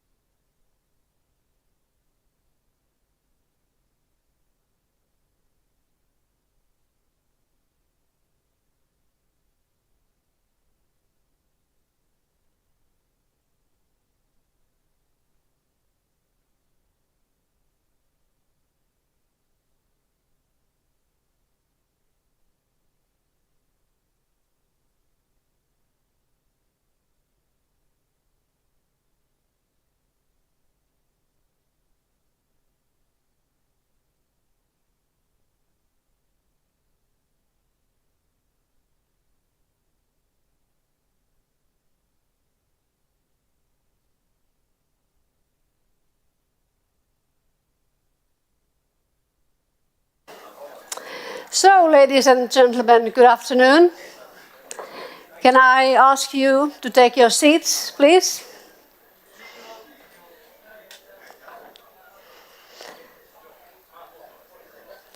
I'm very happy to welcome you to the second session of this afternoon.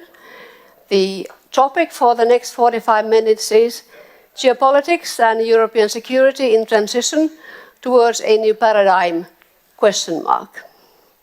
My name is Niina Vaskunlahti and I come from the Foreign Ministry and I'm moderating this part of the afternoon. And I have a great pleasure to introduce two speakers. We have Mr. Pekka Haavisto, our Foreign Minister. I think he's a very well-known figure in Finland, so I will not go so much into the detail. And then we have our second speaker, Mr. Stefano Sannino, who is the Secretary General of the European External Action Service in Brussels. And he has had this current position since January 2021. And Stefano has extensive background in foreign policy, be it Italian foreign policy or working in the European institutions. A very warm welcome to both of you. I'm pleased to moderate this discussion, and the three of us, we go back a long way. And the thing is, I met both the gentlemen for the first time in Sarajevo already in 1996. Not at the same time, and they were in different functions also at the same time, and so was I. But that was, as I said, 1996.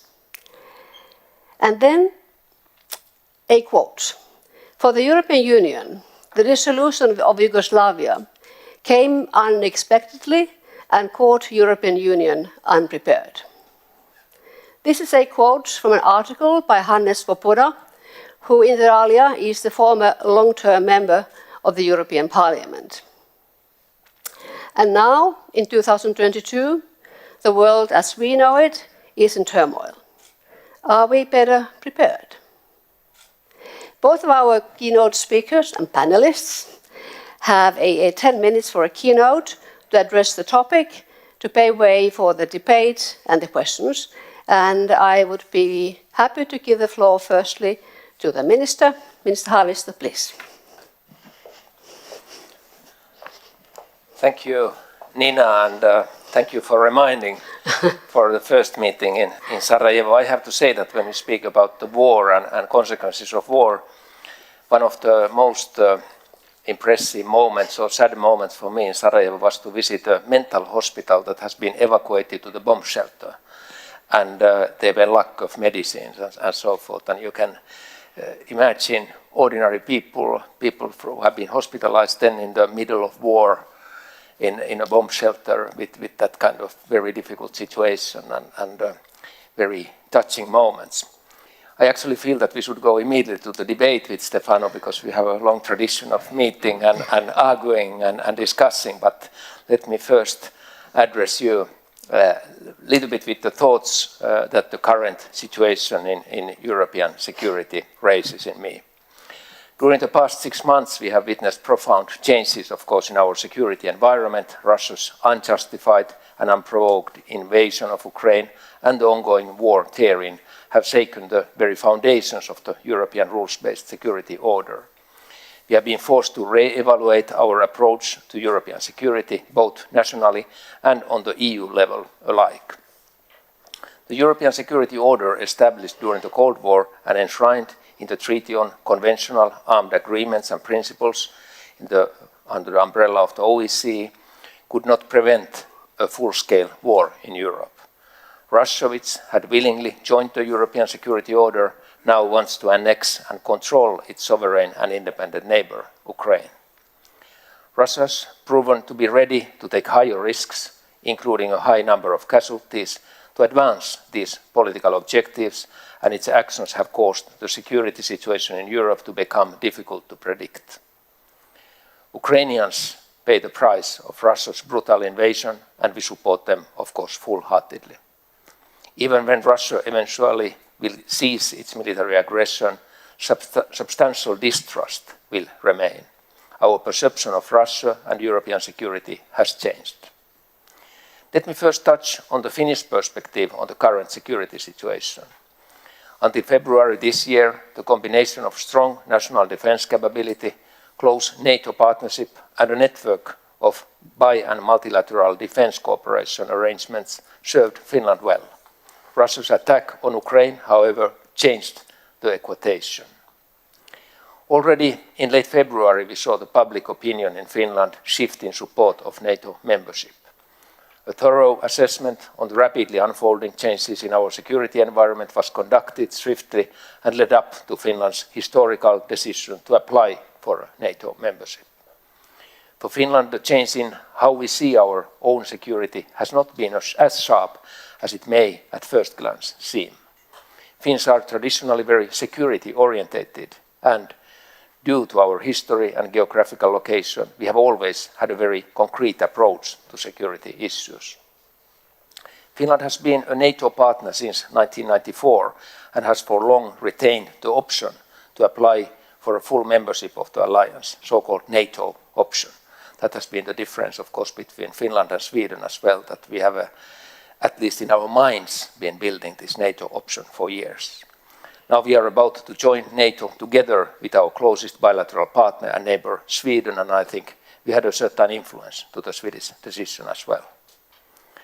As a NATO member, Finland will continue to be in charge of its own defense. However, we will also be strongly committed to maintaining and enhancing the security of the Baltic Sea region, Northern Europe, as well as the entire Euro-Atlantic alliance. The European Union, to which a large number of NATO members belong, will continue to be Finland's key reference framework and channel of influence. Let me now turn to the EU level, where the member states have swiftly and firmly taken action in support of Ukraine. The role of the EU as a foreign security and defense policy actor has strengthened during the past 6 months. The EU has shown unity and first and foremost exercised its economic power. Granting Ukraine EU candidate status was an important step in the firm support the member states have shown for Ukraine's self-elected European path. Re-evaluating the existing national policies in the member states has enabled common decisions to be made in record time. The member states have committed to bolstering European defense capabilities, and for the first time, the EU has sent arms assistance to a partner country through the European Peace Facility.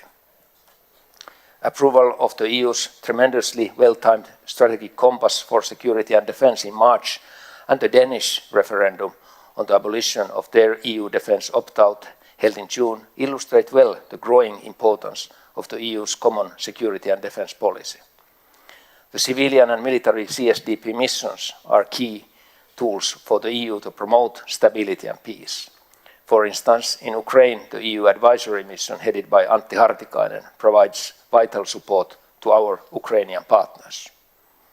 We must develop and mobilize the EU's security and defense-related policies and capabilities, not to compete with, but to complement the NATO capabilities. Finland is an active proponent of cooperation between the EU and NATO. The past 6 months have brought about an intensive discussion on issues of hard security. However, we should bear in mind the comprehensive approach to security both nationally and on the EU level. We are best able to uphold security and respond to threats when our capabilities are top-notch, both in the military and civilian sides. Russia's attack on Ukraine has had global consequences and highlighted the crucial importance of issues such as food security.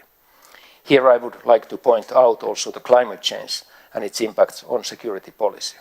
For Finland, the Arctic is of key concern in this regard, as the impacts of climate change there are faster than elsewhere in the world. Another cross-cutting theme that deserves our attention are the cyber and hybrid issues that have become increasingly intertwined with security policy. A great challenge for the EU and partners is how to counter disinformation spread by Russia. The rules-based international order is as much at stake in the cyberspace as in the physical world. Upholding increased cooperation on the EU level will strengthen our common resilience also on this sector.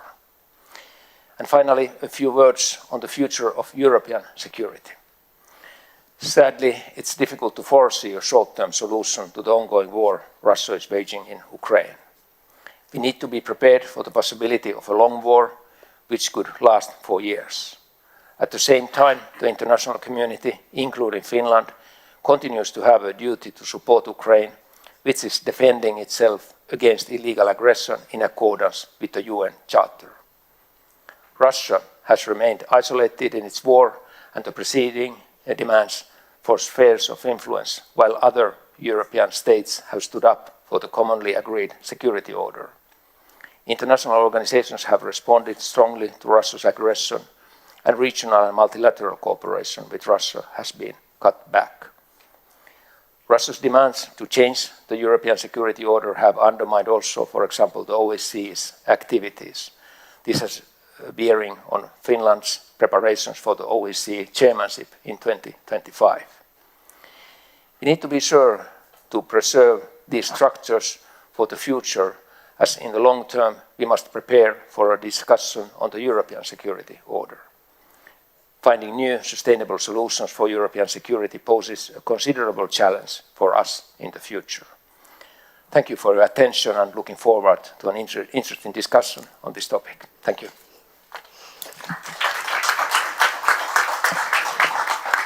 Thank you very much, Minister Pekka and Stefano. Please, if I can ask you to give your keynote. We have the musical chairs going on, so I will change here. Thank you very much, Nina, and a pleasure to be with you this afternoon.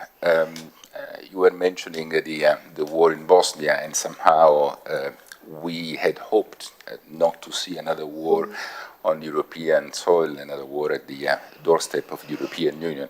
But unfortunately, we are back there. And I know that there are many differences between the two, but it's the sadness of the images is very strong. I can be very complimentary to what Minister Haavisto has said, because he has made already a quite clear picture of the many challenges that we have in front of us and how we have to face the consequences of what is happening. This called many times a sort of tectonic shift in this paradigm of security. And let me start maybe exactly from this point of view. And I think that the decision of Finland and of Sweden to join NATO is one of the first consequences of this new situation that we are facing.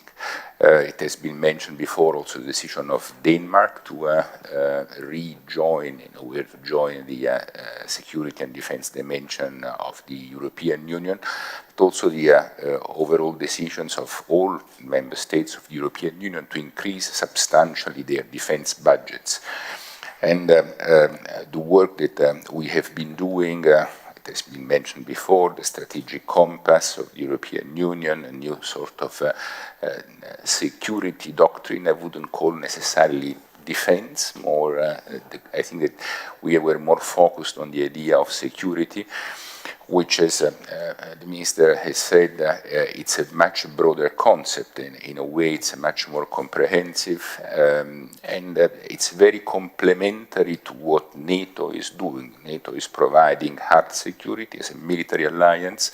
We have the ambition, the European Union has the ambition to provide a broader security, to intervene in area of crisis, which are closer to our continent, but also to enter areas where that we have not seen maybe so clearly before as part of our security concept. Disinformation was mentioned, cyber, hybrid attack, but we have seen that, for example, issues like energy can become and can be instrumentalized and become part of this process. So the idea is to really to complement this, and we will continue working in order to build this strong cooperation between the European Union and NATO, because, as I said, the security concept is very broad. The second point that I would like to make is the sort of geopolitical consequences that this crisis has generated. And we see that more and more there is a sort of a greater polarization in the world. We see friends getting closer, adversaries becoming more clearly characterized as such, and the number of countries that are swing states, I would say, that don't know exactly where to put themselves into this new situation. And that is a huge challenge for all of us, because how to deal with continents, with countries that are certainly touched by what is happening in Ukraine, but at the same time are also paying the consequences and facing the consequences of this crisis. And that's the reason why, as European Union, we are developing much more our regional strategies, be it in Africa, be it in the Indo-Pacific region, or in Latin America, or in the Gulf. We are really trying to reach out to all these countries to develop strategies that could help us to get them closer to us, and from that point of view also devising instruments that can, if I can call it so, improve our offer. And I'm thinking in particular to one new instrument that we have developed, Global Gateway, who is meant to improve the connectivity between these countries, the European Union, and to hopefully bring also some economic opportunities to these countries. In this context, one country that comes to mind in particularly is China, because China is becoming in a way the sort of element that we need to take into account to see how our future is going to be shaped. More and more we see a sort of race for global leadership between the US and China. We see that China has launched a sort of challenge from that point of view. And we will need to be able to manage the complexity of this new situation, including the complexity of the relationship with a country like China, which is, from all points of view, an element incontournable, something that you really cannot avoid considering and taking into account. So it's really the challenge of the years to come, and we will need to be able to make an effort to make it sure that this relationship again stays in the proper, stays managed in a proper way. I don't want to forget other countries. There are other major powers and major players. India is certainly one of those. It's very interesting, the development in India in the last, I would say, months, years, a couple of years maybe, but certainly in the last few months even more so, the rapprochement between Russia and China is something that is worrying them very much.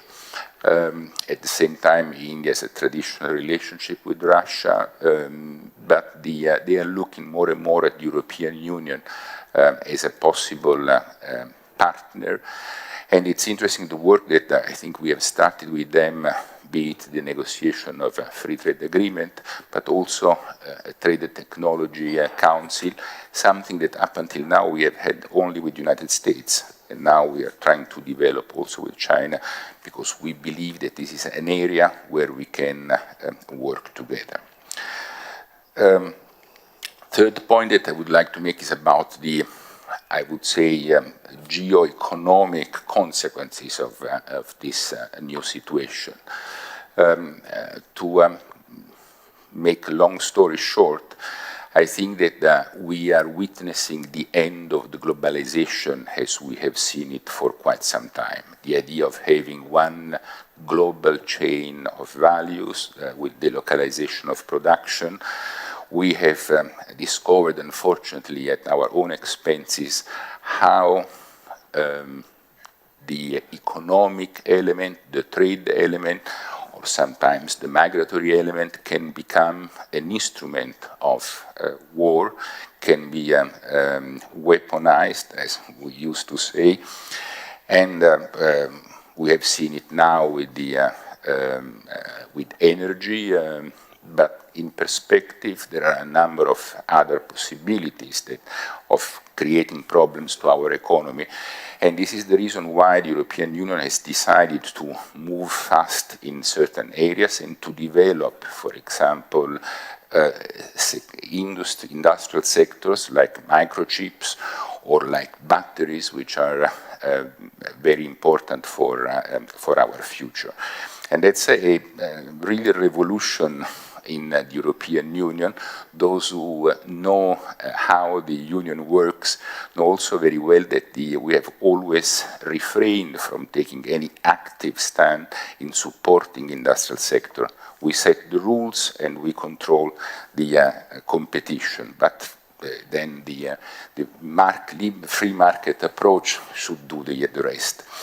And this is the first time after many, many years that we have broken this taboo in order to increase the resilience of our economies, in order to protect our economies without becoming protectionist, but on the contrary, to preserve the openness of our economies. So it's then we have now a lot of expression about near-shoring, friend-shoring, which are coming up. But the idea is that we will need to diversify much more our supplies. And then my last 30 seconds just to say that one byproduct of this situation has been the restart of the enlargement process of the European Union. Minister Haavisto was already mentioning the decision to grant candidate status to Ukraine, to Moldova, and in a more, let's say, nuanced way to Georgia. But also the opening of the negotiations with Albania and North Macedonia has been an important step forward for that point of view, and showing that somehow the process was not stalled. And we hope that this can be also a sort of encouragement to the other countries of the Western Balkans to move rapidly on the reform path to become member of the European Union. Thank you very much. Thank you.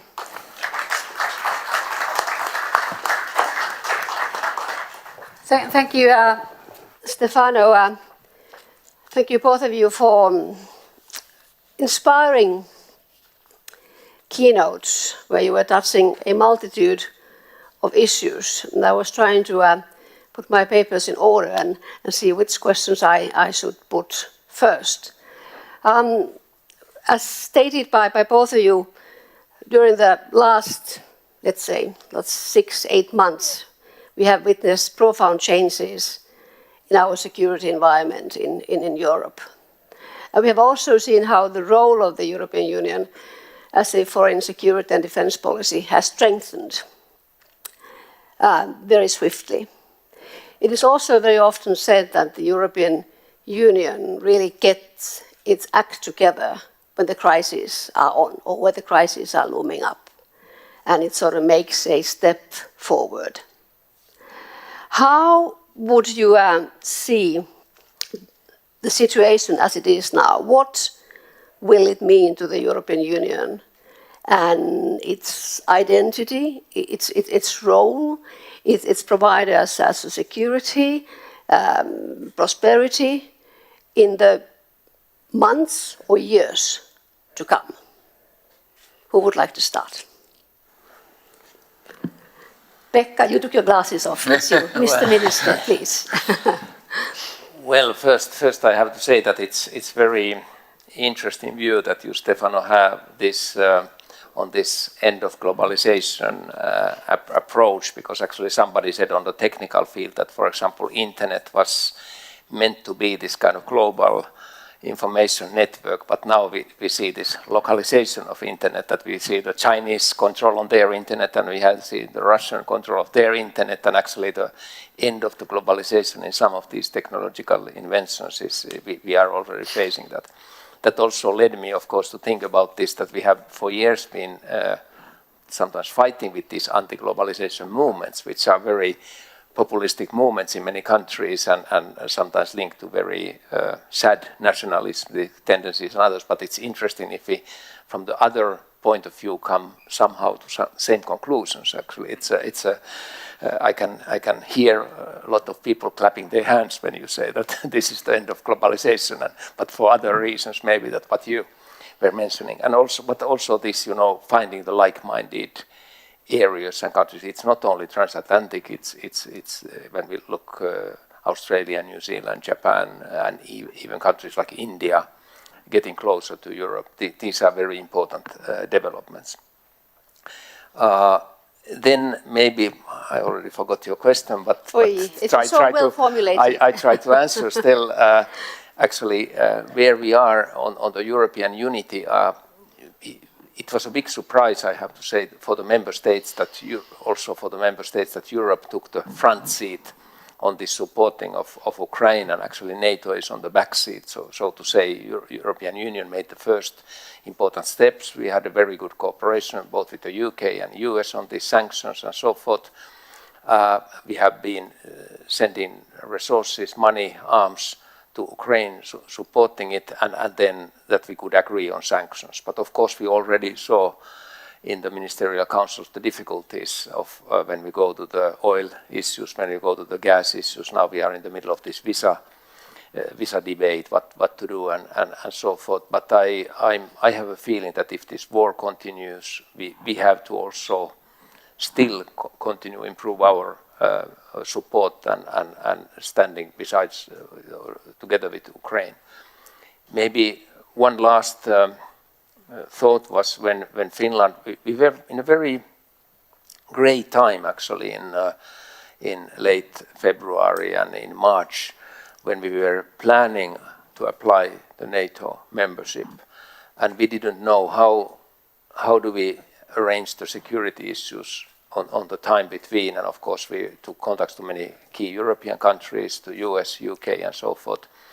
And it was very interesting that the answer actually from France and from Spain was, hey, what's the problem? We already have the 42.7 there. So it's obvious that we come to your support. And we have been for years asking in European Union what the hell this 42.7 means, and can you make some action around it? Can you have some training? Can you organize something around it? And it has been quite impossible actually to push it. And suddenly it came as a very strong security argument. So these are maybe my remarks.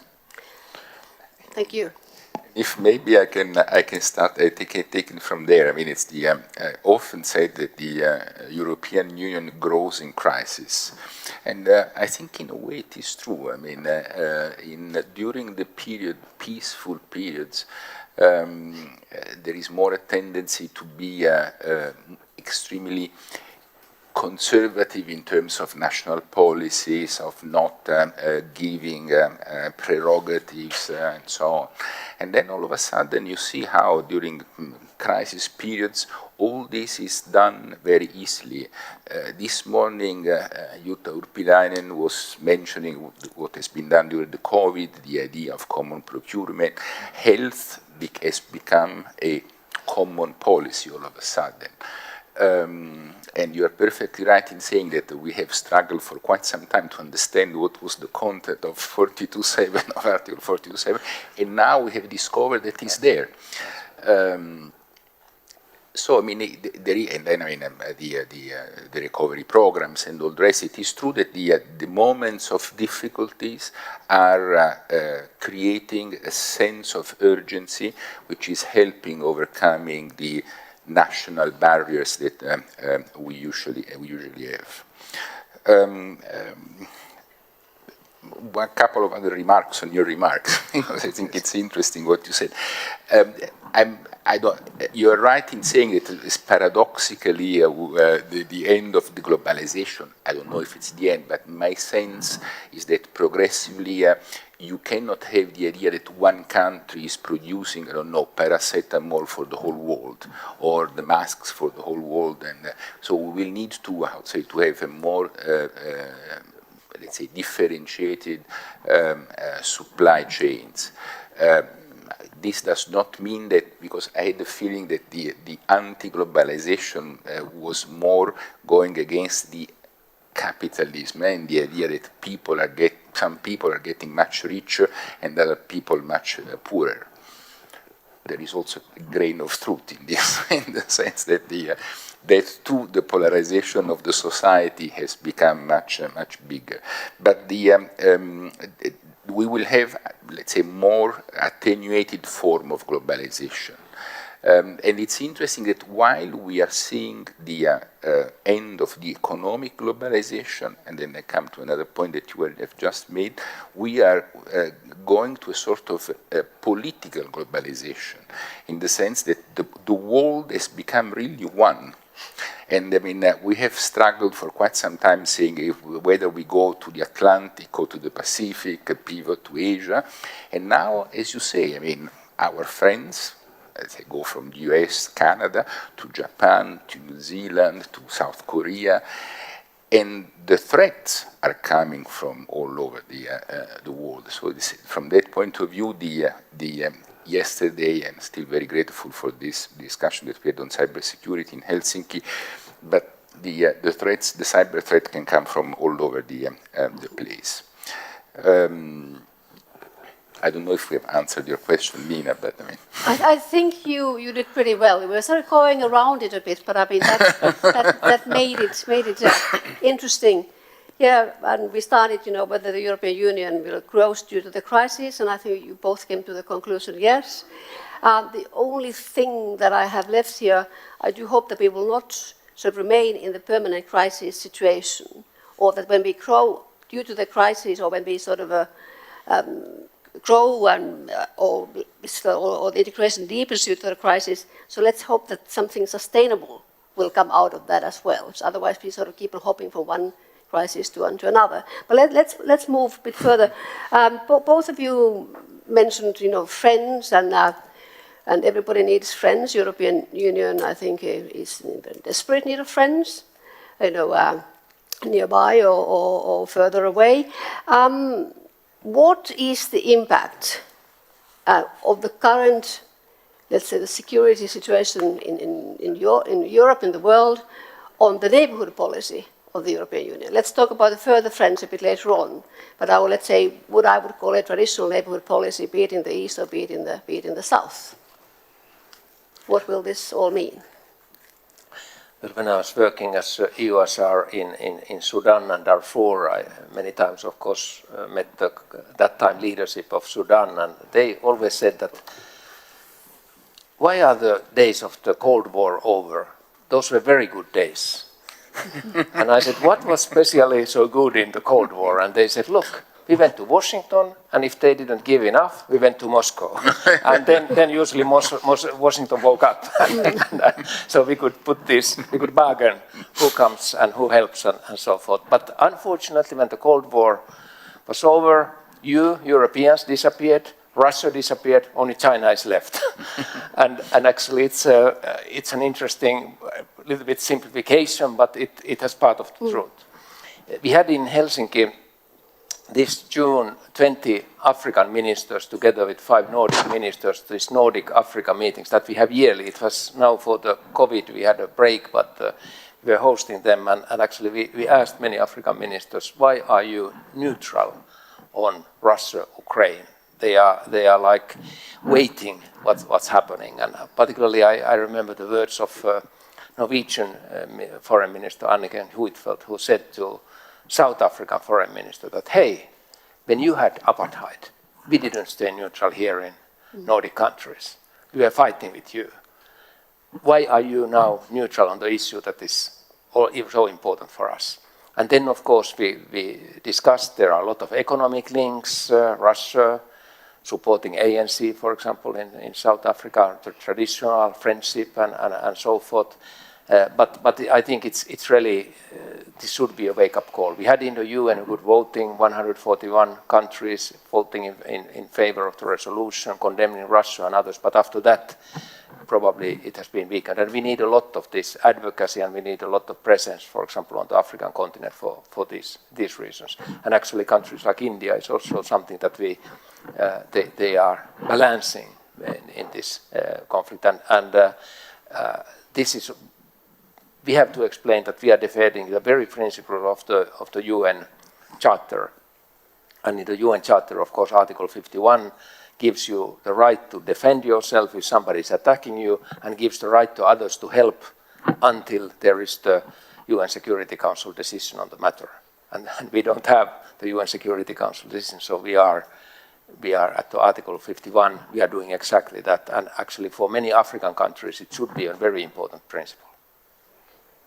Thank you. Please.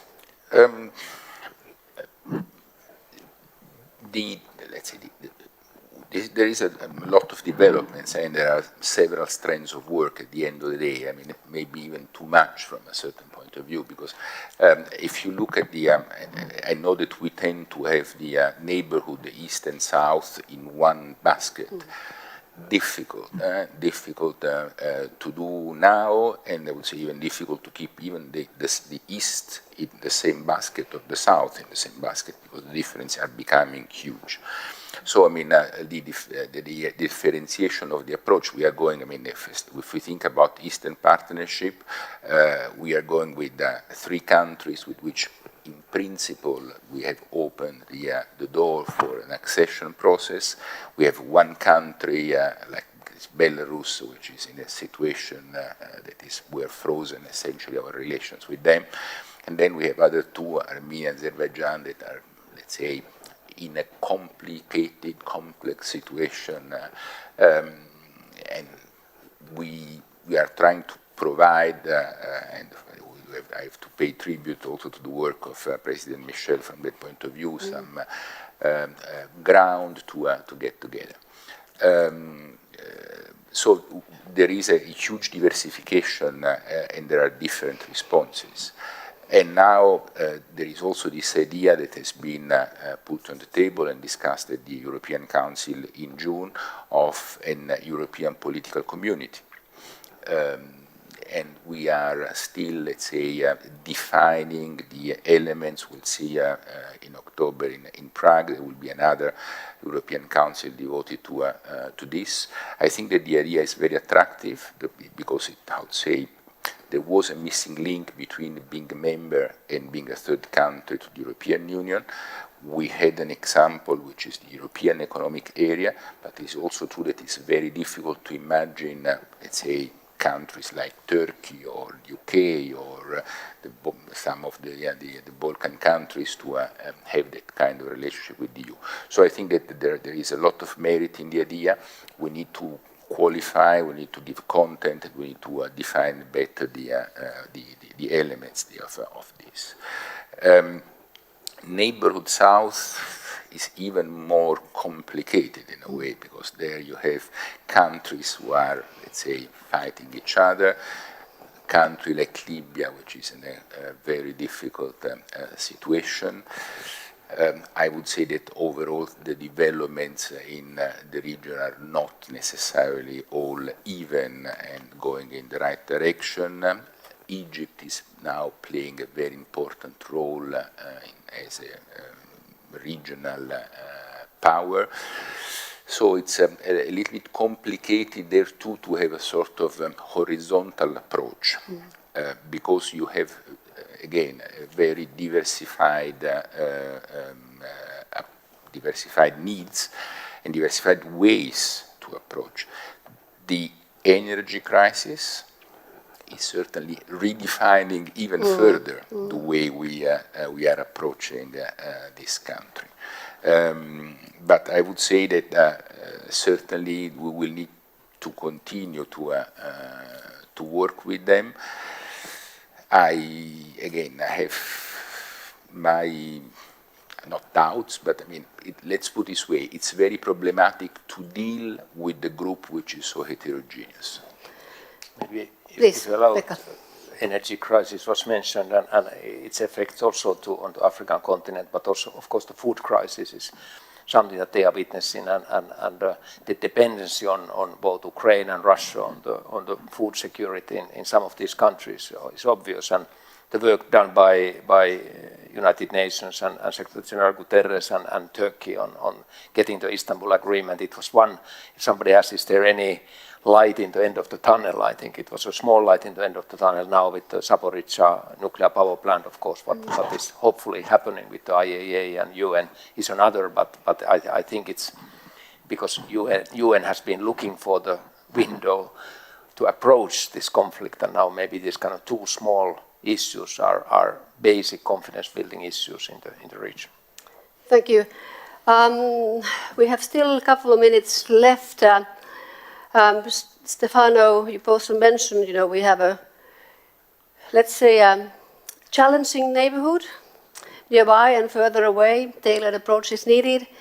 What about the transatlantic relationship? And how would you see the role of the United States in the European security? Well, if you ask me, in this moment, we have maybe the sweetest period in our relationship with the US. I mean, in my almost 40 years, now, a little bit less of professional life, I've never seen something like this. I mean, then there are still, we are competitor from the economic point of view, and so it's, if you ask, for example, the colleague of DG Trade, they will be a little bit less enthusiastic than I am from that point of view. But it stays that from the let's say, from broader political point of view, from the security point of view, the cooperation has been fantastic, exemplary from all the AUKUS crisis has been a sort of watershed, to be honest.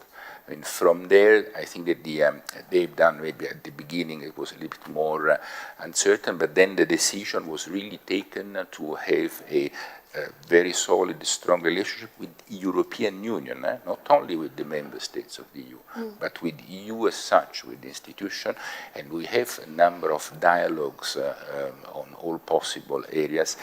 Now, the real challenge is how to structure all this in a way that can become sustainable, as you were saying before.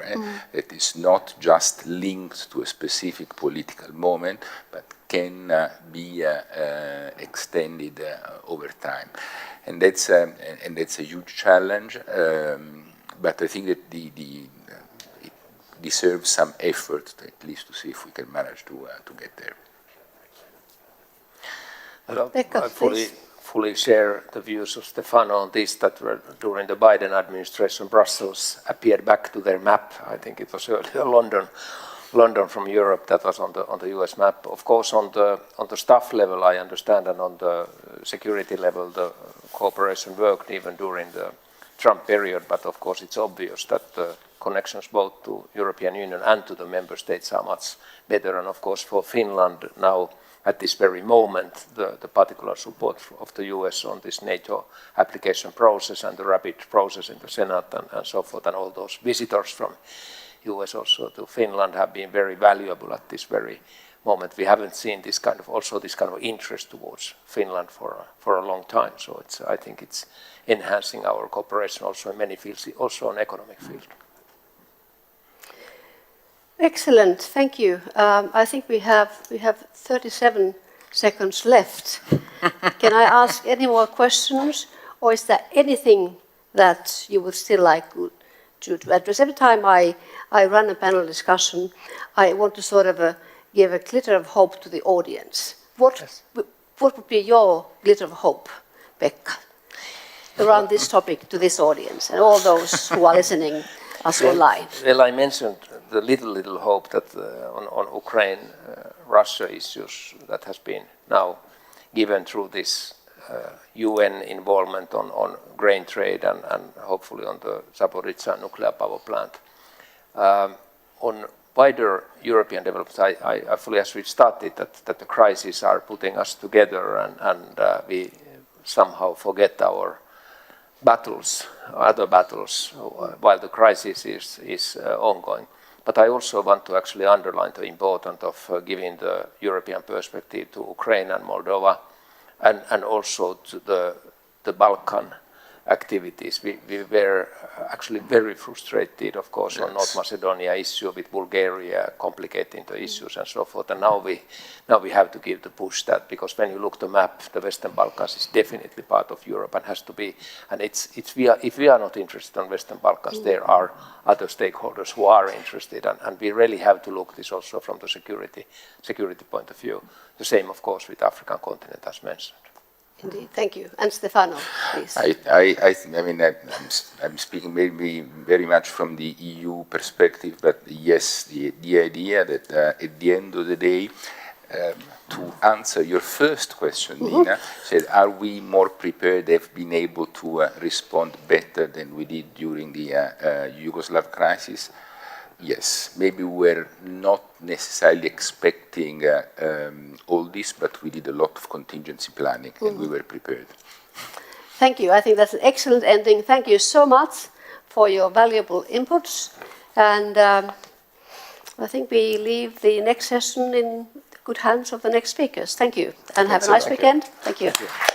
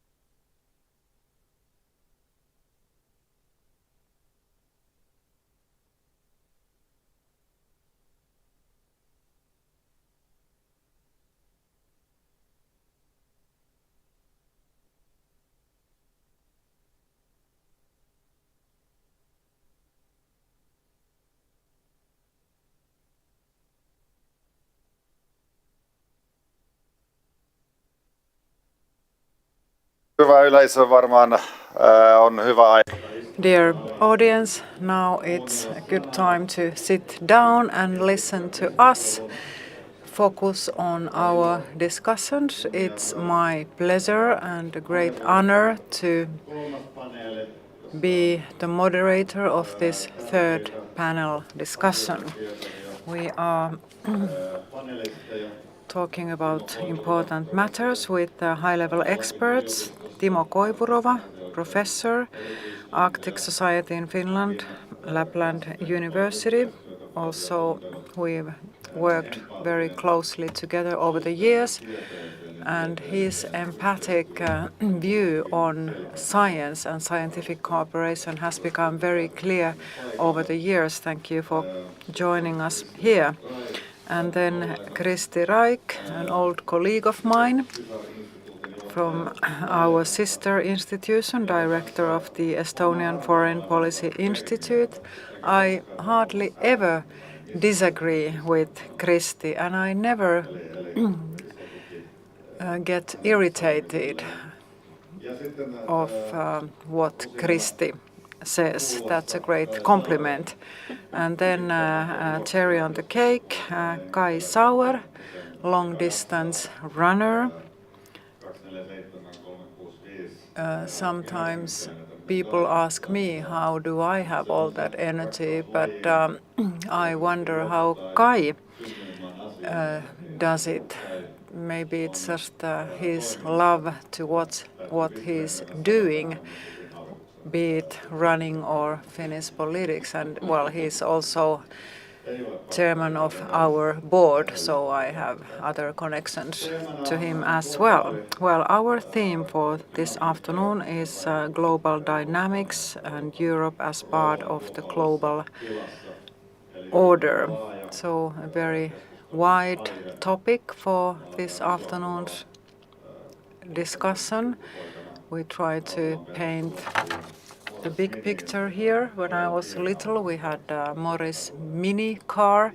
It's a very small car. I wonder how on earth we had this car for a family of 5. And my father used to stop on top of various hills, and we watched the landscape for 15 minutes. My dad loved landscapes, and the rest of us were forced to admire different landscapes with him as well. Now the European landscape has changed dramatically. It's difficult to see how the future looks like. There are big challenges: war, climate change, global democracy disruption, and so on. There are many challenges ahead of us. However, we have to remember the past. Well, this year has been very busy, of course. Last year, this time, we talked about Afghanistan, how chaotic withdrawal from Afghanistan was, and we talked about Europe being left alone. We have to take care of ourselves. And France was irritated about new defense connections, and then suddenly a war began in Europe. That was very dramatic, so it hasn't been very stable in Europe in recent years. So my first question goes to Kai. What do you think how well things are anchored now? Are we just drifting around, or are things stable and more anchored? Well, thank you very much, Mika. Your questions are so wide that I can pick up my favorite sub-questions. Well, now that you mentioned small car, Morris Mini, Mini car was very visible in the news in recent days when the Dugin's daughter was murdered. She was driving a mini car. Well, I interpret the world via Ukraine now. That's my preference. Well, and then from 3 perspectives: the European perspective, where we of course have to meet well-known challenges as regards energy and economy. So these define to a great extent how long we can support Ukraine. Russia understands these challenges, of course, and Russia knows very well what are Europe's soft spots. So what is the support of Russia, Europe to Ukraine? That remains a big question. Well, that is one entity I'd like to discuss, and another thing is, of course, the United States. U.S. support to Ukraine has also been very strong and very consistent as well, and we have to remember that U.S. is heading to two elections, presidential elections in 2024, and gasoline prices are very high in the US as well. Inflation is very high, and Biden administration is also very much focused on China. That's the central page on their playbook as well. Now the key question remains, will Ukraine be a theme for US elections or not? And does it make the US ask for more responsibility from Europe, as along the lines with defense costs that US has said that Europe should pay more for its defense? And then another thing is the question of third countries. There are developing economies and third countries that follow the Ukrainian situation as some sort of outsiders. And suddenly this sovereignty, how another country intervenes in third country's sovereignty, and suddenly sovereignty is not taken as granted anymore. I'm thinking of what Napoleon said, I like principles, they don't commit me to anything. So many developing countries, they maintain commercial relations with Russia, and they listen to Russian propaganda as well. And of course there are some background factors. Many countries are suspicious towards the United States. They have bad memories of the colonial era towards Europe, of course. And then all these factors have an impact on the world order. So there is a front or a bloc of neutral countries in the world at the moment. And Europe has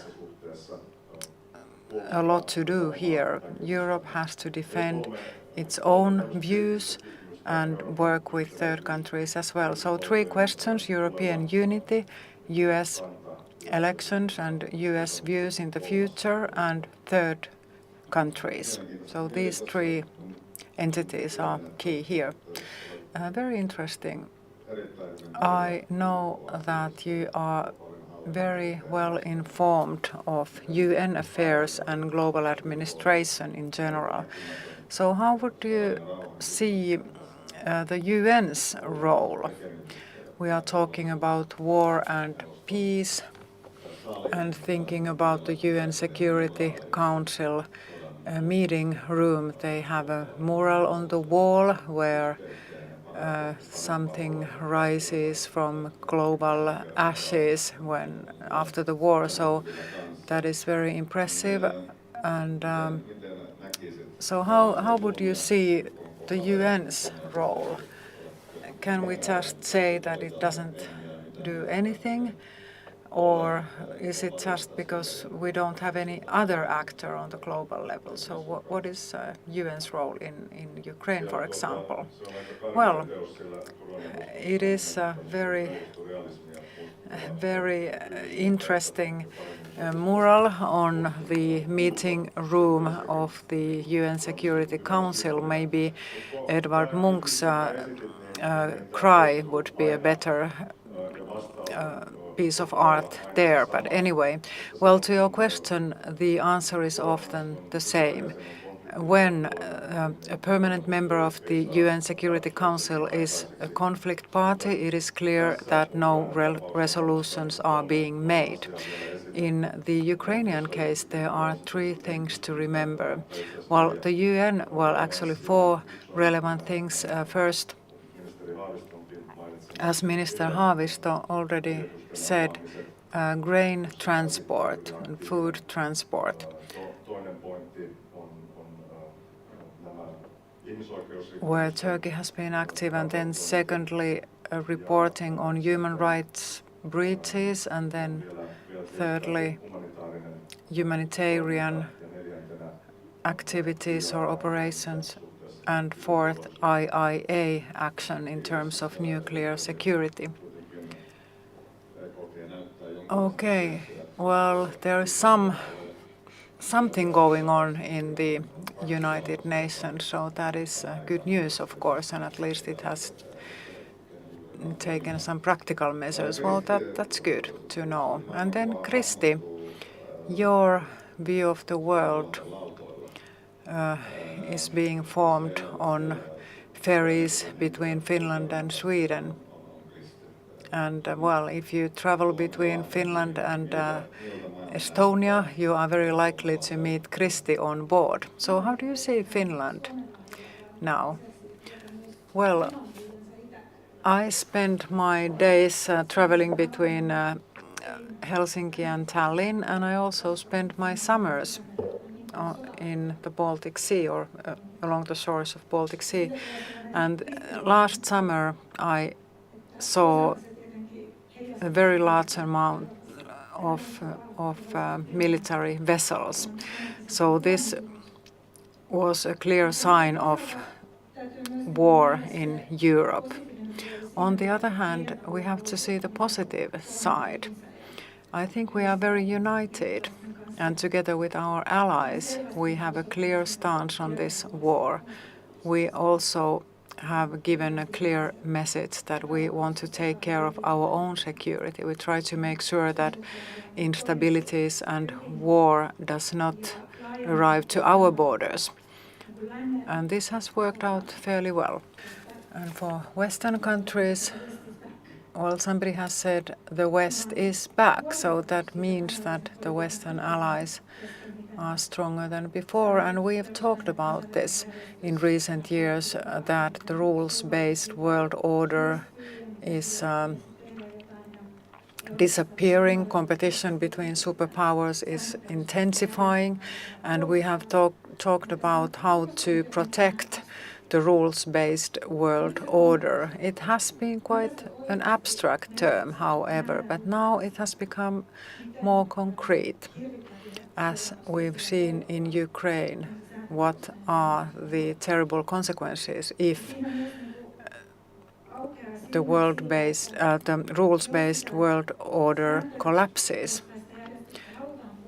If we want to protect rules-based world order, we also need power.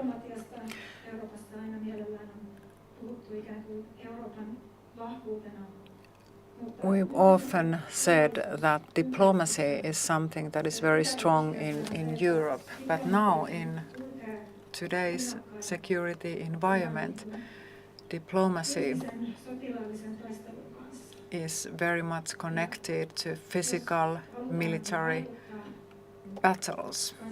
And if we want to have an impact in the future of international or global rules-based world order and want to stabilize the situation, we have to have both hard and soft power. That is the lesson learned, and that is a clear message to Europe now. And we've seen this in many European countries. Using hard power is something that has to be taken into account. It's very relevant now if we want to make sure that war doesn't spread out to Europe, we have to have means to defend ourselves. In today's discussions, we've heard about experts emphasizing on the duration of this war. This war may last long, and conflict with Russia can be very long-lasting.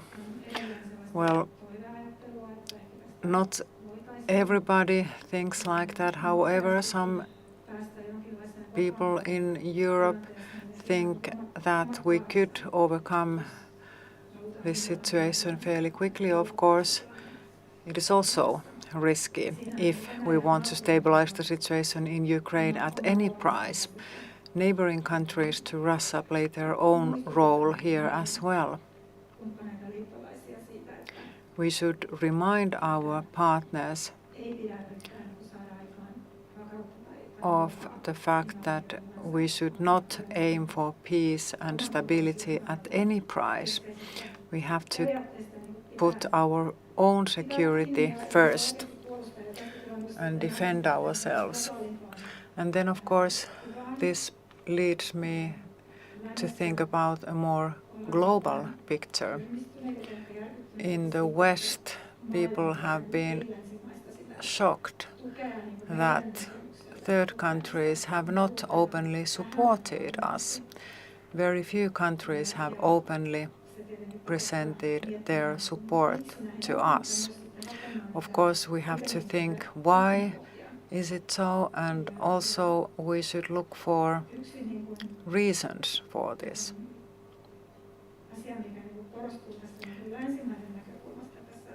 One thing that is emphasized in the West now is the conflict between democracies and autocracies. Well, this doesn't help us make new friends in other parts of the world, that we highlight this division between autocracies and democracies.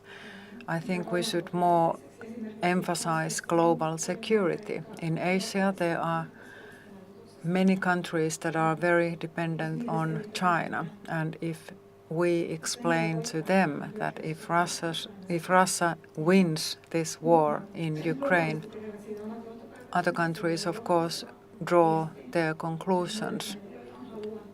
So this might be an encouraging message for other countries who want to expand their own sphere of interest. So this is on our common agenda. We should stick to the basic principles of global security, and all countries will benefit from them. Well, the balance of power, of course, is important. And then, of course, if we think of consequences of this war, it can lead to many different scenarios to different countries in terms of connections to other countries, and political empathy plays a role here as well. To whom do you show support? And war travels very little nowadays in countries in Northern Africa, for example.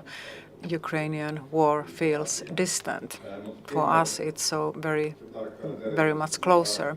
Timo, you're focusing on Arctic issues, and in today's first panel discussion, we talked about Arctic regions and the implication of Finland's NATO membership on Arctic areas. So what about multilateralism in Arctic areas? Is it something that is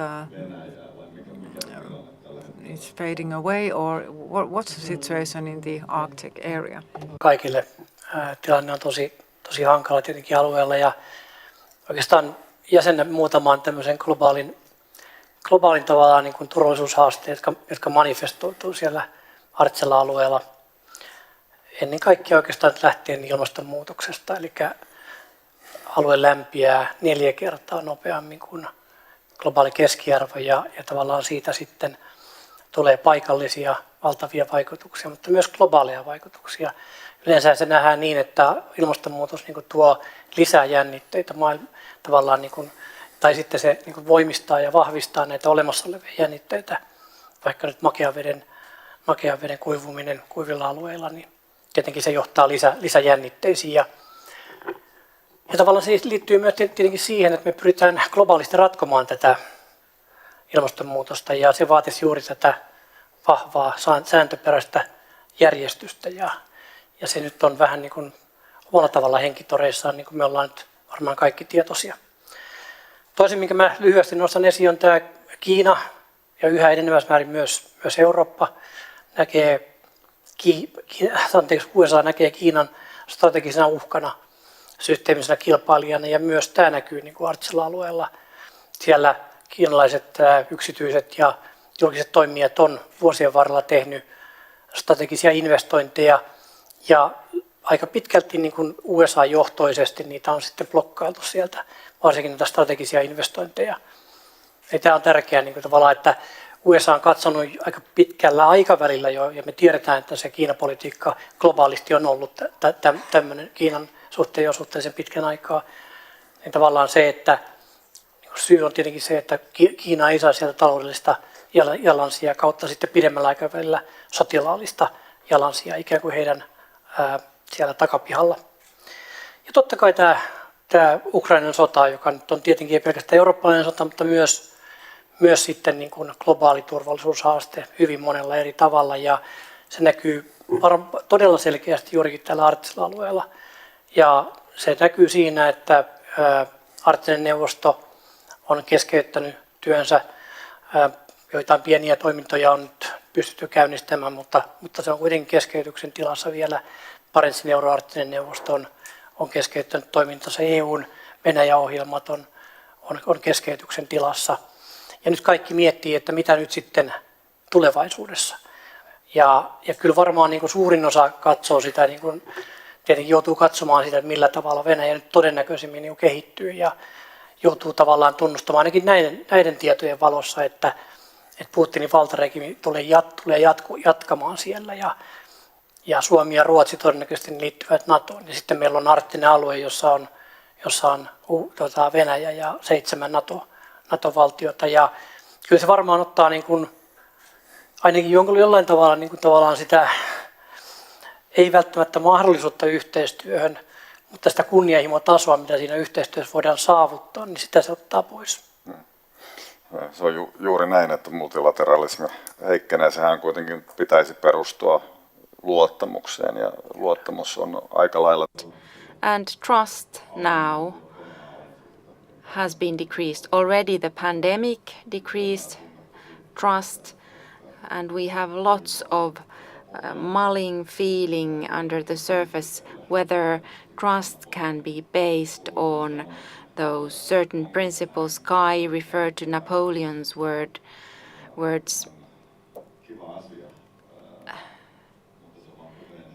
Trust is nice, but it's only words from podiums and high-flying statements from podia.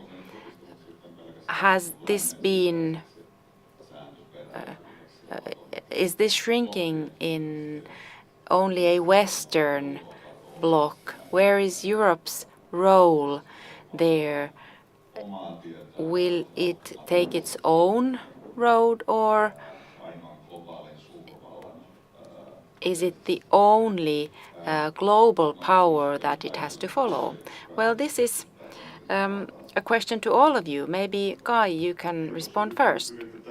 Well, I'll try. Research information serves as a basis for democratic countries. The number of democratic countries is not increasing, rather decreasing. And us remaining, it puts in a difficult situation now that we have to look for alternative energy sources. We try to transit towards a greener energy spectrum, but probably we can't manage with only that, and we have to create partnerships with nations with a different value basis from ours. And that can be a difficult move. Another very practical observation, Minister Haavisto referred to the UN General Council vote on condemning the aggression of Russia towards Ukraine, 141 in favor, but 92 were opposed or abstained. It's quite a big share out of the whole. And I believe that now that this conflict will be protracted, this number will not be smaller. So the trend is going in the wrong direction from our perspective. Kristi, the same question to you, but you were talking about the democratic momentum. Everyone is worried about it, that it will be dwindling, it's shrinking away. How could you keep it alive? Why is it melting away? Well, it has been a trend globally for over 10 years. The number of democratic states is shrinking. And that trend is not necessarily coming towards its end yet. But you asked whether the rules-based system will shrink into a system of only Western nations. Well, to a certain extent, it has been a situation for the whole era after the Second World War. UN was created, we had a common global multilateral cooperation framework, certain rules, and in principle all states had accepted it. But then there was the Western Bloc who amongst themselves had much further reaching institutional organizations, rules in different spheres of life, be it in the economy or in political cooperation. And then after the Cold War, there was a moment when we thought that, well, maybe we could achieve a real global community and strengthening that we don't have those blocs anymore who have different views on what is the basis of an international system, so that there wouldn't be competition between values. That was a very short moment. So therefore, we are in a similar situation as in the Cold War. We have the Western nations bloc. They have common values, shared values, and now we accept in the West that they will not be spreading globally, but if they are values to us in the Western world, we want to defend them. And that's why we have certain organizations in Europe, EU and NATO, of course, through which we organize our value-based societies. But it doesn't mean that we should actively try to disseminate the same order all around the world. We have a superpower competition, including an ideological and value dimension, and I don't see any quick fix for this. This can continue for long, and these blocks will exist, and we have to think about how we can best serve our own interests and values, and also at some point end in a situation where the global framework, be it fragile and thin, we could strengthen it currently it is very thin and fragile indeed. If we look at the UN and we are in active war, its opportunities to act are limited. Thank you for those words. Timo, how would you see when we are sketching future's landscape? How do you see things will develop in regional and global terms? You also mentioned climate change. There are great challenges lying ahead, and the instruments to respond to even old challenges are scarce. How do you see the future? That is true. In one sense, in environmental protection, for example, we find more common interests. Every nation admits to some point at least that the triple planetary crisis is going on and that climate change is a reality and the loss of species is true. I follow many global and regional environmental protection processes, and a lot is going on. There is a discussion on biodiversity in the world oceans, and Russia is negotiating there. So Russia is not absent, or we condemn their behavior, but they do take the floor and speak there. So there is the bureaucratic level.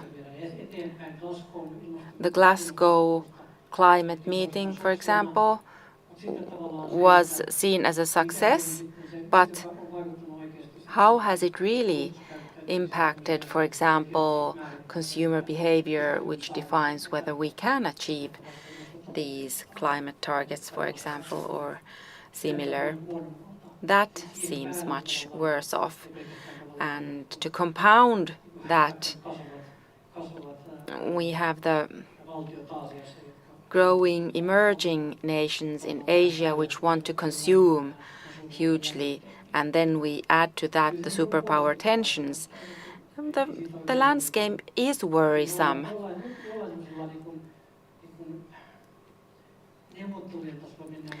On negotiation level, we make progress, but whether something happens in practice, I personally have seen that they're not balanced. We have been talking about global trends a lot in very progressive terms, how to respond to challenges. I went through certain US global trend reports, and the global structural trends, climate change, global economy, they're all somehow heading for the worse. The digital sphere seems to come up more often as one of the ways of espionage or cyber threats, and then globalization, delinking, as in the previous panel it was noticed, when you cannot trust any sources. But climate change, Kai, how do you see? War in Ukraine has produced a certain momentum where this carbon delinking would happen more quickly than we thought, but it would be more painful than we thought. How do you see? Can these structural big challenges be seen in a positive spirit someday? Well, it could be, but maybe we have to take a step backwards first and then a couple of steps forward. maybe hopefully permanently forward. But the step backward is that we have to resort to traditional sources of energy to be able to de-link ourselves from Russia, and temporarily the use of fossil fuels will increase, and hopefully later on we can move more permanently to green energy and renewable energy sources. And this also forces us to new partnerships, and these can be complicated or difficult. Think about Venezuela, for example. They have strong resources there, but politically it is a very far off partner for us. But the US position towards Venezuela has changed. The war has been a luck for Venezuela because the US priorities have shifted and they have eased sanctions on Venezuela. I would see the global challenges. China, for example, said no to a climate dialogue with US due to Taiwan. So maybe the box where the climate issue has been kept as unpolitical, geopolitical, maybe the box's limits are becoming fragile. It seems so. I would see that the superpower battle is stretching in all spheres of life. It's difficult to avoid, and also those areas where we have tried to keep it out, especially climate, the Arctic area, that was held for long as only a sphere of cooperation. It doesn't function in that way anymore. And for the Western countries, this is also a fundamental challenge to our way of thinking. We're used to think, especially in economy and technology, that openness and transparency and globalization, they are good things, and development is achieved therethrough, and growth is achieved by that. And we thought that it would also bring security and balance, but this has been brought to question now too. And it's interesting to see how the effect of the Ukrainian war, or the shock in the energy sector from the war, that Russia really uses energy as a tool for power politics, and this can become vulnerabilities, especially in crisis situations, how this affects the discussion in Germany and Europe on China, where these interdependencies are much more complex and extensive than between Europe and Russia we ever had. So we have to have new thinking about where we set the limits of transparency and openness and interdependencies, and then it takes us towards building these blocks. And this is not the way we would like to do from the liberalistic point of view. When we talk about a rules-based system, we don't want to go into these blocks, but international political events are pushing us towards that. So we have to adapt to the new power conflict. We cannot just do away with it. Puhuu tuosta. How would you see this, Timo? Christy talks about the waves of fortune, that it's everything is based on random events. So how would you react in this situation? How would you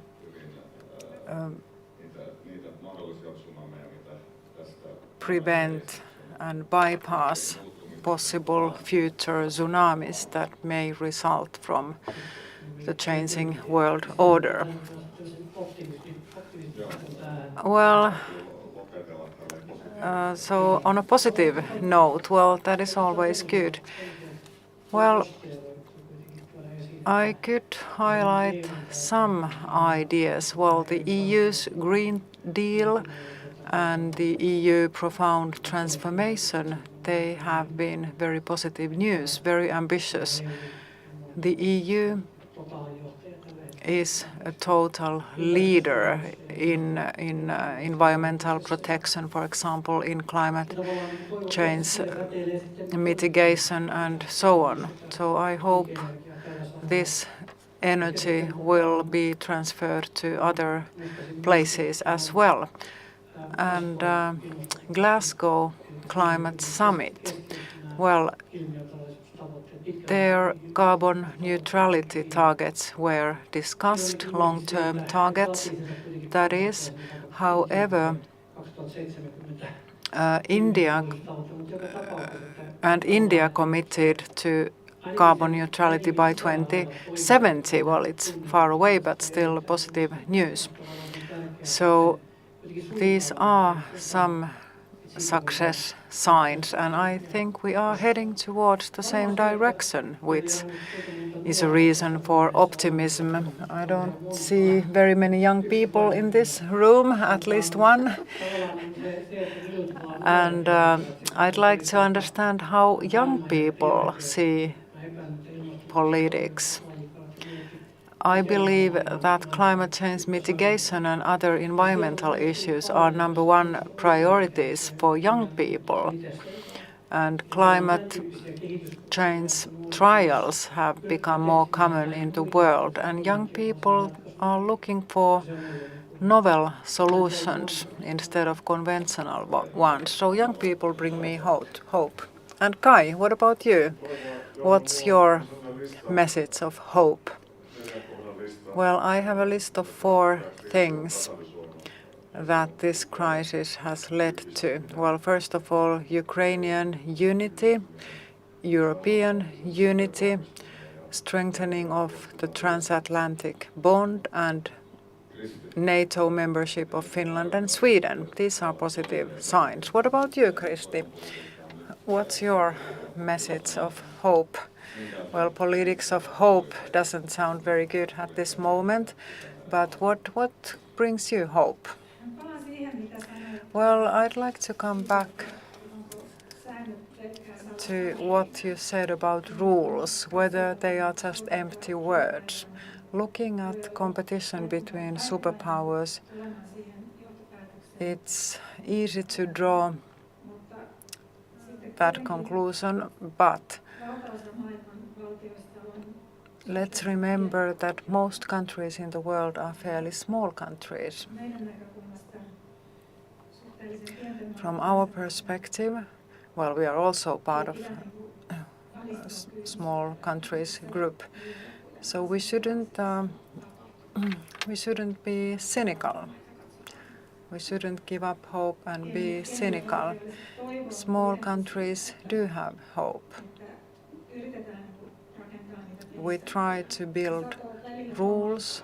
Well, sometimes they may collapse, and sometimes we understand that we need hard power in some situations. But in this battle, well, the concrete war in Ukraine, we should not give up. We shall not let hard power reign, but instead strengthen the rules. So that's my message of optimism. Well, thank you. We are running over time by 1 minute only. Very good. And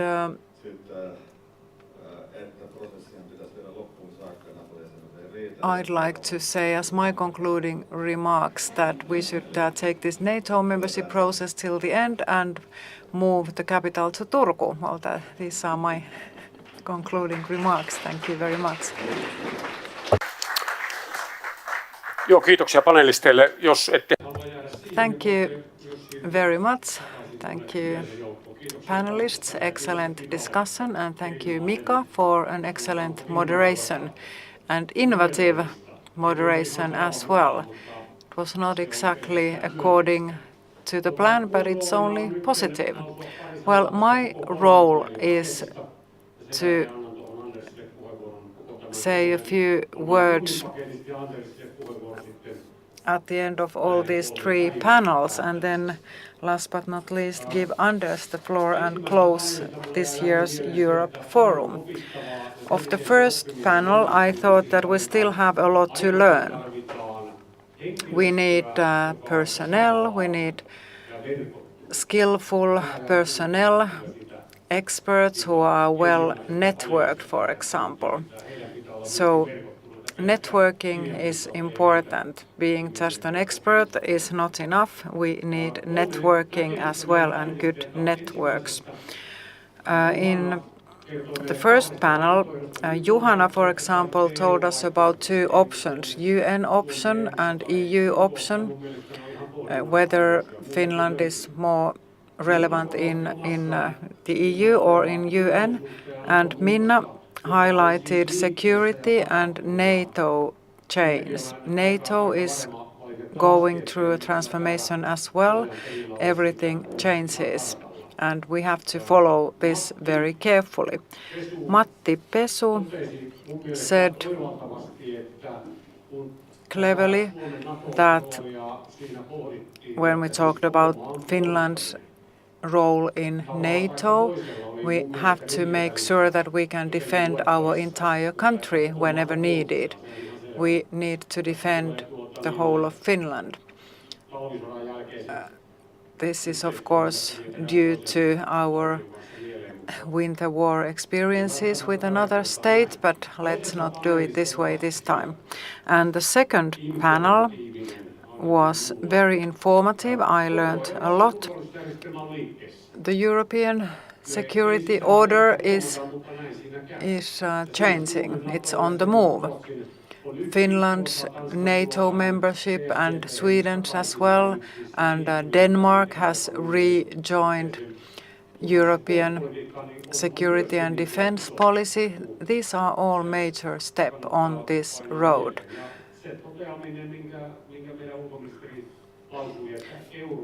And as our foreign minister said, the European Union is #1 reference framework for us Finns also in the future.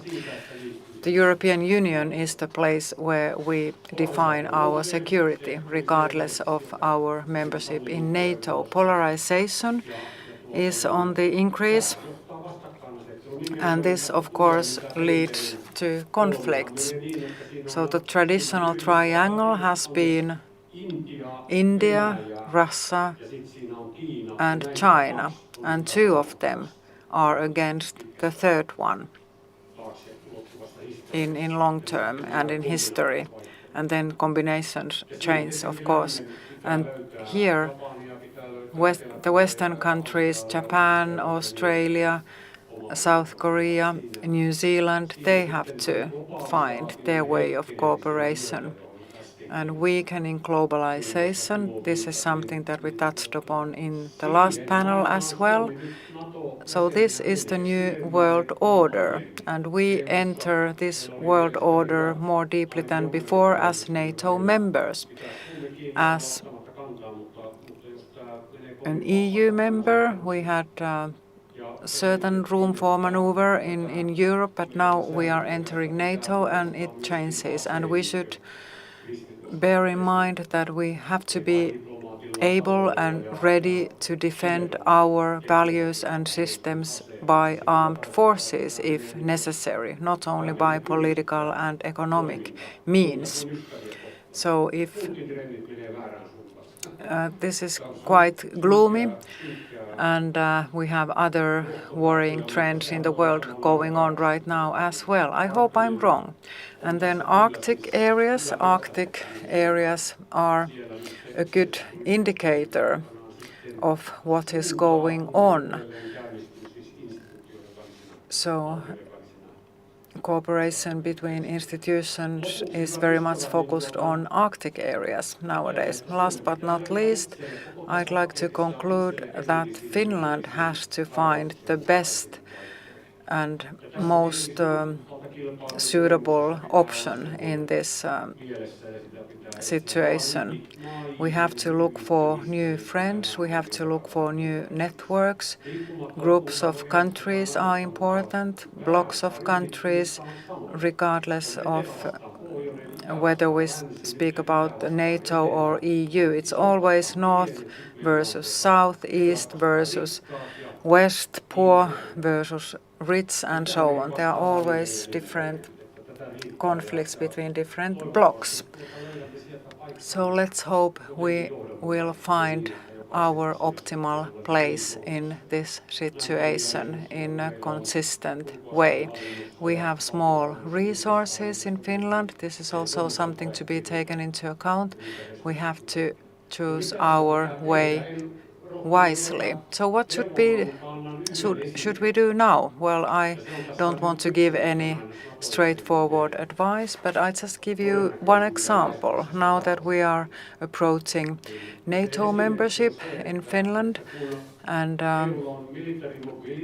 this example means that now that EU has the military mobility project, we need it to strengthen our capabilities, and these will be combined. This is a good example for Finland. And now that we are even more closely connected to Western countries, and I haven't heard for months that Finland wouldn't be part of the Western countries. Of course, we are in the West. And this is fairly recent in Finland, as we all know. Now that we are steadily in the West, we have to build our infrastructure and other capabilities, also intelligence capabilities, for those purposes. And we have to change our mindset. We have to adopt a new mental perspective. Many experts highlighted this afternoon. And my example is as follows. Now, we have to remember that Finland is an island. That is something that we should work on. We should improve our logistics and security of supply. We are far away, isolated. So we should improve our connections towards the West. North is out of question, also east and south, so we should head west. So, Turku is of course centrally located in this situation. The new logistics solution is maybe Sweden and Stockholm in one way or another. So, this is my conclusion after having heard these three panels. We have to head west, turn our eyes to the west, approach Sweden and Stockholm, and work together with others and analyze everything very thoroughly. With these words, I'd like to close these panel discussions. Thank you to all of you who have listened to us, and the work continues. Thank you, Anders. The floor is yours.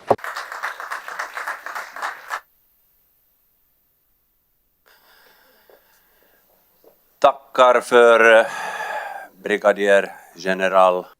Thank you, General Brigadier, who has been the main organizer of this event in security and defense policy matters.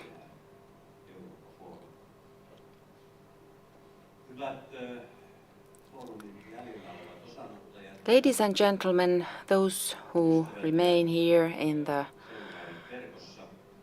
room and those online, I'd like to briefly sum up the main things from the point of view of the organizers. What have we learned?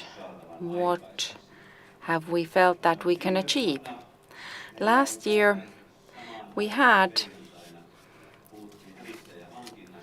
a discussion on the procurement of fighters, and after this forum 11 billion euros was used to purchase fighters from the United States. This tells us about the direction Buchanan mentioned in his speech. But if I look at the European discussion with a longer perspective, we have been able to create a new community around European Union-related questions, a community between Finns who are interested in these questions. It's not a discussion whether it's right or wrong to be part of the European Union. This discussion is dead. There is, of course, the Prime Minister's discussion, which was pretty unanimous on this. Only one side remark from there. But we have many different kinds of stakeholders, interest groups, communities, phenomena from the point of view which we have to think about these things. They provide political, economic and other initiatives and innovations. So I claim that European discussion in Finland is entering a new era. And now that we have people who have influenced our long march as officials, as politicians, as civil servants, you can see when you look at the participants list that we are now handing over the torch to the new generation. And that is great, and it would seem that this new generation, they can score even better than this generation that tried its best. We are now looking for better European values, but we want to defend the good European values.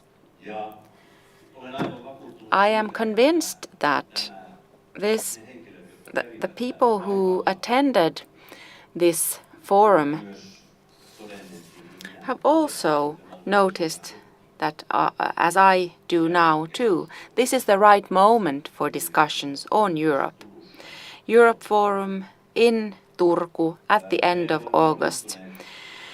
I think we have succeeded, not only us Turku residents, but everyone who participated. We have succeeded in creating a Finnish political opening of the autumn season, trying to cast our eyes into the future, looking at political problems with a longer perspective, and all of our political system, in the light of our new constitution, tries to implement these decisions in the community of the European Union.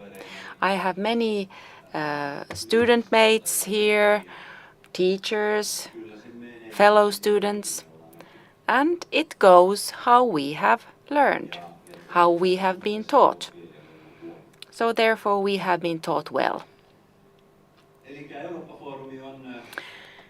Eurooppa-forum has been strengthened. It's found its place. It's a difficult equation because everyone has to find it. The phenomenon that in Finnish traditional discussion has been that this was not invented here. People want to find it themselves. They want to find their own roles by themselves.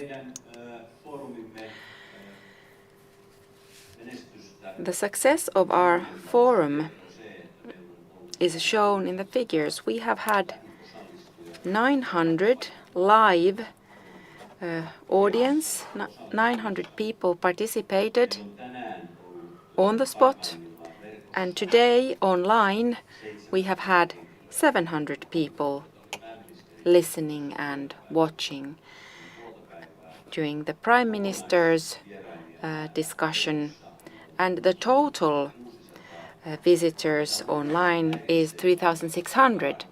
But there is the paradox, of course, that Helsingin Sanomat, the Finnish public broadcasting company, Turun Sanomat, Ilta-Sanomat, the major newspapers webcast this online direct. So in reality, the number of participants is much greater.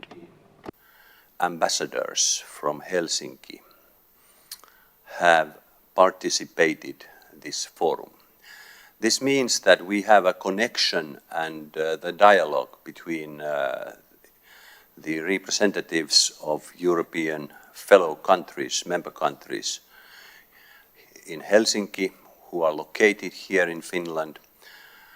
And of course we had a special event for Ukraine, because yesterday we were saluting strongly for our solidarity to Ukraine. So this is important because we have also invested quite a lot of resources to translation, texting, which we have agreed with Linksoft, which is our permanent partner in this sense. This is important because we would like to serve the national audience, but also international audience. So this is an open access concept where everyone can not only participate, but they can also raise a hand and write a text. I thank the diplomatic corps which have taken part, and we are very much keen on cooperating national activities with each country, because Europe, the richness of Europe is the variety of the nations, languages and states. It is the basics of European culture. Very, very important thing. Jos menemme katsomaan. If we then look into the future, I will reiterate what I said yesterday morning. The next forum will be organized in Turku at the end of August, the 30th of August next year, and it will end on the 1st of September. So the dates are fixed. It is possible that we will convene elsewhere in Turku, because this venue is not sufficient for the number of participants. But on the contents, I want to say again what Mika Aaltola was referring to. Indeed, the capital has been moved for a moment to Turku. We had 11 ministers and decision makers, MEPs, civil servants, officials of the European Union. But the capital doesn't need to be moved to Turku. We have enough history to tell about that. What is Finnishness?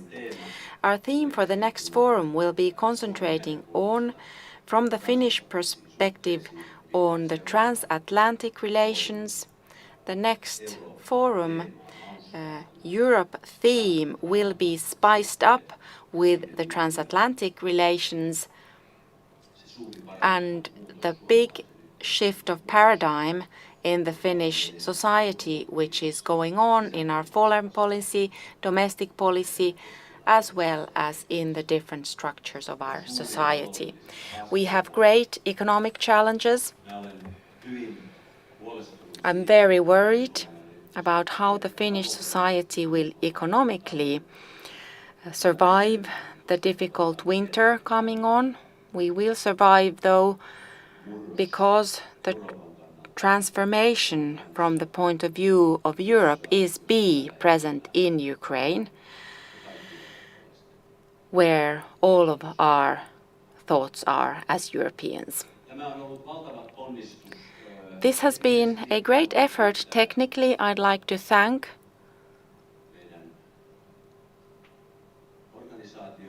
all of our organizations, those who have worked in favor of this event, ABOA Services, Gunilla Sjöberg and her staff. She has coordinated this operation. We have had many other partners, organizations participating in organizing this event. I'd like to thank you all. It seems that this was a success.